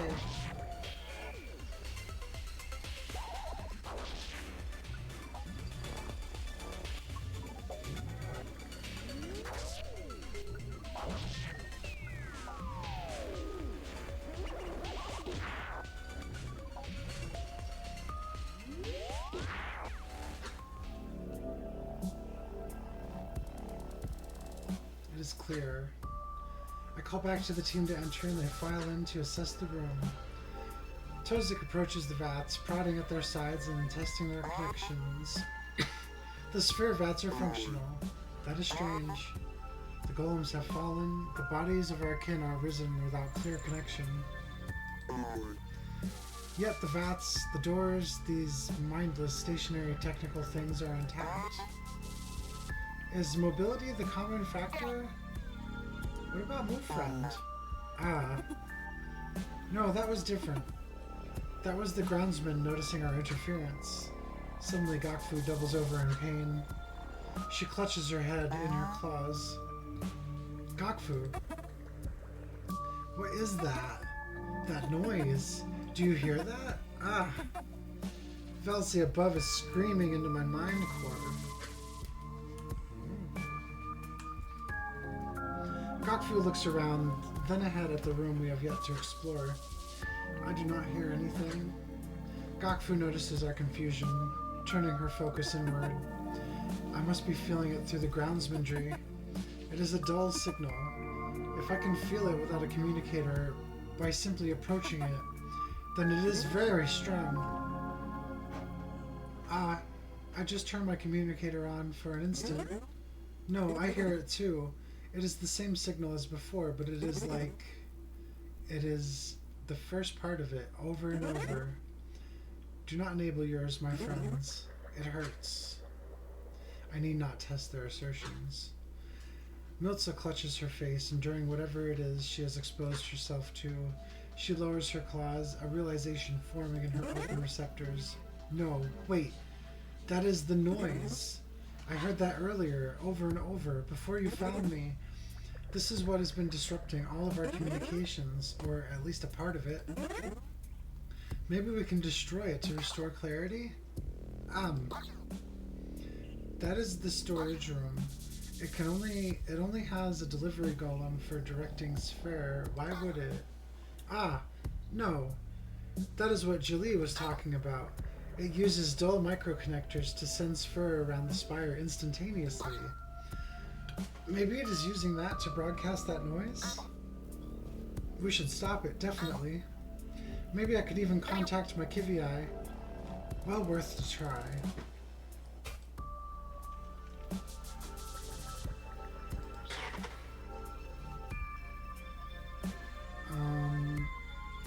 We can replace Milza with Gokfu for now, so that she has time to heal.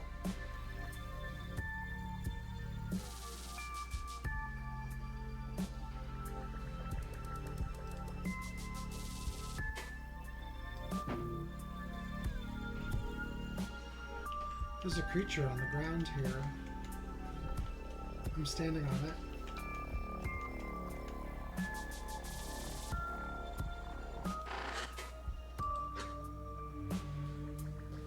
Unique scenery.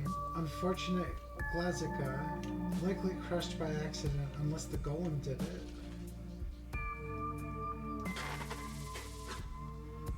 Likely a monitor for the progress of the sphere vats. Setup was incomplete, not connected.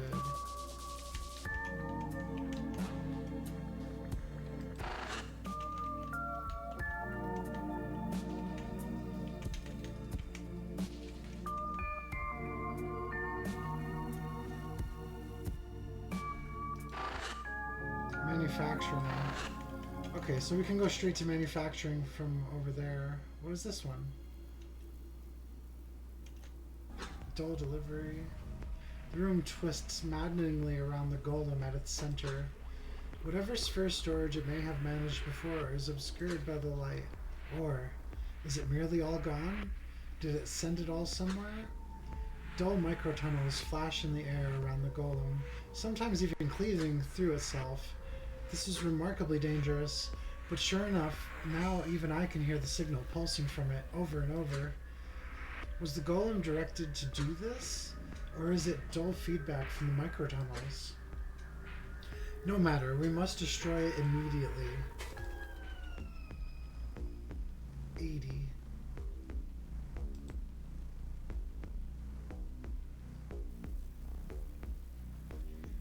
We use a disabler because it gives stun chance. This one cannot be stunned. It was made vulnerable instead. What?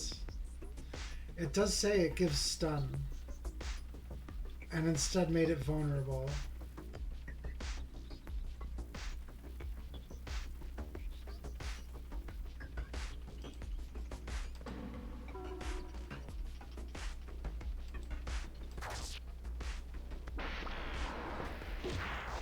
Containers.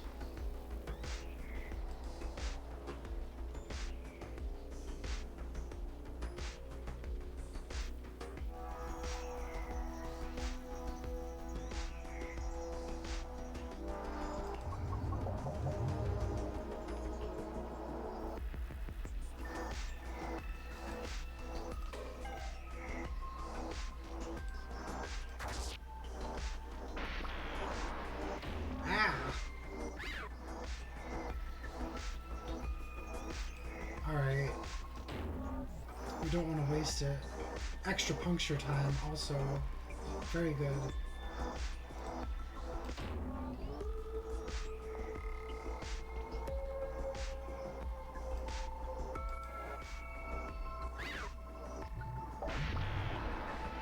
Ah, this is horrible.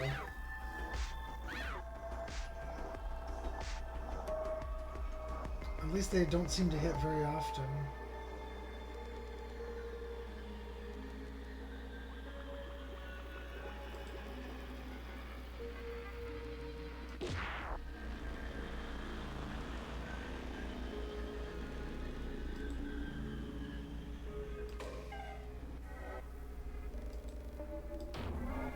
Perfect. It just keeps doing this.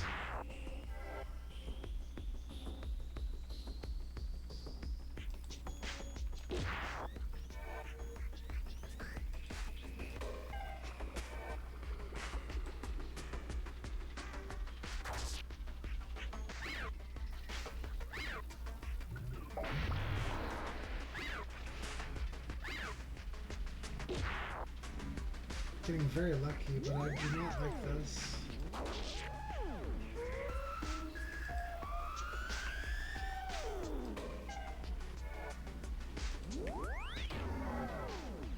Good.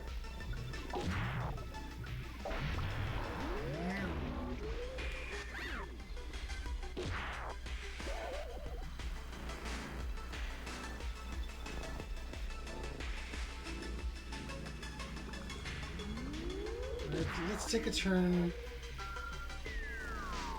to get rid of all the ads.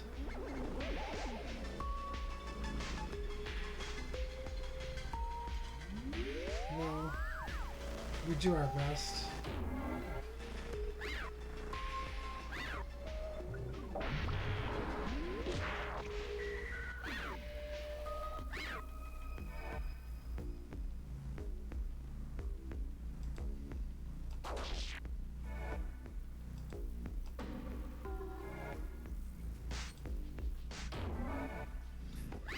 Extra crits from Tozik during this fight.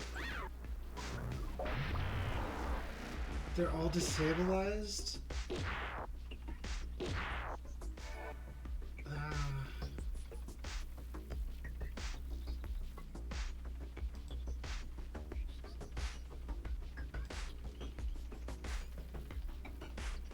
Double hit. Quadruple crit.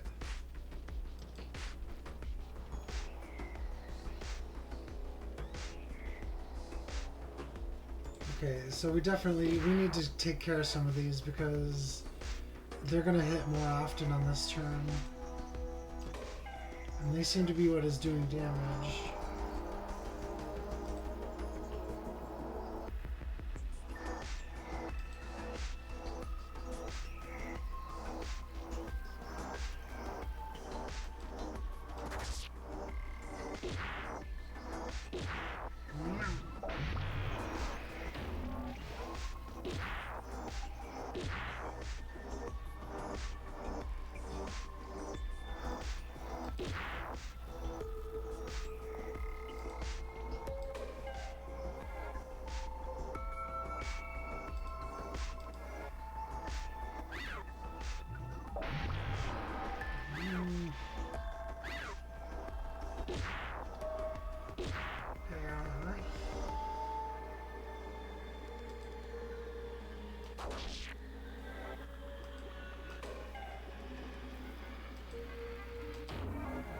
Good. We still have to deal with the ads.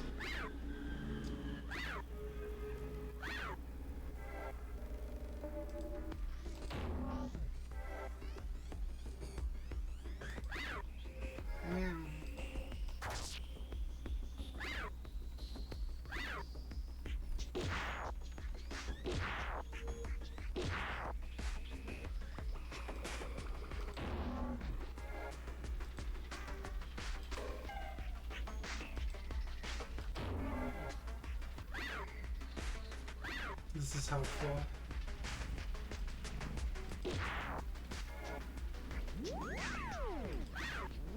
Fuck.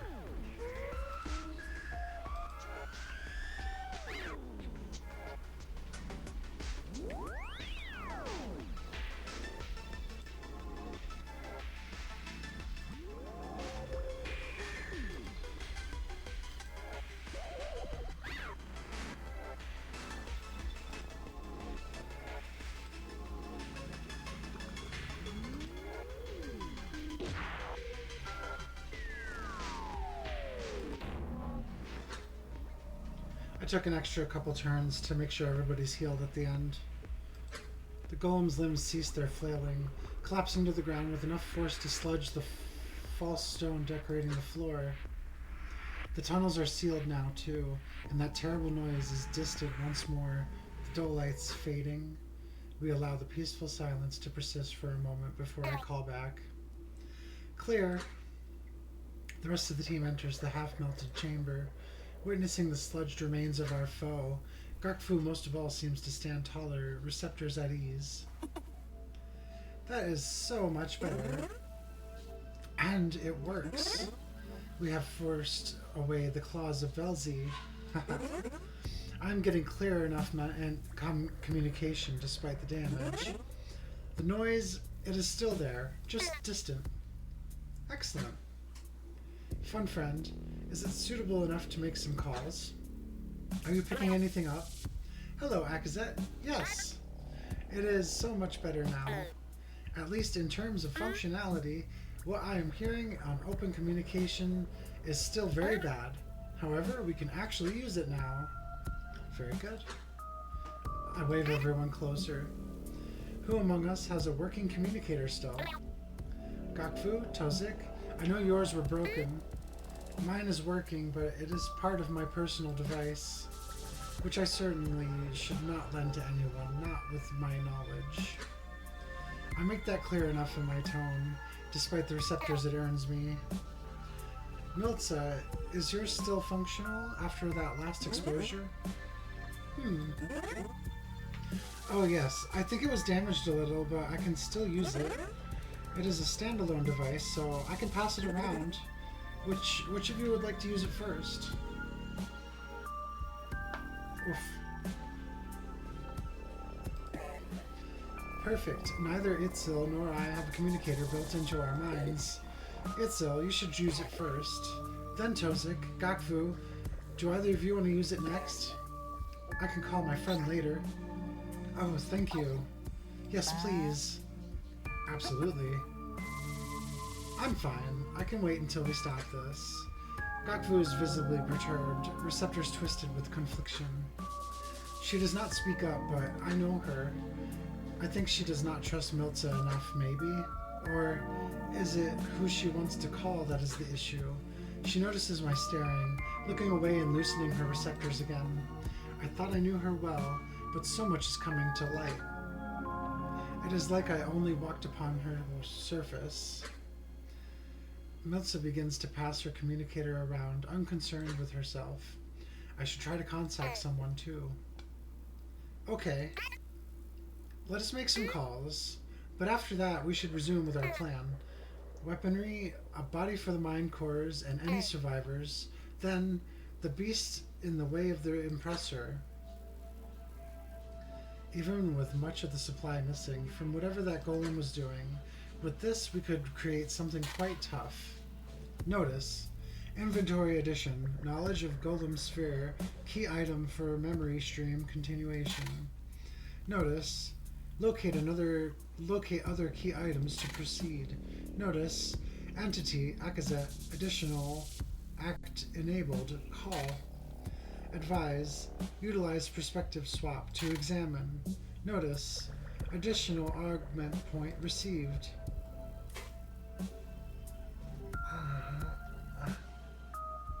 I do want to make the call now. Fun friend, activate communications. Okay, standing by.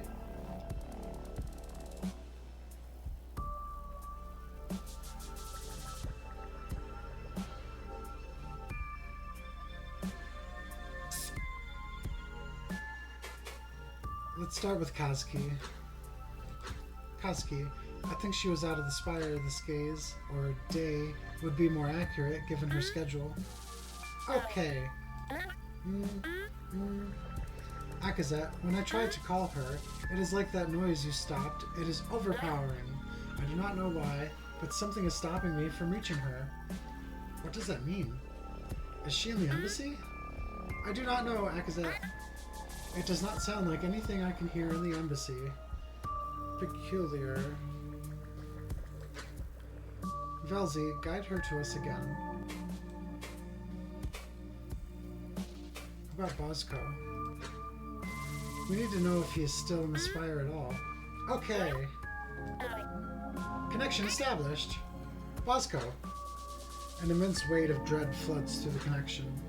Not from me calling, but persistently, like from a responsibility. Bosco, what has he seen? Akazet. Where are you? Are you hurt? Bosco, I have Gakvu, Tozik, and some others from our floor. We are all in the Golem maintenance heading down to stop the groundsman. What about you? Are you okay? Have you seen Kavik? Yes. Kavik is with me. There were some others, but no concept needs to be formed. We are heading down for the exact same reason. The archival tunnels are still mostly intact. We occasionally need to detonate some to open blocked paths, but they serve well enough to our descent. What? What about the golems? What about the golems? It is only with the help of the Time Stopper we have been able to. They are not a problem. Something about him is different. He's even shorter in tone. I cannot measure what trauma he carries, but it is beyond that. He has altered himself somehow. We are nearly to golem maintenance ourselves. I will let Kavik know you called. He will be relieved to know you are all right. As am I. Bosco, did you do anything to yourself? Akazet. No. I will explain when we are there. I must focus. More of these surface-sent golems are coming. Please be careful. The connection ceases. If they're fighting, Kavik will be too busy to call. We will simply have to watch for them. Stay safe, my friends. It won't let me call Kavik now. We gotta talk to Vekua. Maybe we can try and get an explanation? Okay. No. Nothing. I cannot even locate her communication signature. Her device must be destroyed. Shit. I hope she's not behind this. Avel's luck. Gordon. If the cousins have any involvement in this, he will know. Perhaps they can help us evacuate. Fun friend, contact him. We should still have the dual communicators I gave him. He should still have the dual communicator I gave him, assuming it did not try to kill him. Okay. Connection established. Gordon's voice is distant. He is strained. It sounds like he is running. I hear something fall and clatter on the ground. Damn it, get back here. Hello, Akazet? Gordon, are you alright? Hold on. When you started calling this thing, there was a loud scuffling against the auditory membrane. Ow, little bastard. It crawled out of my pocket and ran away, and now it's stabbing me. Grasp it by the sides and crush the legs inwards. Again comes the scuffle, and then a series of cracks. The connection wavers slightly. Gordon sighs. That's better.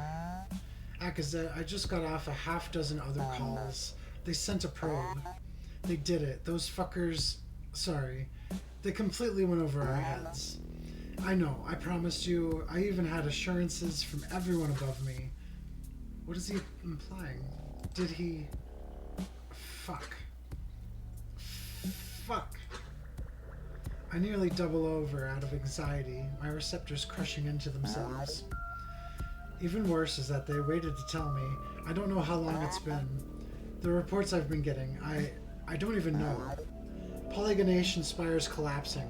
Your ship's spiraling out of control. It's... Gordon. No.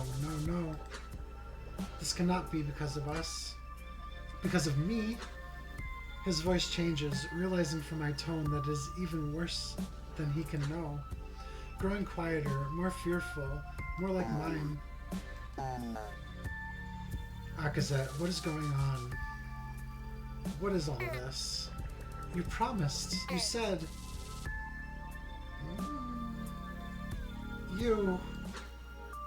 I do not breathe, yet I am strangled. For this instant, it is like I am screaming into my own head. No coherent words reach Gordon. Shit, I know. What? I know. But it doesn't work that way for us, Akazat. We can't just hide things like this. I know I told you I would keep it quiet, but there were certain people I had to tell, and I didn't want... The signal degrades further, and I hear another crack as he struggles with the communicator. He speaks, but his words are lost, a strange and familiar murmur overpowering them. If this is not the groundsman's work, did it come from the source? Did the probe do something? Before I can convey my thoughts, his voice comes back into focus. Look, they all promised me the same thing. I trusted them too. But someone took what we found and ran it even higher up. We still have the storm, but once they had the coordinates, someone got scared, and that's all it took. They're not telling me what happened down there. I don't even know if they know for sure. But whatever it was, it's bad. Akazat, what is happening? Where are you? Do you need help? I pace urgently, no longer caring to be mindful of how I appear. The others are equally as distraught anyway. My thoughts flood the communicator, overlapping with one another in a wave. A signal overcame everything. It knocked me and my team unconscious. All of our constructs now turn upon us, killing us. Gordon, you must tell them. Get away from the embassy. You must tell them to escape. Everything is falling apart. And your probe, if anyone is still near, they must escape immediately. And please know, if anything is attacking your people, it is not us. It is not us. Gordon? Akazat? I cannot discern anything from Gordon's communicator anymore. There is only that noise. My receptors tremble with guilt. Is this all happening because of me? No. No, the conflict is at the core of this. I know it. And Gordon, he is not without blame. I trusted him. He said he would listen. I cannot bear this. But if I crumble now, it is like succumbing to fear paralysis on the surface. Curling up and awaiting certain death, abandoning those I could save. No. Fault cannot be decided now. The only option we have is to continue fighting and save what remains. Fun friend, I need you to compartmentalize this conversation. Akazat, you made me promise not to let you self-modify. Are you sure? Whoa!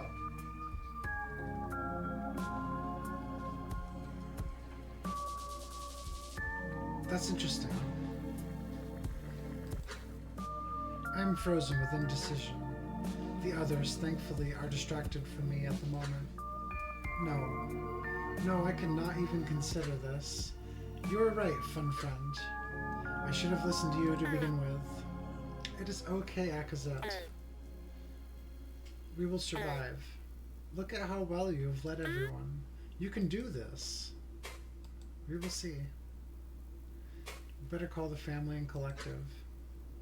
Can you call my sister, Rosesh?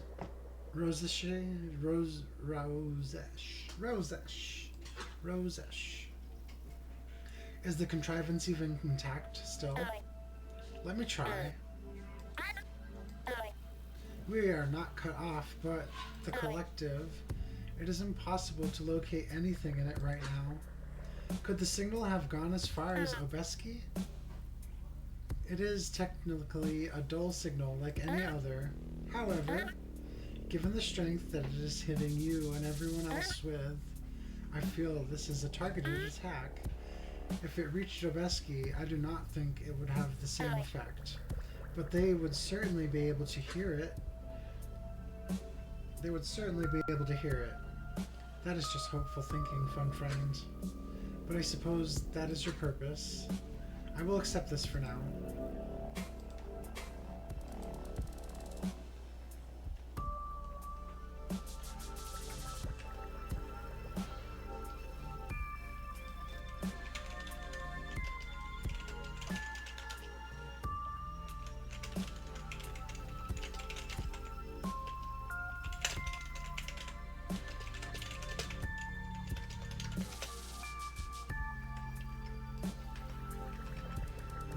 clicking around a bit.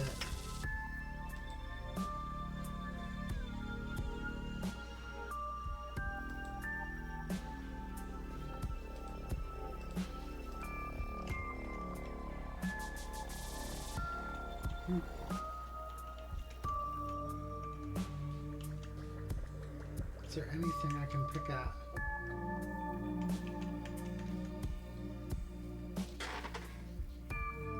Let's see. Everybody's at full health, basically.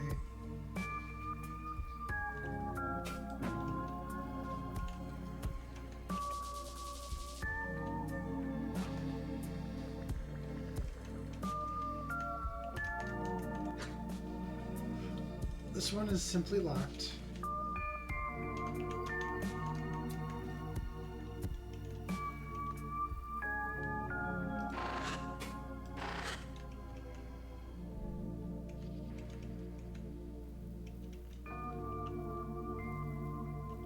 Personnel, that could be good.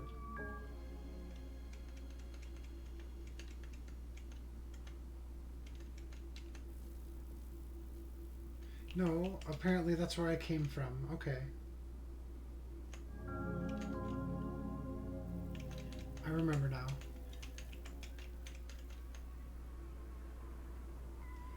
So we could go to manufacturing next because we received what we need. Oh.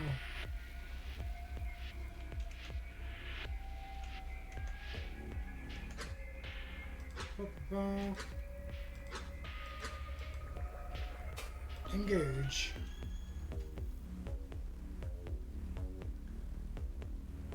Okay, this time we can take out the repairer first.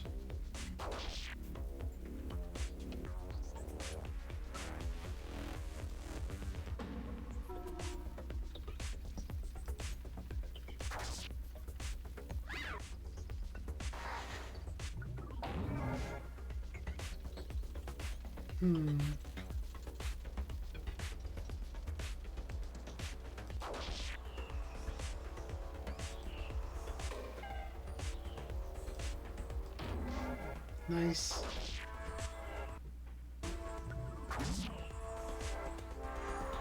This husk is whispering to people.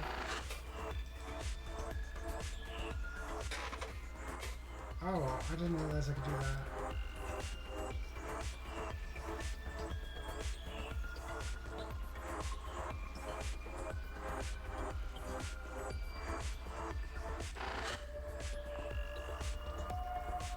It's just threatening us, I guess.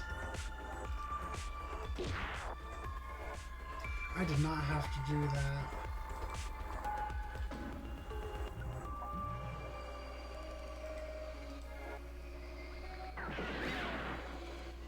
Whoa.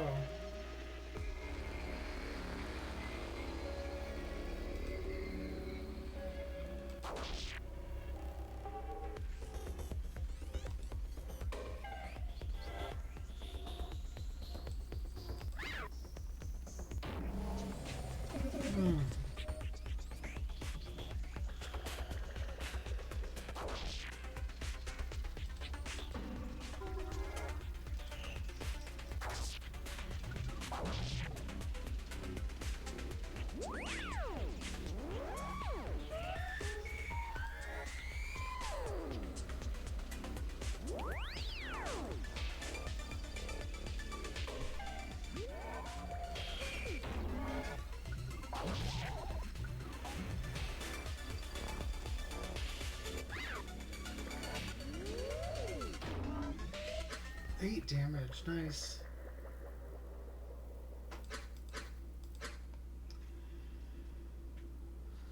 With the area secured, the others file in to assess the situation. I noticed Tozik considering the side rooms. Two are labeled as the vat rooms, lesser and greater. Greater foundry vats will take too long for our needs, but if the lesser foundry vats are still functional, we can use them to our advantage. Carrick skitters ahead, prodding at the damaged door opposite the entrance. It looks unhealthy. The different parts fuse together. Carrick waves a leg to rid it of some sludge. Then they climb up atop the nearby desk. Oh, I thought so. Itzel soon follows. Akazet, the door to the override is partially sludged. Do you have any explosives? What? Will that not just cause a greater collapse? Not like you think, my friend. I've done a great deal of structural management in my death. With thanks to the intelligent structuring of these tendrils, a directed explosion, especially with Kavrukas, will allow us a degree of safety. If this were the research segment, this would be an issue, but here it is fine. Any alternative, Gokfu? I cannot help with this one. My tricks only work on living Corru. How many Kavrukas would do it? To clear this door and open a hole, 3 should be safe. I scan over the things I carry, then eyeing the others connected with me, and not a single Kavruka is held between us. We have no Kavrukas. Do you think we could find some? Well, this is the place for it. Yes, there were frequent production in this area. They're very useful to have on construction grounds. Suddenly, one of the side doors unlocks with a strange little musical chime. A familiar voice quickly follows. Hello! I have detected all unauthorized entities, and both manufacturing and sphere supply have been removed from the premises. How did you manage that? I hope they did not argue with you too much. Anyway, I am opening the connective tunnel between these areas now. Thank you. A small chime plays as it deactivates.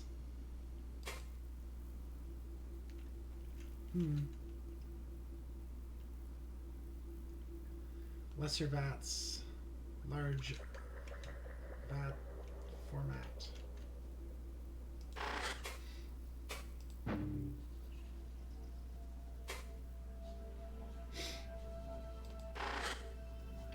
Itzel and Kark chitter to one another quietly. My approach brings that to a slow halt and they turn to face me. Okay, this is nothing new. Spare supply.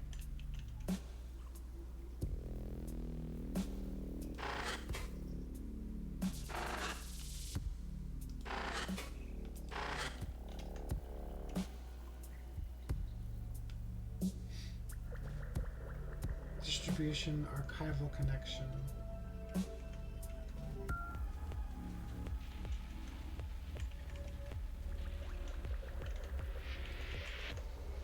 Mahahaha.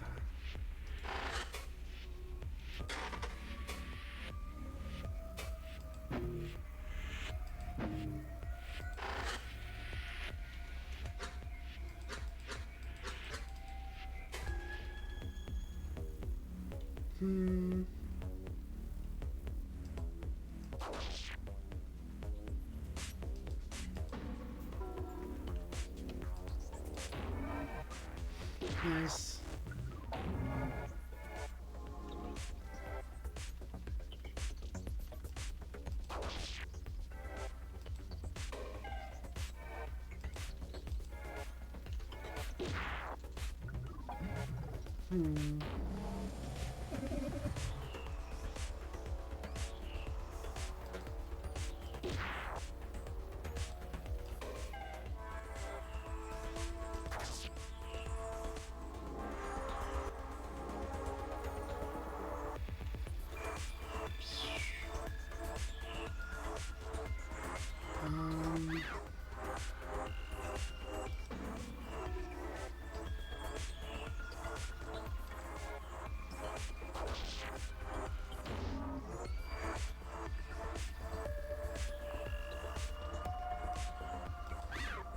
Damn.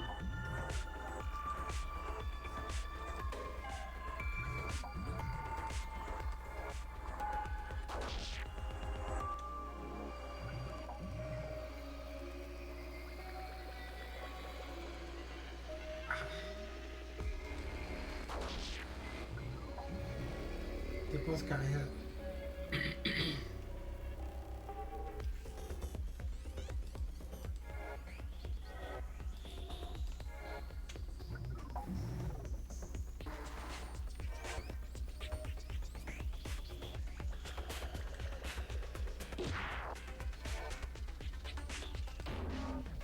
Nice.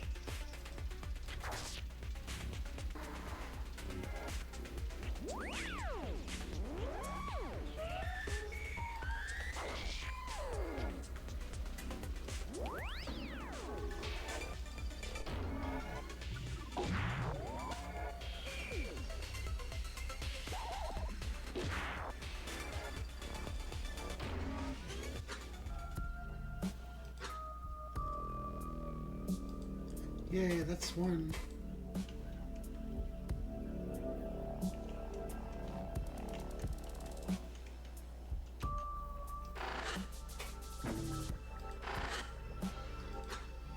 These are the greater vats. We have located some golem-ready sphere we can use from the sphere supply area, but what could we do with that alone? Perhaps there are some schematics or parts we could use around this tendril. Oh yeah. At least I cleared it out. Lesser vats. These can be used to generate a variety of tools. Once it is safe, we must see if they are intact. This could be our armory.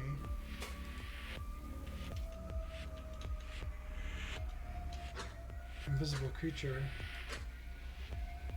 Or is it just sideways? No. It is like not there. That's weird, right?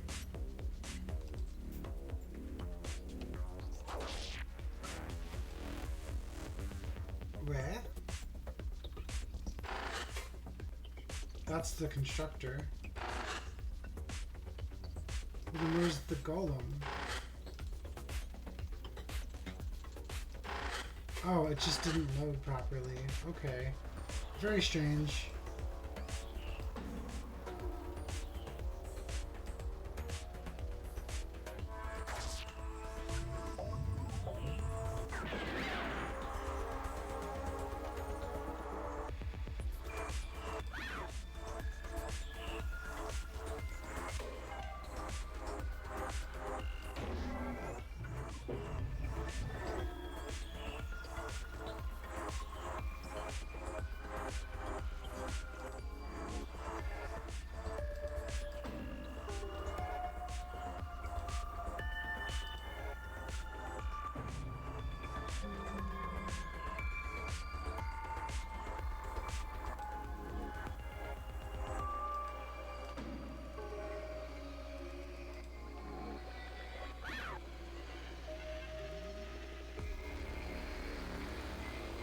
Wow.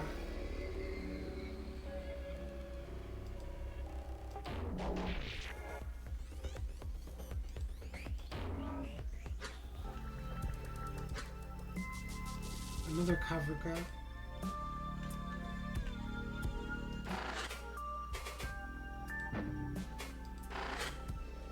I've only used a foundry vat a few times before, but I recognize that most here are fully functional.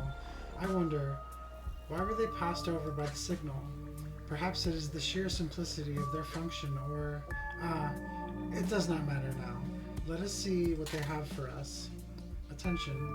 Additional party functionality augments now available. Notice alter party member abilities via augment menu. Notice contained within party menu Z. Notice initial augment point count 3.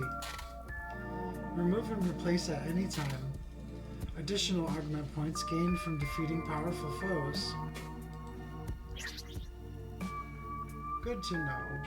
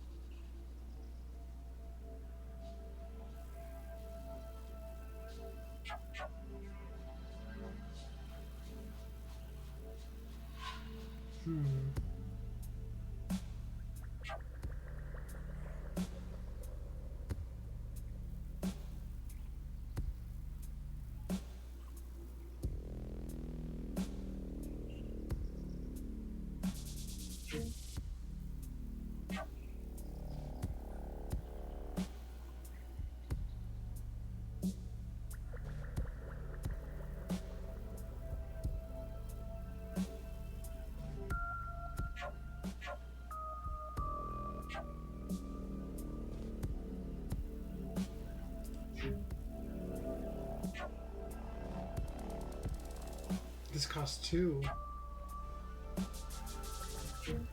Okay.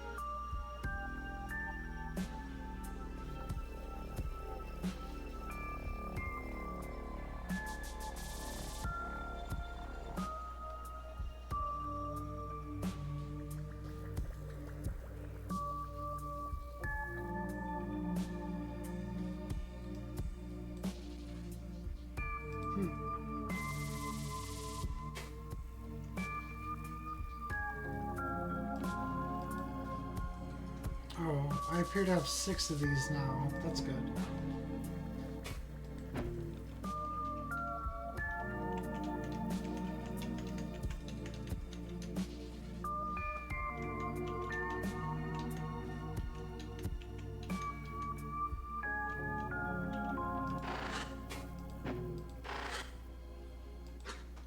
Carrick waits patiently by the door. In their gaze, I sense a strange calmness. I did not notice before, but they seemed unconcerned by the situation. Do they know something I do not, or are they simply that confident? Ready to proceed? I checked our tools again, and yes, we have plenty. Yes. I collect 3 of our kavrikas and prepare to place them on the ground before the door. Carrick taps the spots where they should be placed, equidistant in a half circle. Then they skitter closer to twist their angles slightly. Yes, good. That should do it. Let me just instruct them. With a quick pseudo-receptor connection to each, Carrick imparts some direction. They flicker to life, rising on their little legs. Carrick guides us away from the door, then calls out, "All right, go!" The 2 on the sides each angle their front upwards, and the center kavrika scurries up onto the door itself. All at once they detonate, sludgy debris splattering across the walls. As Carrick promised, an even entrance is opened. Itzel starts to approach the tunnel, undoubtedly eager to find their Kavii. But Carrick moves in the way, waving their pseudo-receptors urgently. Whoa, no, not yet. If there are any hostiles within, they will be expecting us, if they are not already coming. Akazet, you and the team go in first. Okay.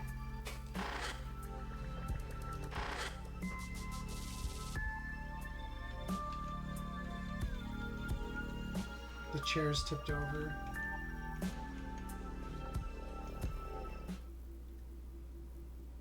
I went the wrong way.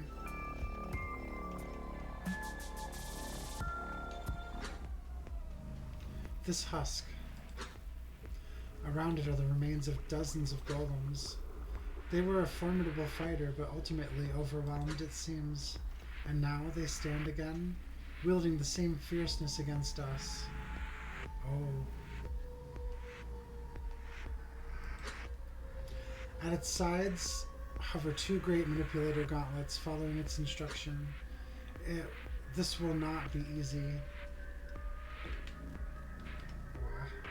I may have to quit soon, because it seems like my processor is slowing down, which I believe is due to the fact that I have a lot of video backing up on this.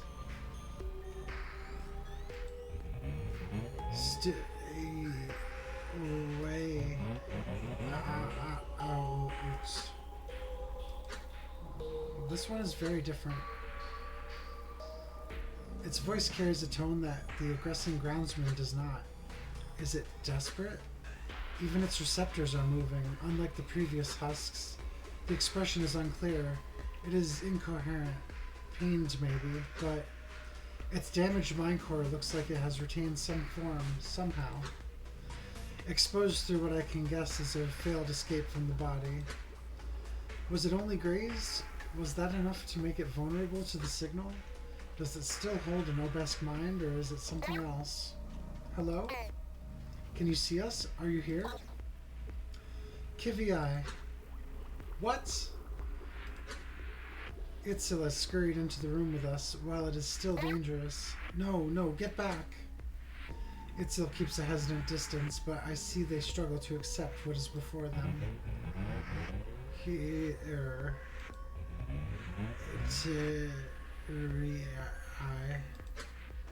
No. How many of these still hold someone? Kivii, Doskii, what has happened to you?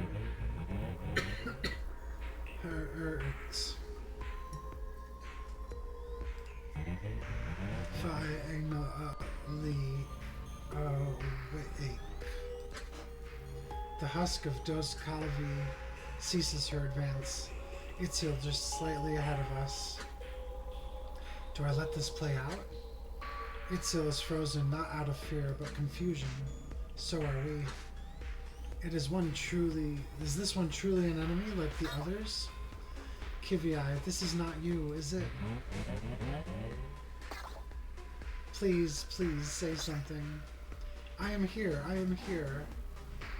You usurpers. Come with me. Something changes in her stance. Itzel's Kivii twitches, then shakes violently, the Corru of her internals rippling strangely. Suddenly, she seizes her own mind core, and there is a crunch, the shattering of Corru's cystic shell. Itzel shrieks in agony, crying out wordlessly. Whatever remained of Dos Calvi is gone, and her body now raises a gauntlet to crush Itzel. We have to move now. 175. Oof. How do we even...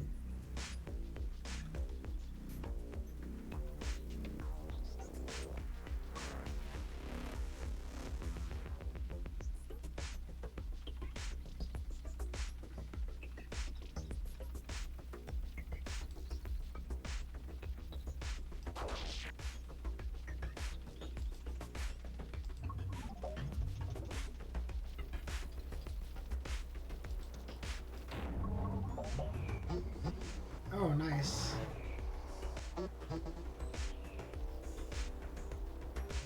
Wind up.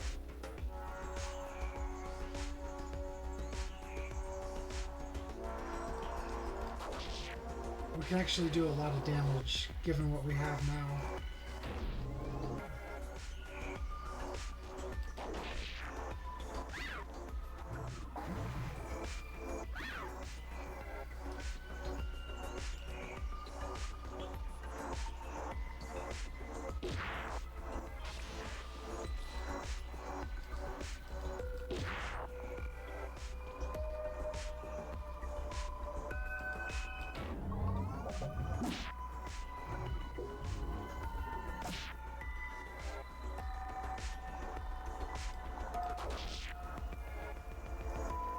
Frenzy is doing a lot of work.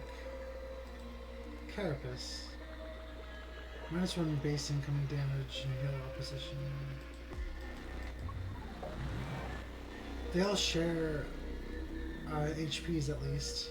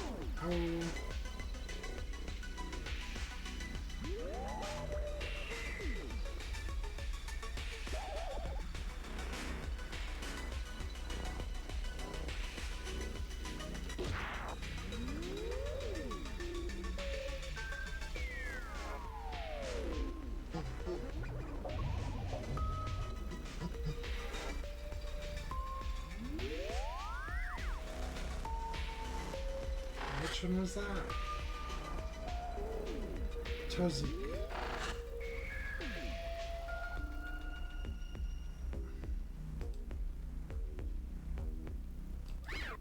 Oh, come on.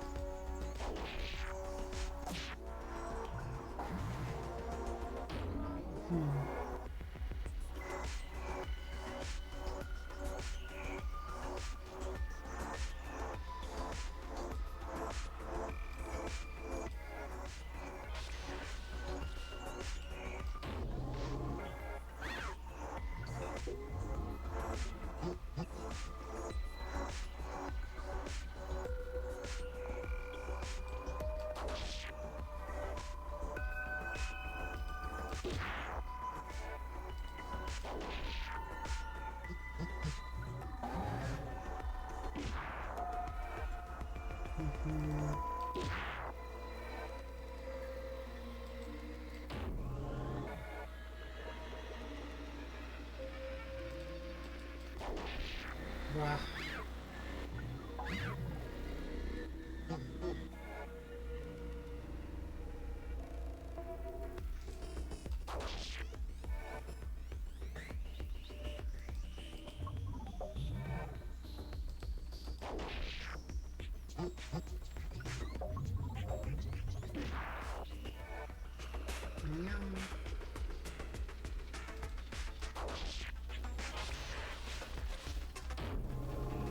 Nice.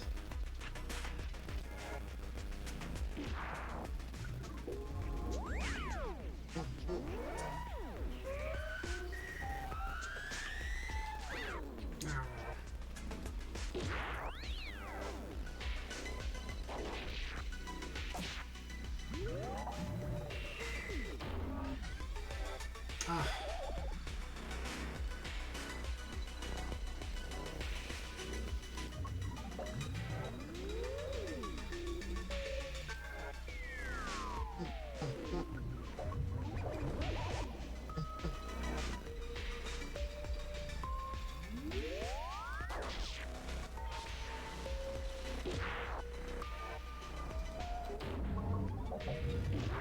This is not so bad. Oh.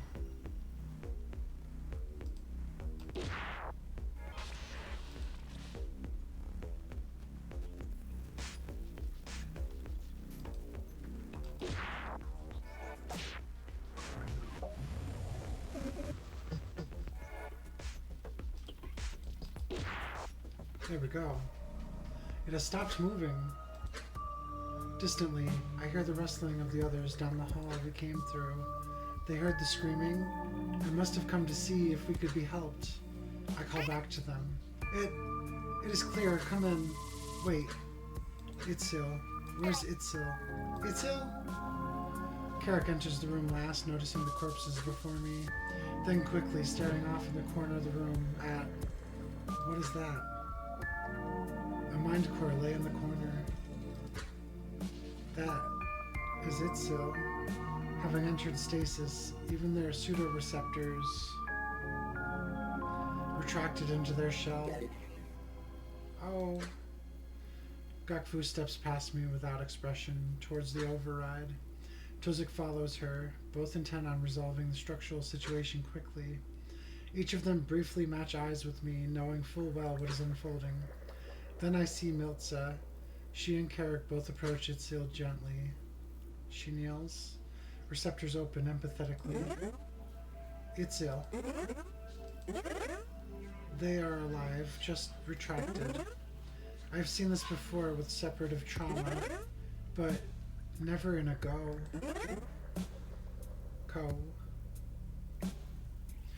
We can only hope they do not turn anything off. Itzel told me that they had been with their Kiviai since they were both larval. Even ascending on the same gaze, it will not be easy. Miltza looks back toward me, noticing my staring. Akazet, you should let me and Carrick tend to Itzel. See to the structure, yes? Now, Carrick. Miltza eyes Gavku briefly, but then returns to a murmur with Carrick. She is likely briefing them on what to do when Itzel awakens again. The ever-caring nature of the tear shines through all else. Attention, external command, memory stream halted. What?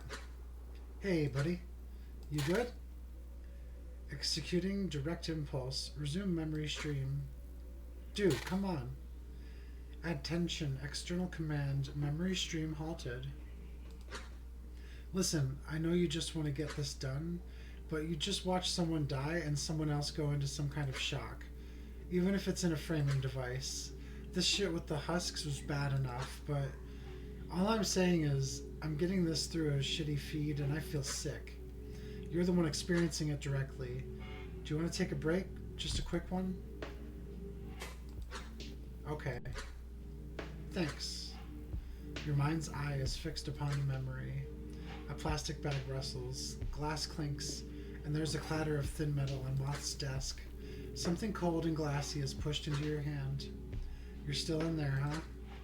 Well, in any case, in case you can't see, it's bottled coffee from the place upstairs. By the way, you're clear to lift projection for a moment. Thanks.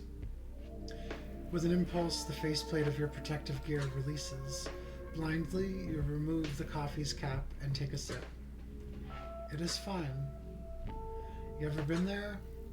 There's this old guy who's been working as a cashier since before I was here. I've talked to him a few times. He has it rough, dude. He's kind of stuck here because they can't see very well anymore. I mean, he didn't tell me that directly, but we were talking to him this one time and his eyes came up. He was joking around about how this is his last job. Still, it occurred to me, what if he was around back when Akazet was making visits? I wonder if we could spot him in your memories at some point. Hey, maybe I could even ask him if he ever knew a Gordon, too. A moment passes. You drink. It said you. Oh yeah, and in case you're worried about removing your protective gear, it's fine. Right, you already know this stuff. Well, the pillar is probably new to you at least. I did some analysis on it. It's not giving off anything, but you know, don't get used to having that off. It could explode or something. I've seen that with floating ones before. This is probably a safety violation already, but that's okay. I'll just cross it off my report. LOL. That's one of the perks of being stuck in the basement. It's one of the only places in the world that doesn't have some mind psycho staring at you through the walls. Dated derogatory term, now only slightly offensive. Was that a smile? Did I see a smile there? Well, anyway, thanks for sticking with me on this job. I know this ain't easy. I know this isn't easy, but it's important. Like, way more important than I ever thought it'd be. We know the FBX knows about what happened, but they probably never got the real details. Not like this. Even if they know what really caused the collapse, I bet you they've never ever seen what happened inside. All these Corru were just murdered on Earth and we could have never known. We're gonna make sure they didn't fight for their lives for nothing. Maybe we can help? It's a nice thought, but this is all in the past. Though, if we can get the network connection working, maybe we actually could. You know, at least let their network know what happened to all these Abesk. I don't know, we'll see. There's a lot of red tape when it comes to talking to Abesk. An emptier sounding glass is set on the concrete floor. Alright, well, I'm ready to get back to it if you are. Thanks for taking a minute, dude. Executing direct impulse, resume memory stream. Before the override stand Tozik and Gakfu. Tozik is cutting the shell of the override while Gakfu waits. What is wrong? Does it work? Yes, it is just... The override's protective shell rotates strangely, disturbing his work. The cover is behaving erratically. I will have it open momentarily. He returns to his careful dissection. Gakfu is staring away, towards the mine cores and Miltza. Before she looks at me, I see her gaze flicker over the dead husks nearby. Not a single receptor in the room is without a sorrowful tilt. Hey, Akazet. And her voice is a familiar numbness. We have slain several of these once friends, and no, it is wrong to think of it that way. It is no different from an infection. Our friends left these bodies long before we could help. I would ask Gakfu if she is well, but... Are you ready? She briefly watches Tozik's cutting, nearly complete. Well, ready enough. This will be new to me, but I know the general principles. If this does not work, then we'll find another way. Gakfu's receptors twist with the slightest cynical kindness. Sure. Here. Tozik pries the half dome of the override open. It tears away like flesh, exposing the connective cyst within.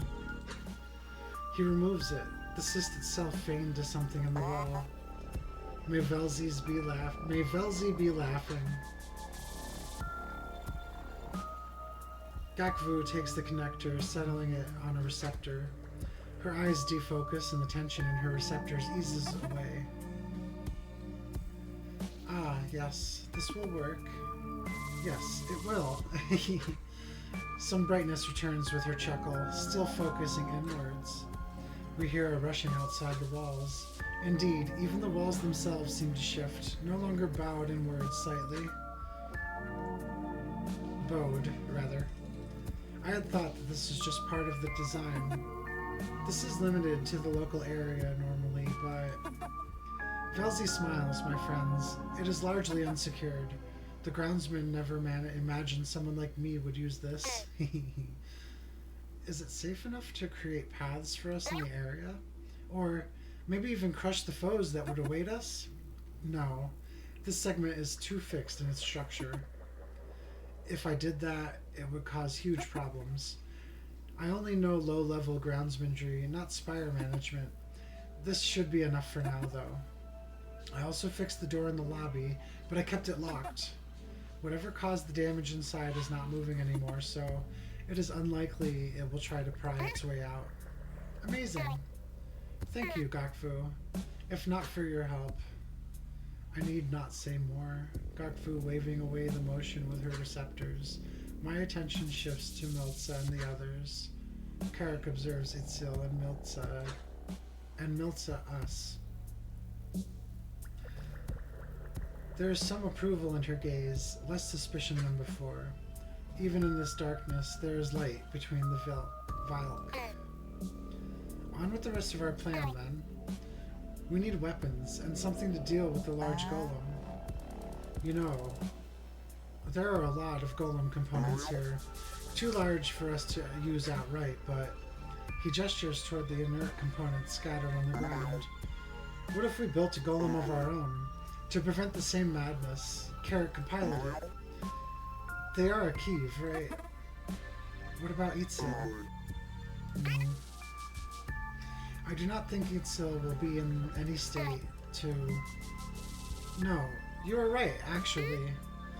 Having them both pilot it could allow them both the connection to a single time stopper, too. And it may prevent Itzil from doing anything drastic.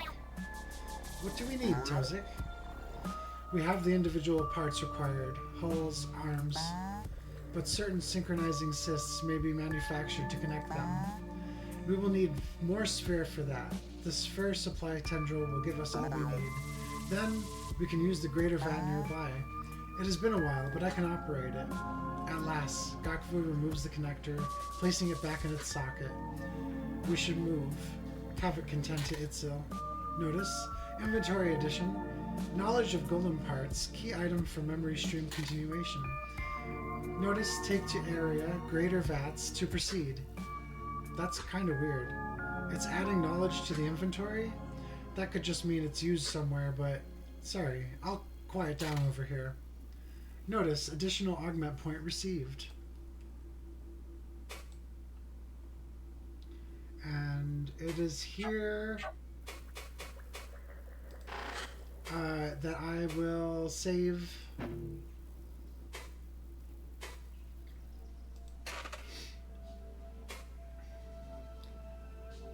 And then that'll be it. I gotta stop this recording before my computer starts fucking up. In the meantime, I'm going to upload these to YouTube, so I'll see you there, I guess.